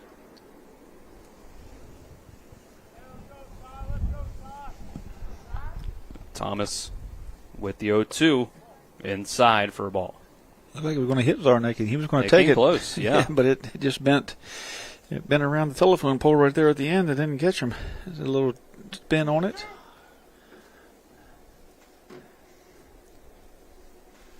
You know, coming into this, East Hardy was missing their top 4 pitchers due to injury and used 2 in game 1. And they're already on their second here in game 2, and the 1-2 pitch runs in and hits Zarnecki.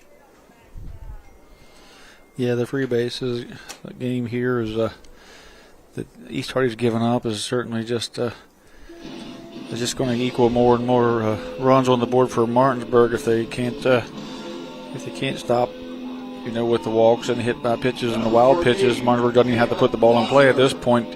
This point in the game right now. Brings up Blosser. He did put the ball into play in his first at-bat, 4-6 fielder's choice. That just goes back to Zarnecki doing all year long is just get on base. He's going to put this one into play, too. On the ground to Hamilton. He's going to step on second for 1, throw to first for 2. Double play. Yeah, when you get the ball in play, East Hardy's got the defense behind him. You know, it's the wild pitches and the pass balls and the walks. That's what's put a lot of the runs on the board. Martinsburg certainly did have a couple extra base hits there early, but, you know, you give this defense a chance, they're going to get some outs for you. So, you know, if you can limit those, you know, for a few innings, then East Hardy can maybe get a run or two and get back in this thing. But at the moment, you know, there's just too many free passes. Yep, 7 runs for Martinsburg with only 4 hits and no errors by East Hardy yet. And there's a swing for strike 1. I'm not so sure the pitcher isn't balking a little bit, quick pitching there a little bit, but at this point in the matchup, we're not hearing any complaints. 0-1 with the runner on third. Here it comes. It's going to be another wild pitch. Get to the backstop, but Armalt is going to hold up at third. Number 45, Malachi Green now batting. Yeah, Armalt says I'm not going down there, and he did kick right back. Probably a pretty good read. Malachi Green, who had one of those walks in the first inning, came around, was the last of the 5 runs scored in the first. Next pitch, swing, and strike 2.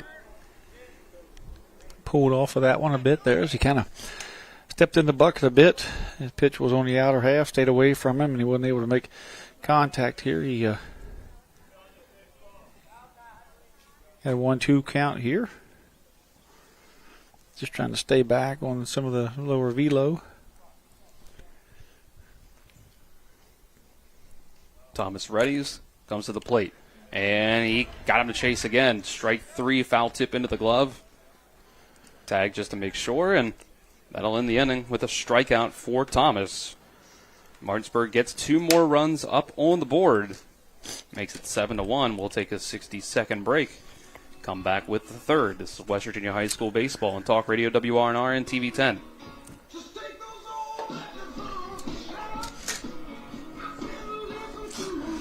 The future doesn't wait. Why should you? Blue Ridge Community and Technical College offers over 60 degree and certificate programs in education, IT, culinary arts, engineering, and so much more. Small class sizes, flexible schedules with evening and online classes, affordable tuition, plus financial aid is available to those who qualify. Now you can go to college. Visit us online at blueridgectc.edu. That's blueridgectc.edu. Stop waiting and enroll today.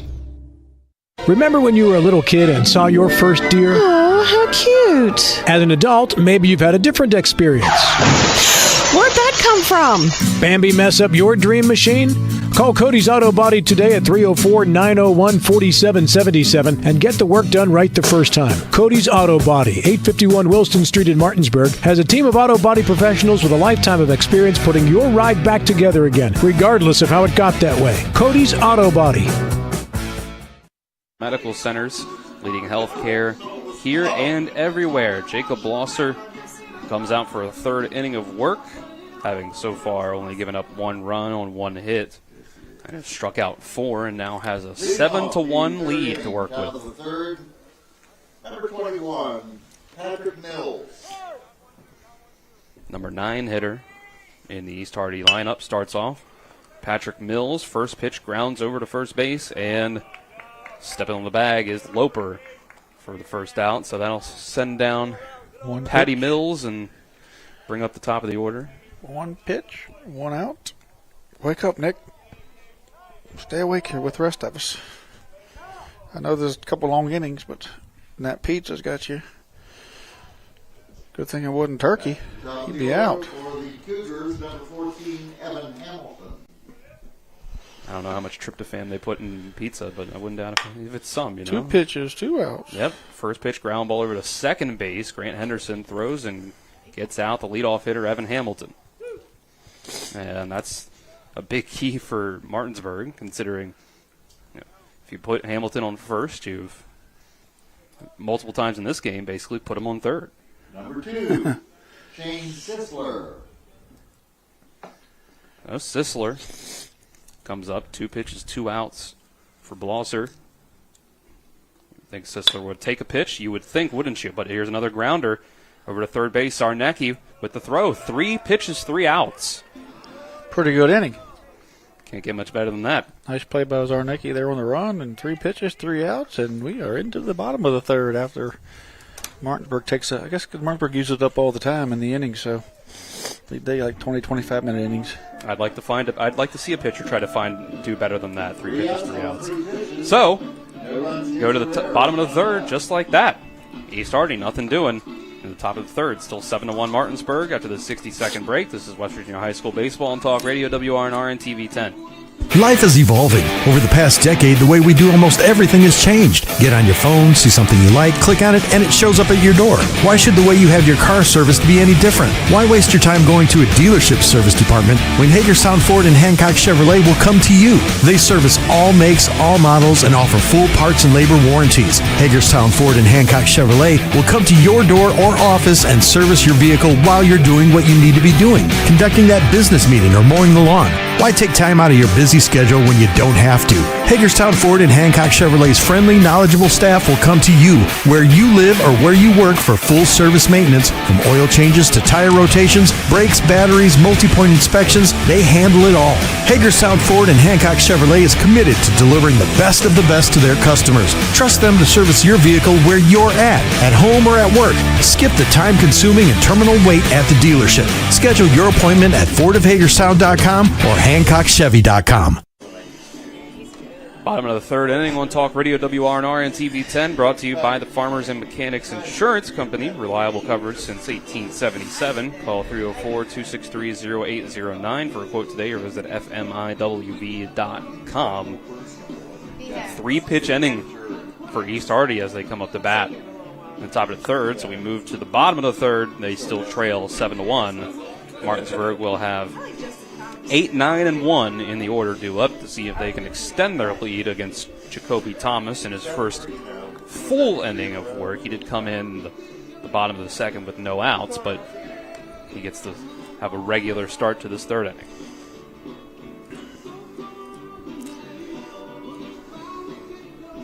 Loper, Fox, and Alter. Loper starts things out here. Fielder's choice on a ball that he probably wants back, a swing that he probably wants back in that first inning.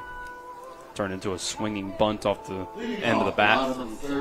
Yeah, he's seen all those people on base there, a chance to get some RBIs, and just kind of jumped out of his shoes at that first fastball that got up in his eyeballs there in his wheelhouse, and he just missed it, cut it off the end of the bat, and he wasn't very happy with himself, but that happens. First pitch is going to be hit deep to right field by Loper. Looking up at it and looking at it go over the wall is the right fielder Mills. Bradley Loper, solo shot to start the bottom of the third. Puts Martinsburg up 8-1. That'll make you feel better after that shot, after he just missed that last one. Jumped on that one.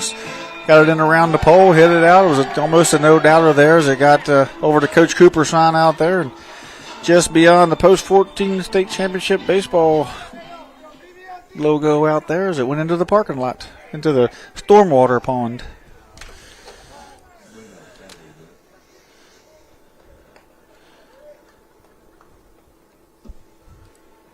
So it's been first pitch swinging in very different ways for both sides here in this third inning.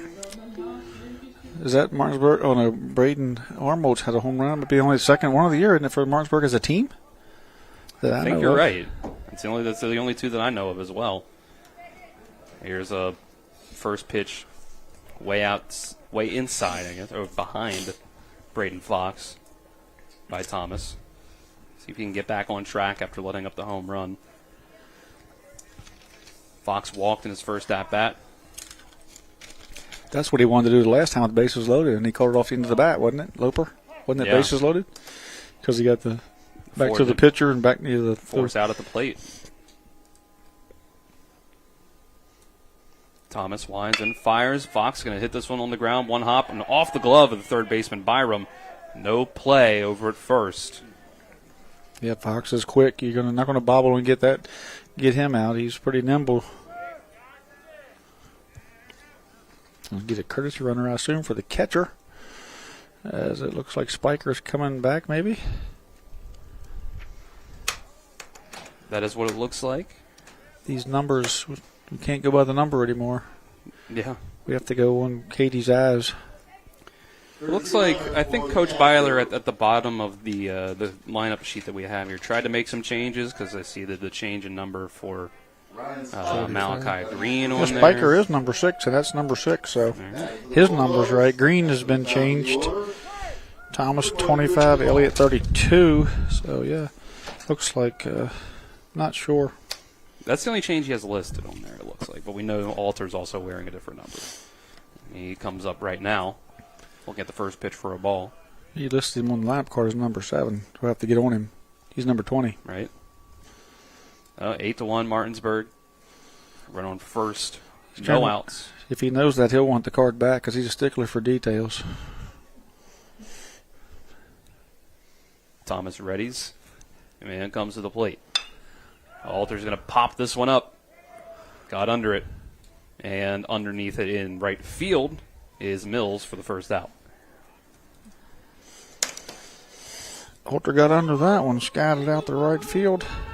Kind of lost his footing there in the box on the swing. Let's give him a little info here to Jameer Brown as he comes to the plate. Jameer tripled his first time up over into the right center gap and walked. Made some pretty nice plays at shortstop here today.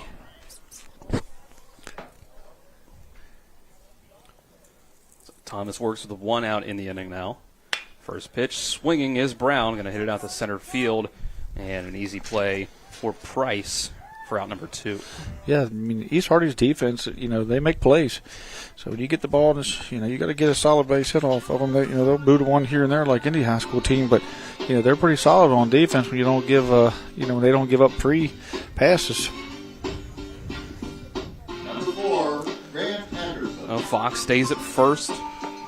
Now with 2 down, Grant Henderson, 1 for 1 with a double and a walk. He's come around to score both times, and he's stolen a base both times. Thomas working through the top of the order. Fox goes inside on the first pitch, and going standing up is, well, I shouldn't say it's Fox, the spiker out there, the courtesy runner. Went in standing up on that as the ball got inside on Grant, and he kind of had Dan tailed away, and then inadvertently was in, the catcher couldn't throw through him, so he had to kind of step back around way too late for him to get anything on the throw. 1-0. Henderson hits this one out to center, and again underneath it is Price. So 3 straight flyouts from the top of the order. Thomas is able to get out of this bottom of the third, just giving up the 1 run on the solo home run by Bradley Loper. 8-1 Martinsburg as we head to the 4th. This is West Virginia High School Baseball on Talk Radio WRNR and TV 10. Mark Q's Plumbing and HVAC is here to solve your plumbing and heating problems while meeting your renovation needs. Now serving Berkeley, Jefferson, Hampshire, and Mineral counties. We're a family-owned and operated company that's fully licensed and insured. We can do kitchen and bathroom upgrades and remodels, plumbing, HVAC and light excavation, well pumps, water heaters, and drain clearing. Call 304-620-8013. Mark's Q's Plumbing and HVAC. We look forward to working with you.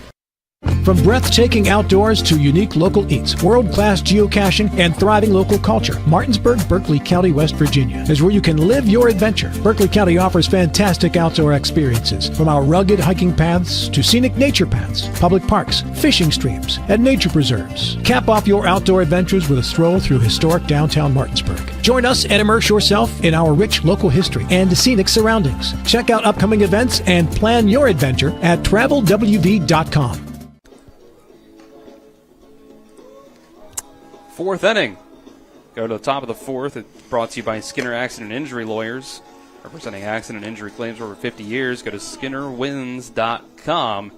Jacob Blosser pitching a gem so far. He's sent down the last 2 innings of batters, 3 up, 3 down. Only threw 3 pitches in that 3rd inning. It was a quick one. You can't ask for much more than that. 3 pitches, 3 outs. Get some more run support. Get back out there. Get after it. After that initial hit the leadoff batter, and Hamilton stole himself around and scored on a soft ground out. After that, Blosser's been pretty dominant.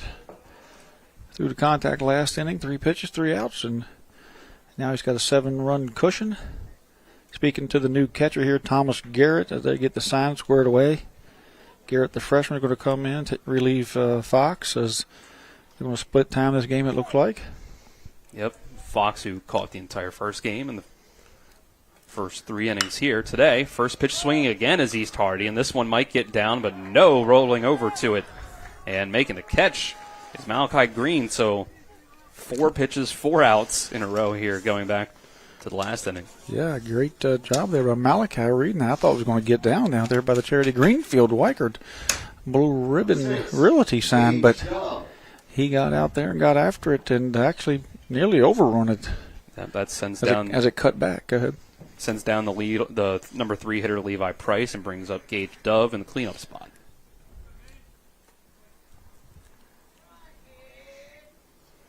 And again, not taking any pitches.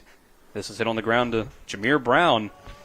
5 pitches and 5 outs here in the last 5 batters for Martinsburg. The heck with the take sign. Swing away, boys. Wonder if somebody's in a hurry. Right? Blosser's giving up just 1 hit, and that's not even how the 1 run got in, as you just mentioned there in the first inning. I think if Blosser hits any other batter and puts him on base on first, we're looking at a shutout here. And the first pitch to Dayton Dove is a ball. 6 pitches, 5 outs. Still pretty good. Not bad, yeah. So far. Comes the 7th pitch. And here's another one. Hit on the ground over to first. Loper is going to toss it over to Blosser, and he beats the runner to the bag. Nice PFP there. Good baseball. You hear Zeke in the background yelling, good baseball, something they go over there. PFP. And a great play there by Blosser and Loper. Loper can not only swing it, but he can glove it. Yep. So that brings us already to the bottom of the 4th. After the 60-second break, Martinsburg still leading 8-1. This is West Virginia High School Baseball on Talk Radio WRNR and TV 10. Carpet World is more than just carpet. Carpet World specializes in a complete selection of hardwood floors by respected names like Armstrong, Bruce, Shaw, and Mohawk, and tile by Dowell Tile, American Oleum, and Mannington for all rooms in your home. And Carpet World can update your bathroom shower with very attractive ceramic tile walls and floor. Financing with up to 12 months deferred interest is available, along with experienced quality installation at Carpet World, 2330 Winchester Avenue in Martinsburg. CarpetWorldofMartinsburg.com.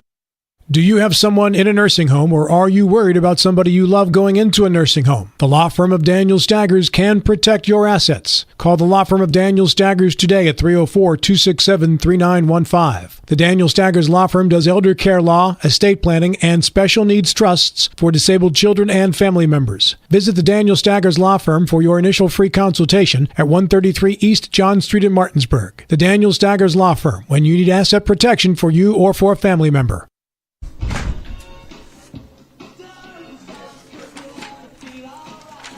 Martinsburg leads 8-1 as we head to the bottom of the 4th, brought to you by Floor Pools. Make every day better with a hot tub or swimming pool.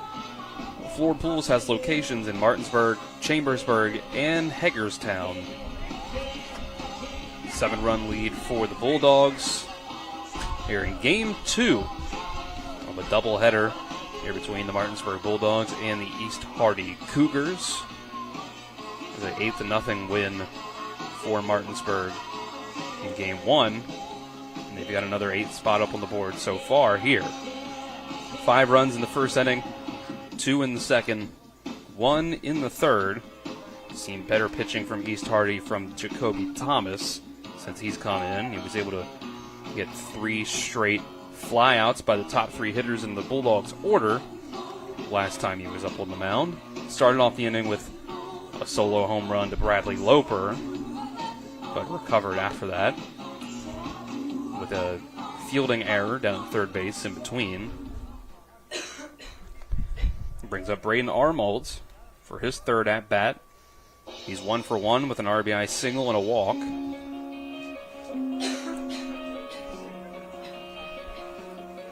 Leading off the bottom of the 4th inning for Martinsburg, number 18, Braden Armolds. Thomas in 2 innings of work. He's given up 2 hits, a 1 run, 1 walk. And he struck out 1. He's going to start off this inning with a ball outside to Armalt.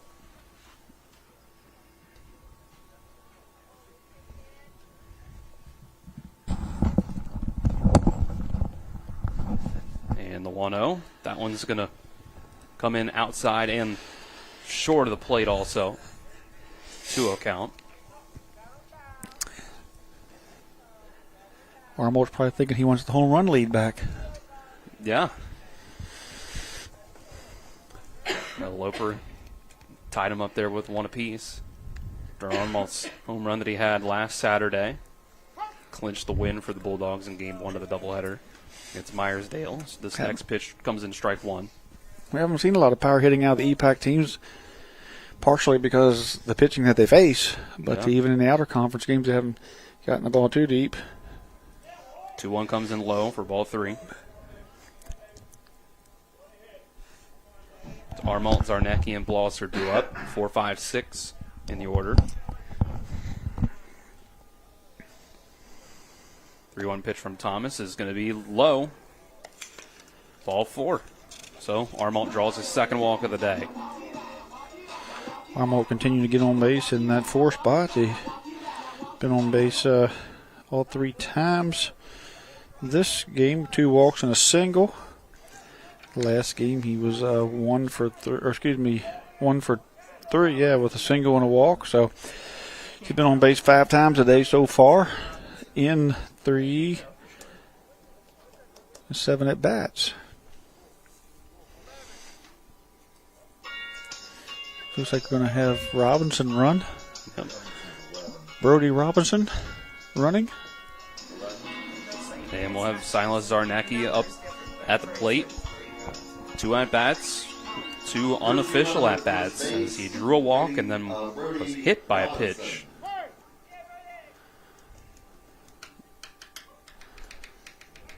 Thomas will step off and look over at first to hold Robinson.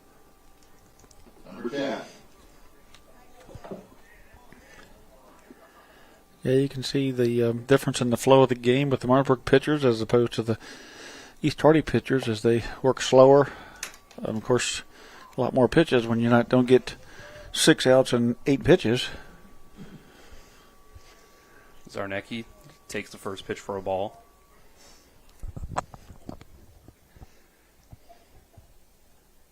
Running the first pitch a little inside. Now comes to the plate with the 1-0. And this one's going to be just a bit outside for ball 2. Just a bit outside.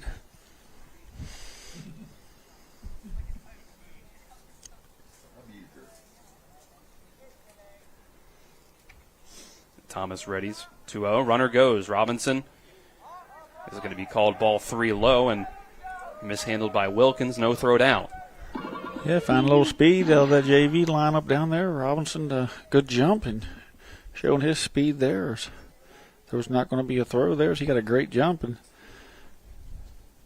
played a little second base last game. And ball 4 outside as well and off of the glove of Wilkins. So Robinson moves up to third and Zarnecki gets a free pass over to first base again. Yeah, 3 free passes today for Zarnecki. 2 walks and hit by pitch, so he hadn't had to swing the bat to get his on-base percentage at 1,000 as pitcher Jacob Blaser comes to the plate. East Hardy's catcher is going to give a first and third signal.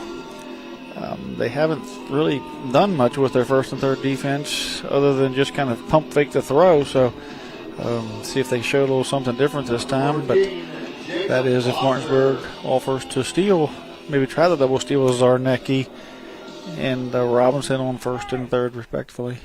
Blaser coming to the plate trying to give himself a little more than that 7-run cushion. Zarnecki goes on the pitch. His first pitch swinging is Blosser. It's hit high into right field. Easy play once it comes down for Mills for the first out. You get a tag up, sack flies. Robertson comes in to score, so yep. Blosser does get the sack out of that. Increases that lead to 9-1 as Zarnecki retreats as he was stealing on the pitch.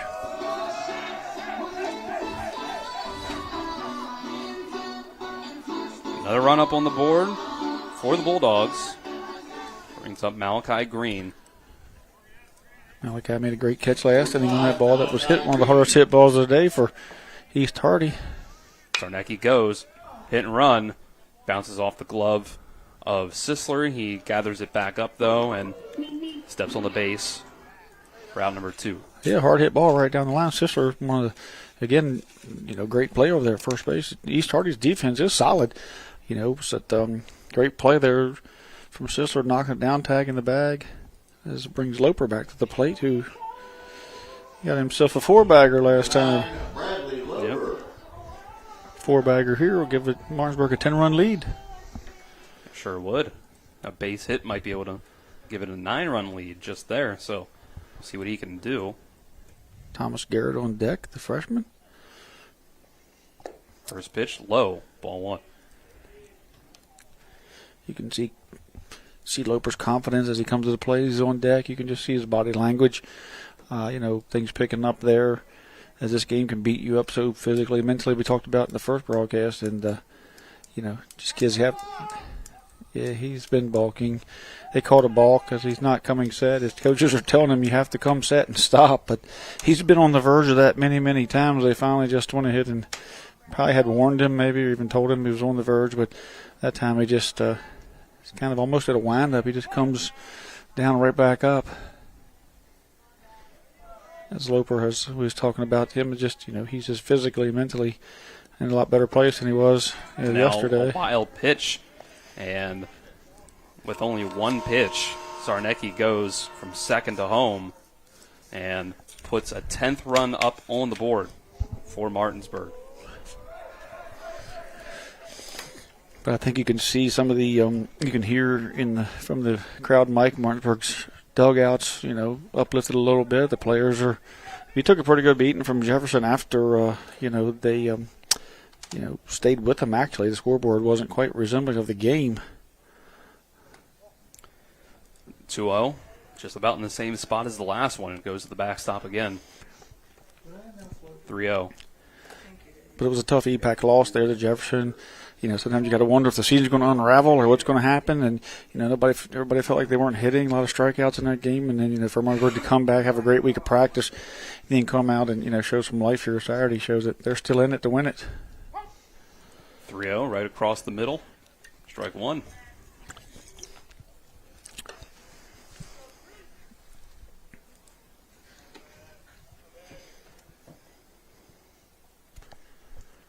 Thomas back to the windup. 3-1 pitch outside, ball 4.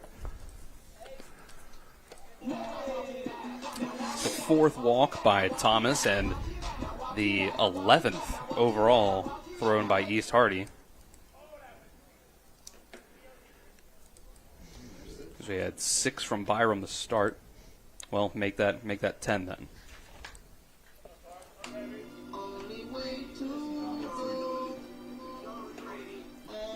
10 total walks drawn by Martinsburg. Sloper goes down to first. Carson Tomlinson will be up to bat.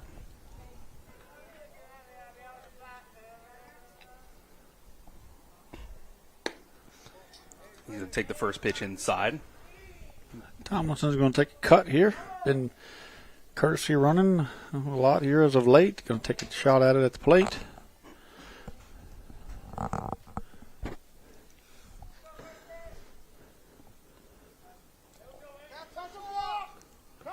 Another balk.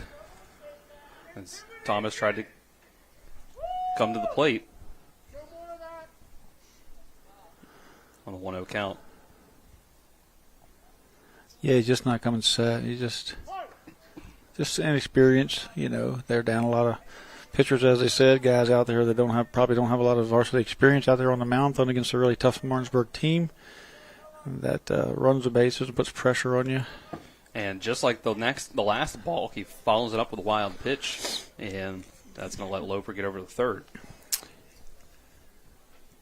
Yeah, it's frustrating when you're out there and we're going to get a timeout here. As the coach is going to come out and say, hey, you just have to keep, stay the course, get your innings in, get your experience in. We're up here playing a 4A team. He's not quite understanding what he's doing. His coach is telling him, you got to come set. You have to stop and pause. Like he's literally telling him, come pause, set. You can see him on the TV. But, at that point, then, he can't lose his head when that happens. And like you said, throw a wild pitch afterwards out of frustration or just not being able to concentrate or losing your cool a little bit. But young man's done a fine job when he throws the contact. His defense gets him out of trouble. And it's just the free passes are hard to overcome, and that's just across the board. And that's just part of it is just East Hardy is down, the pitchers are down. You have that is the skill position that you must have, filled up. And playing a doubleheader against a 4A team like this, and not that East Hardy can't compete with 4A teams. I'm not saying that because they certainly can and have. Just when you are short a few guys and you're down deeper in your pitching staff, it's tough. We've all been there. Brought out of pitching. Yeah. He balked again. Yeah. They called it. Yep. Now let Loper come and score. Yeah, he balked again. Gives the Bulldogs the 10-run lead, 11-1. He's telling the umpire, I know I did it that time because he wanted it to stop, but he ended up kind of leaning forward. He's just struggling a little bit here. And it seems probably just rushing a bit. Now he can get back in the windup. 3-0 count to Tomlinson. Here with 2 outs, and that'll be a walk, his 5th that he's drawn. 5th that's been thrown by Thomas.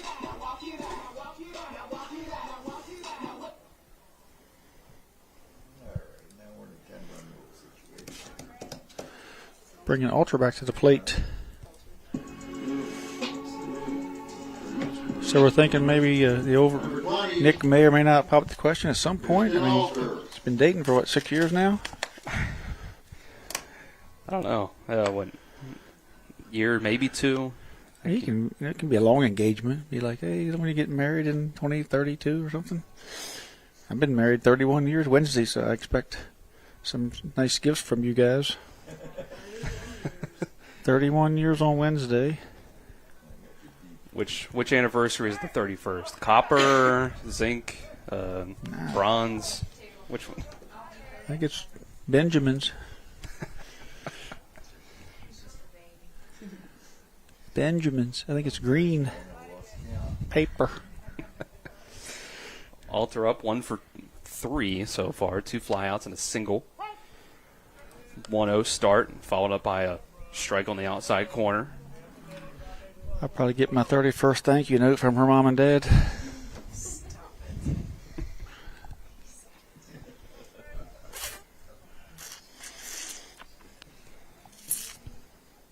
Tomlinson with a lead off at first. And 2-1. This is what comes outside in the other batter's box. Young man is struggling, and East Hardy's probably, to the point where he's down on pitching, probably have games coming up this week, so you're going to have to just suffer through it a little bit as this young man's going to get some experience here. Thomas comes off the bat, the rubber, doesn't make the throw over to first. I'll just look Tomlinson back. Tomlinson does have a solid lead over there at first. 2-1 count to Alter. It'll come to the plate. Alter foul tip. Yeah, I would expect Martinsburg with a 10-run lead to call off the steals. I don't see him taking off. In a move of respect for the game and the struggling pitcher out there, I expect for the most part they'll just play it station to station. 2-2, 2 outs in this 11-1 game. Bottom of the 4th. Alter's going to get the bat on this one, but it's going to go foul over to the first base side. Still only 5 hits on the board for Martinsburg with their 11 runs. It's been the free base game. Yeah, lots of them. 11 walks that they've drawn. Error. A good bit of wild pitches have gotten most of the runs across. Another 2-2. It's going to run inside and back Alter off the plate. Alter didn't want to get a hit on that pretty pink shin guard. He pulled it out of there. The pink shin guard, the purple shirt with the orange. He's pretty color coordinated here. Looks like when Nick Sets out his own clothes. Picks out. Runner goes on the 3-2. Alter swinging and gets this one into right center field. It's going to drop down. Tomlinson's going to be able to go from first to third easily. And Christian Alter will keep the inning going. Christian got another base hit. You know, we talked coming into the day, he was kind of in his feels after a pretty rough start there, and then, well, not a rough start, but a rough game there. Jefferson not feeling well physically, and then mentally got into his head, but today able to stay back, get the ball back up the middle, do what he does, where he is successful is, you know, gap to gap, middle right, even down the first baseline when he stays behind the baseballs, but he can be the most successful. And you know, he had pulled a few balls early, kind of got out on his front foot. Now he looks like he's working it out here. Jameer Brown, his first pitch. He'll watch another wild pitch go by. Tomlinson to the plate will just slide in under the tag. Yeah, that was closer than I thought it was going to be, but it come off the backstop quickly, and Jacoby got there pretty quick to the plate and made it a bang-bang play. 12-1, Bulldogs lead now. Alter over to second base. Jameer Brown, triple for an RBI in the first inning, then came up, walked, and stole 2 bases before scoring in the second. As the 1-0 runs inside, he's got to do some of his own matrix moves to get out of the way. Haven't seen too many guys hit 3 triples in one day, but see if Jameer can pull that off. Pretty good feat. Right. 2 runs scored for him in this game. He flew out in his last at-bat. That was his first at-bat against Thomas, who now has a 2-0 count against him. And there's another one that comes inside, ball 3.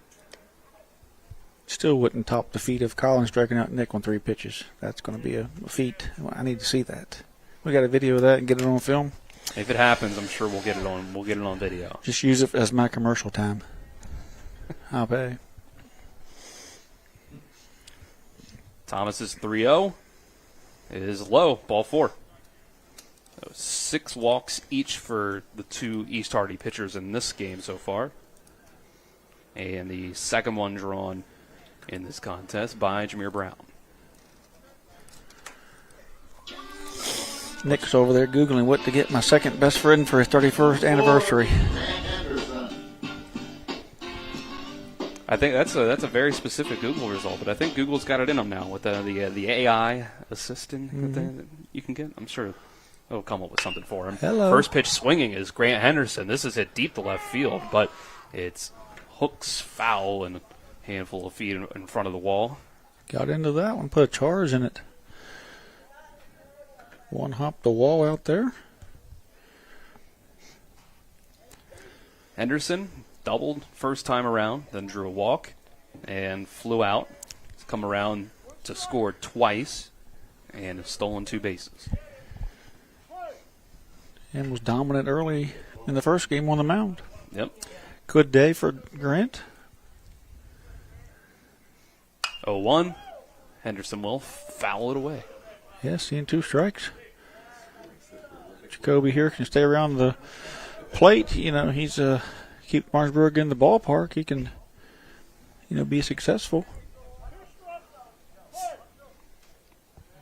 0-2. Runners on first and second.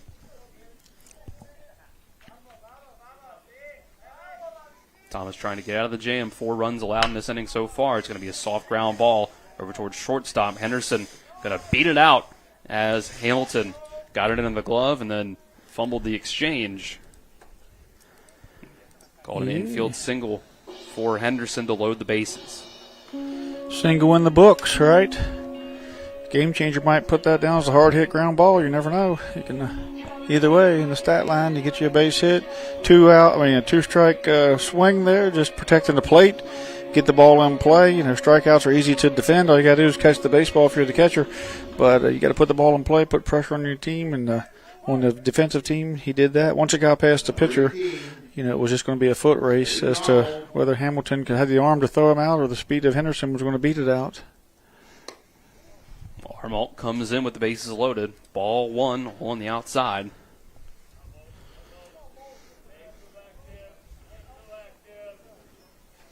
Armalt's drawn 2 walks, And an RBI single in his only official at-bat in this one.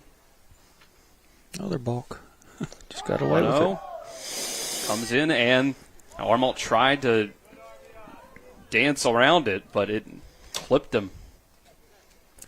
And there's a bases loaded hit by pitch. Make it 13-1. Yeah, it could have been a balk. He didn't come set that time either, but bases were loaded, so maybe they had him in the windup. I'm not sure, but young man didn't. We're going to get a timeout from East Hardy's coach. So he's kind of, I don't know if he's going to bring in the right fielder, which is Miller, isn't it? Mills, I believe. It's like the right fielder might come in and throw, as he pointed out to him. That's what it looks like, so we'll go ahead and take a 30-second break. We'll see what we can get sorted out on the East Hardy side.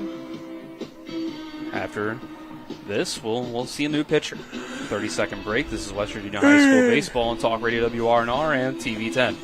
With 4 new car dealerships and 4 used car dealerships in 3 states, Parsons is the largest used car and fastest growing new car dealer in the tri-state area. Take Parsons Ford with huge savings on hundreds of new Fords, financing from 0%. Parsons' goal of financing for all, and Parsons' famous above-market trade-in allowances that help make Parsons #1 for used cars too. See why so many won't buy anywhere but Parsons Ford in Martinsburg. We became #1 by making you #1 first. Parsons. Maybe that's why I took him out from catcher, because I thought they might bring him into pitch. Back here, it's Mason Wilkins, who started off the game as the catcher. They took him out for this inning, and now he comes in to pitch. That ends the day for Jacoby Thomas. 2 2/3 pitch, 4 hits, 7 walks, and 1 strikeout, 5 runs given up, and the runners that are currently out on the base path that he's responsible for.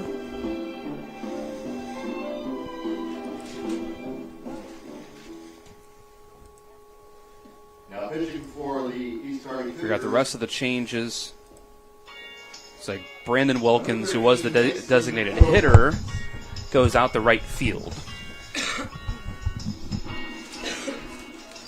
And it looks like Patrick Mills is back in left.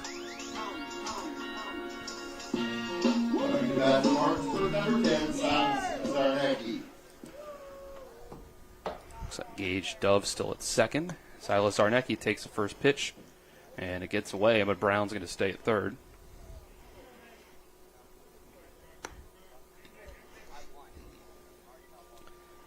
Looks like infield stays the same. Dayton Dove has checked out, looks like. See if he's the next option to pitch. Well, don't believe that would be the case.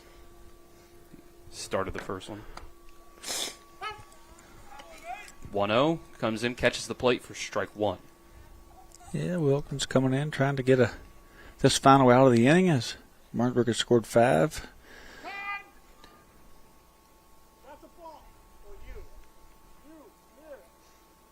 Another ball called from behind the plate. And they're going to say it's the catcher. A balk on the catcher for they called a giving signals without the pitcher on the rubber.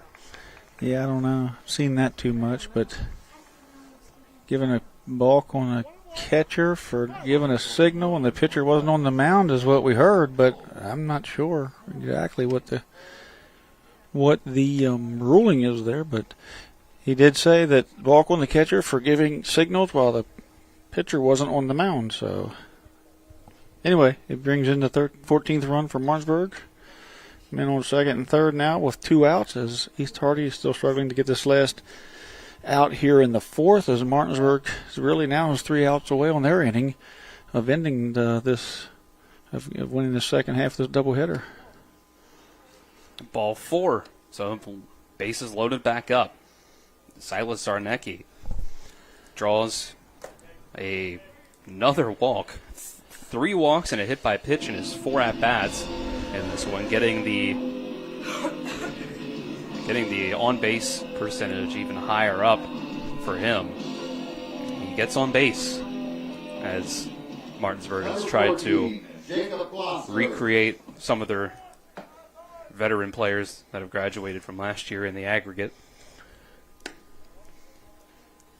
First pitch inside to Blosser is inside for ball one. Update from Morgantown. Jefferson's up 6-2. As Cole Smith has a double. Jack Gross is on the mound. He's given in 4 innings. Has been given up 4 hits, 2 runs, 2 earned, 7 strikeouts, and no walks. Whereas Jefferson has taken advantage of 2 walks and 3 hits. And Jay Stavrakis is pitching for Bridgeport. So at the moment, Jefferson's batting. Now they're up 7-2. And in the bottom of the 4th against Bridgeport up in Morgantown.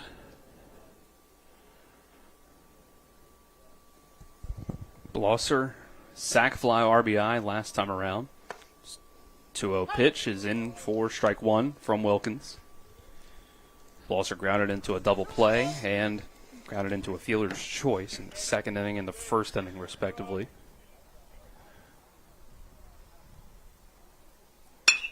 He's going to hit this one the opposite way in the left field for an RBI single. That'll move everybody up a base, keep the bases loaded, and make it 15-1 Martinsburg. Yeah, game's kind of into a bit of a sleeper here. Best thing about the game at this point now is Katie's playlist in between innings with her classic rock going on today theme. It's a 7-run inning for Martinsburg so far. Giving Nick plenty of time to Google my anniversary gift idea. This isn't even the most lopsided game we've seen between these two in the last few years. Martinsburg did, just within the last few seasons, defeat East Hardy 27-2 in one game. Ball one comes in up. At the head of Malachi Green, who's next up. 2 RBI day for Jacob Blosser. And next pitch here fouled away over towards the Martinsburg dugout.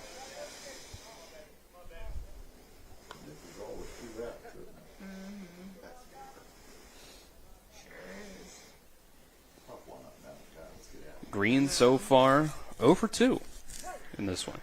Drew a walk, came around to score in the first, but then struck out and hit a one over to first base for a grounder. And this is a grounder under the glove of the second baseman, Dove. And coming home and scoring is Armalt. 16-1. Martinsburg going station to station here, just holding the runners up as bringing up Bradley Loper, who, from what I was told, has home run power. And what I've seen with my eyes. I was going to say, your eyes. Mm-hmm. Tell you, the ones that you've heard that one from. Loper's going to swing at the first pitch. It's going to be a soft grounder to Sisler at first, who's going to step on the bag and end the inning. 8 runs in for Martinsburg in that bottom of the 4th, doubling their run total up to 16. And they lead by 15. We go to the 5th inning after the 60-second break. This is West Virginia High School Baseball on Talk Radio WRNR and TV 10. You have choices when it comes to appliance repair, but before you call a large corporate chain, consider what BW Appliance brings to the table. BW Appliance Repair offers fast in-home appliance repair services to the eastern panhandle of West Virginia, including Jefferson County and Berkeley County. We strive for professionalism, dedication, and honesty. Call us today at 304-279-8858 to schedule immediate service. You can also visit us online at bwappliance.repair. Hey, it's Cody from Cody's Auto Body. You're a potty mouth. But we do a really great job fixing cars after an accident. I know, but you're still a potty mouth. I'm possibly the best friend you could ever have. You are, but potty mouth. If you need your car repaired, come to Cody's Auto Body, located at 851 Wilson Street in Martinsburg. Because that's Cody's with a T for f***ing trust. See? Potty mouth. Leave me alone. Top of the fifth inning brought to you by CMA's Martinsburg and Winchester dealerships. Proud of the owners who just care more. 16-1 Martinsburg after an 8-run fourth for the Bulldogs. And with 3 outs, they can go home here. Jacob Blosser, 4 innings. He's only given up 1 hit and 1 walk and 1 run. 4 strikeouts for him. It's been a lot of contact made by East Hardy. He's gotten through the last 6 outs in just 7 pitches. He'll face Mason Wilkins, who will take strike 1. Blosser's been rolling here, but he got that lead after his first batter. After that, he settled in and has been pretty dominant here today. Blosser now pitching to Sean Reynolds behind the plate. Appears to be the only defensive change for Martinsburg. 1-1 from Blosser comes in low. Been a long wait for, Blosser sitting over there in between innings. Been long offensive innings. That's always tough, especially early in the spring when the weather doesn't really cooperate. But Blosser was able to do it in the first couple innings. See if he can, after that 8-run inning and that, that long break there, see if he can gather it back in and finish this game off. Looks like it's going to be just past the glove of the second baseman, Henderson. Softly hit, base hit into center field to lead off the inning for East Hardy. Their second hit, their first one since the first inning. Yeah, Blosser's only at 42 pitches. So, I mean, he's, that's not a whole lot of pitches. They went a stint there one time where he got, 6 outs and 8 pitches. Coming into this inning, he was 4 innings pitched, 1 hit, 1 run. One of them earned 4 strikeouts, no walks, so no free passes. But base hit that got through the infield there to lead off the fifth. And just the hit by pitch, and here's a first pitch strike to Byram. Or actually, number 10, actually. We do have a pinch hitter here. That is Feynman Kusin. Mm-hmm. So 1-0 to Kusin, and he's going to take strike 1 on the outside corner. East Hardy may empty out the bench here at the end, but they don't have to do much to be able to do that. They only have 3 reserves listed. We saw Jacoby Thomas on the mound. That was one of them. Here's Kusin as another one. And here's strike 3 called. That'll send down Kusin for the first out. And that's the 5th strikeout for Blosser.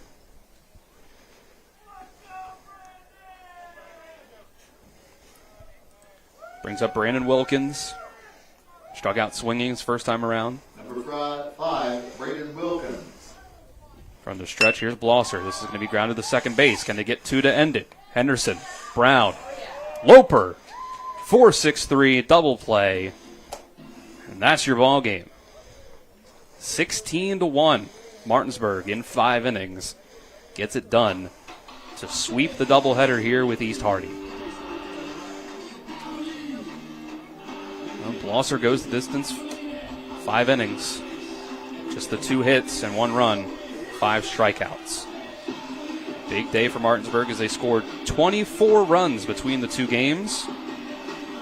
And with that, we'll go ahead, take a 2-minute break. When we come back, we'll have the post-game show. It's the West Virginia High School Baseball and Talk Radio WRNR and TV 10.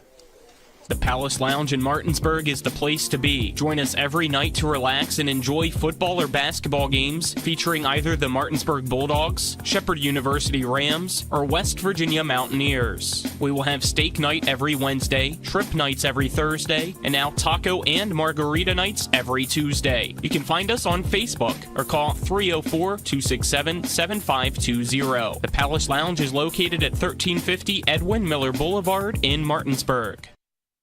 Providing reliable protection since 1877, we are Farmers and Mechanic Insurance Companies. For over a century, we have been dedicated to provide dependable insurance protection and excellent customer service. We specialize in auto, home, farm, and business insurance. Our products are backed with personal, hands-on service. You can trust us to protect what matters most to you.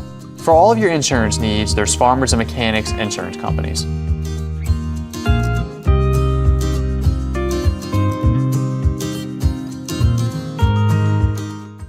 In the market for a new vehicle? Then look no further than CMA's Toyota of Martinsburg and CMA's Chevrolet of Martinsburg, all in one convenient location.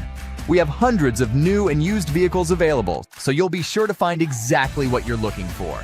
And with CMA's Love It or Leave It promise and our lifetime powertrain warranty, you can buy with confidence. Visit us online at CMA's Toyota of Martinsburg.com and CMA's Chevrolet of Martinsburg.com, where owners just care more. The Palace Lounge in Martinsburg is the place to be. Join us every night to relax and enjoy football or basketball games featuring either the Martinsburg Bulldogs, Shepherd University Rams, or West Virginia Mountaineers. We will have steak night every Wednesday, trip nights every Thursday, and now taco and margarita nights every Tuesday. You can find us on Facebook or call 304-267-7520. The Palace Lounge is located at 1350 Edwin Miller Boulevard in Martinsburg. Post-game show here on Talk Radio WRNR and TV 10 is brought to you by Palace Lounge on Edwin Miller Boulevard in Martinsburg, with a full lunch and dinner menu with daily specials and clean, comfortable atmosphere. Check out the menu on the Palace Lounge Facebook page. It's a 16-1 Game 2 victory for Martinsburg in this doubleheader against East Hardy. 8-0 in the first one. East Hardy gets one run up on the board in the very top of the first.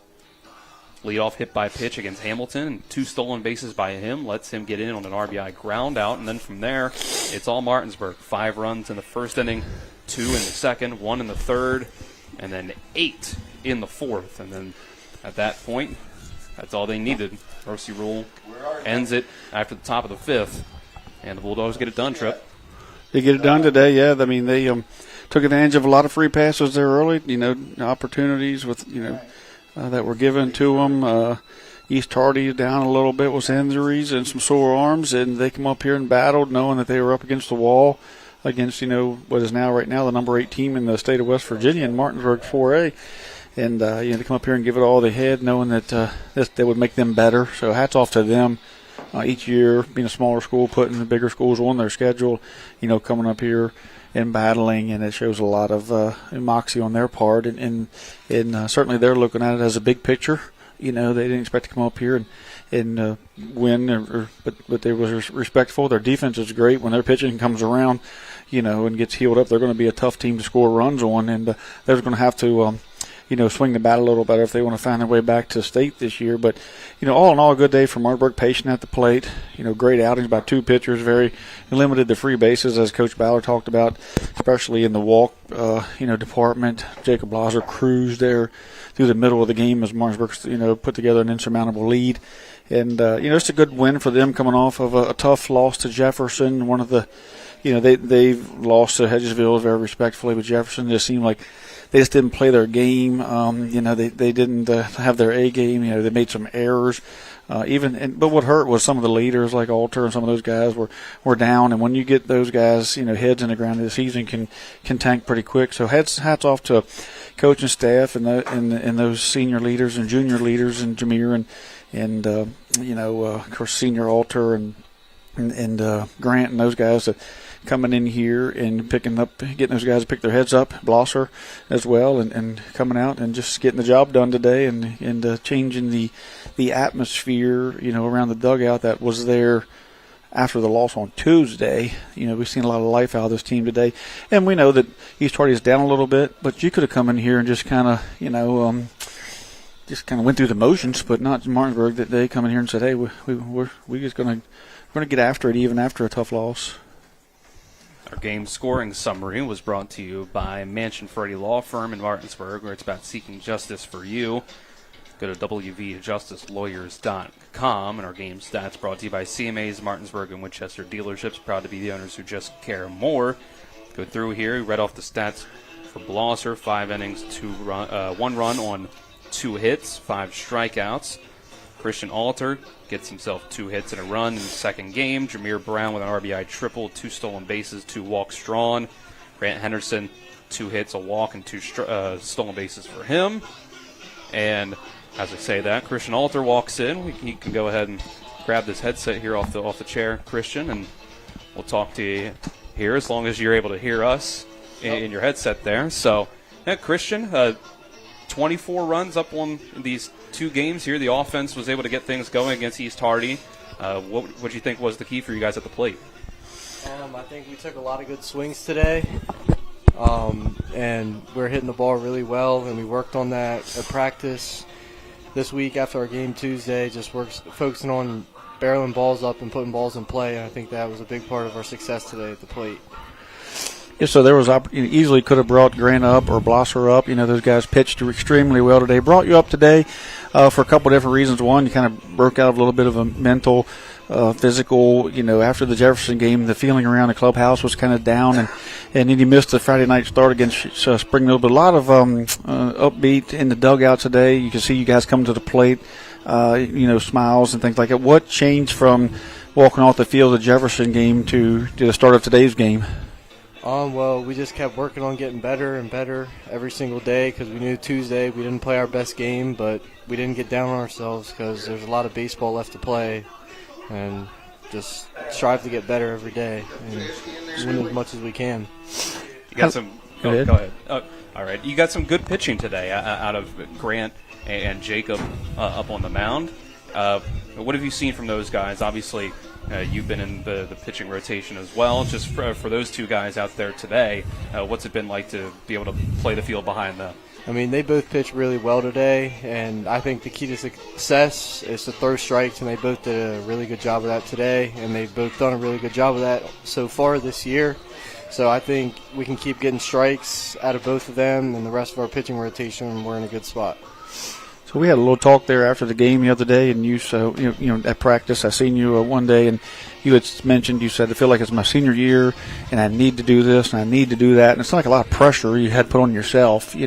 Take us through how that is. When you're a little bit of struggle, how do you overcome that, and how do you put away as a senior leader, put that away, and be successful and lead your team? You just got to keep looking forward, and after a bad day, you got to forget about it and move to the next day because you got to lead the whole team, and they need your success, and they build off your energy. So if you're not out there showing off a good example, then some of the younger guys are going to see that, and then it can get bad. That's called the intangibles, things that you can't see. So you had told me that, but then today when you walked out of the locker room, you said new day, right? New day. So you build off each day, and I think that's one of the reasons why you're the player of the game or the day, because I think you went out and said, it's a new day, guys. And I think that was the tone that was set, and I think that's what led you guys to be successful today and be upbeat. So congratulations to you and your team. Thank you. Yep, thank you, Christian. So there we go. Christian Alter. See, do we have Coach Byler as well, or is he busy? All right. There you go. All right. So that can wrap things up. Our players. We got his mom. We got Judy here. She can do the interview for Coach Byler, right? Come over here and just talk about him. What do you think today, Miss Byler, how the game went today? Went well? Okay. She isn't camera shy. She's got the same amount to say as Coach Byler right now. Yeah, she's got nothing to say. We're good to go. Hey, the numbers speak for themselves. They win 16-1 here. No, I think today was certainly about new day. I mean, I think if you got him up here, I wanted to ask him, but it was all about Christian Alter, the senior leader. Certainly, Jameer Brown could have been up here with his 2 triples. Yep. You could have gotten Henderson up here easily with his couple base hits and his great pitching performance. Blotz with a great pitching performance, and mirror that home run by Loper. But I think it all comes down to a senior saying, "Hey guys, it's a new day," and I think that's where they need to stay at and not stay within themselves, lead. And I think you've seen some leadership out of that today. It's going to be a big moving forward. There you go. Our player of the game is brought to you by Parsons Ford at 1400 Shepherdstown Road and online at parsonsford.com. They became #1 by making you #1 first. Parsons, think that'll wrap things up here from P.O. Faulkner Park. And it's spring break for the kids. So the next time you hear from us, it won't be during the week here. Weeknight games, don't have any this week. It'll be next Saturday right back here. Same sort of situation. It'll be another doubleheader for the Bulldogs against Greenbrier East. And I looked it up. A good 31st anniversary gift, Nick, would be a good bed and breakfast weekend, gift certificate, something to that effect, or maybe Mother Shucker's dinner. I don't know. But whatever you want, I'll appreciate. He's going to leave it up to you, Nick. I'll leave it up to you, Nick. There you go. Maybe he can re-gift to the one his parents won. The two that his parents won. Yeah, they were the top two. Well, there we go. See, there you go. I don't know if I think the trophy will stay in the house, but Okay. you might be able to get the gift certificates to All other right. Shuckers from them. So for that, for Trip Tobin, next to me, I'm Dylan Bishop, Nick Verzolini, our on-site producer, Kyler High, Alec Epperson behind the cameras, and Colin McLaughlin back at the studio, saying so long from P.O. Faulkner Park. 24-1 total in the two games for Martinsburg here in this doubleheader. 16-1 and 8-0 against East Hardy. I'll wrap things up. This has been West Virginia High School Baseball on Talk Radio WRNR and TV 10.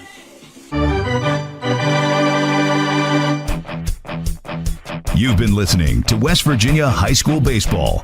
Today's game broadcast has been brought to you by Trips Flooring, Parsons Ford of Martinsburg, Burke Schultz Herman and Jenkinson Personal Injury Attorneys, Farmers and Mechanics Insurance Companies, the Larry DeMarco Team at Century 21 Modern Realty Results, Cody's Auto Body, Hagerstown Ford, Brown's Funeral Home and Cremations Robert Fields and Sons, the Mansion Ferretti Law Firm, Floor Pools, Smallwood and Small Insurance, CMA Martinsburg and Winchester Dealerships, Skinner Accident and Injury Lawyers, the Palace Lounge, WVU Medicine Berkeley and Jefferson Medical Centers, the Mirius Group Ameriprise Financial Services LLC, and the Berkeley County Health Department. For the continued excitement of high school, college, and Major League Baseball, keep it tuned to FM 106.5, AM 740, Comcast Cable Channel 10, and online talkradiowrnr.com. All rights reserved.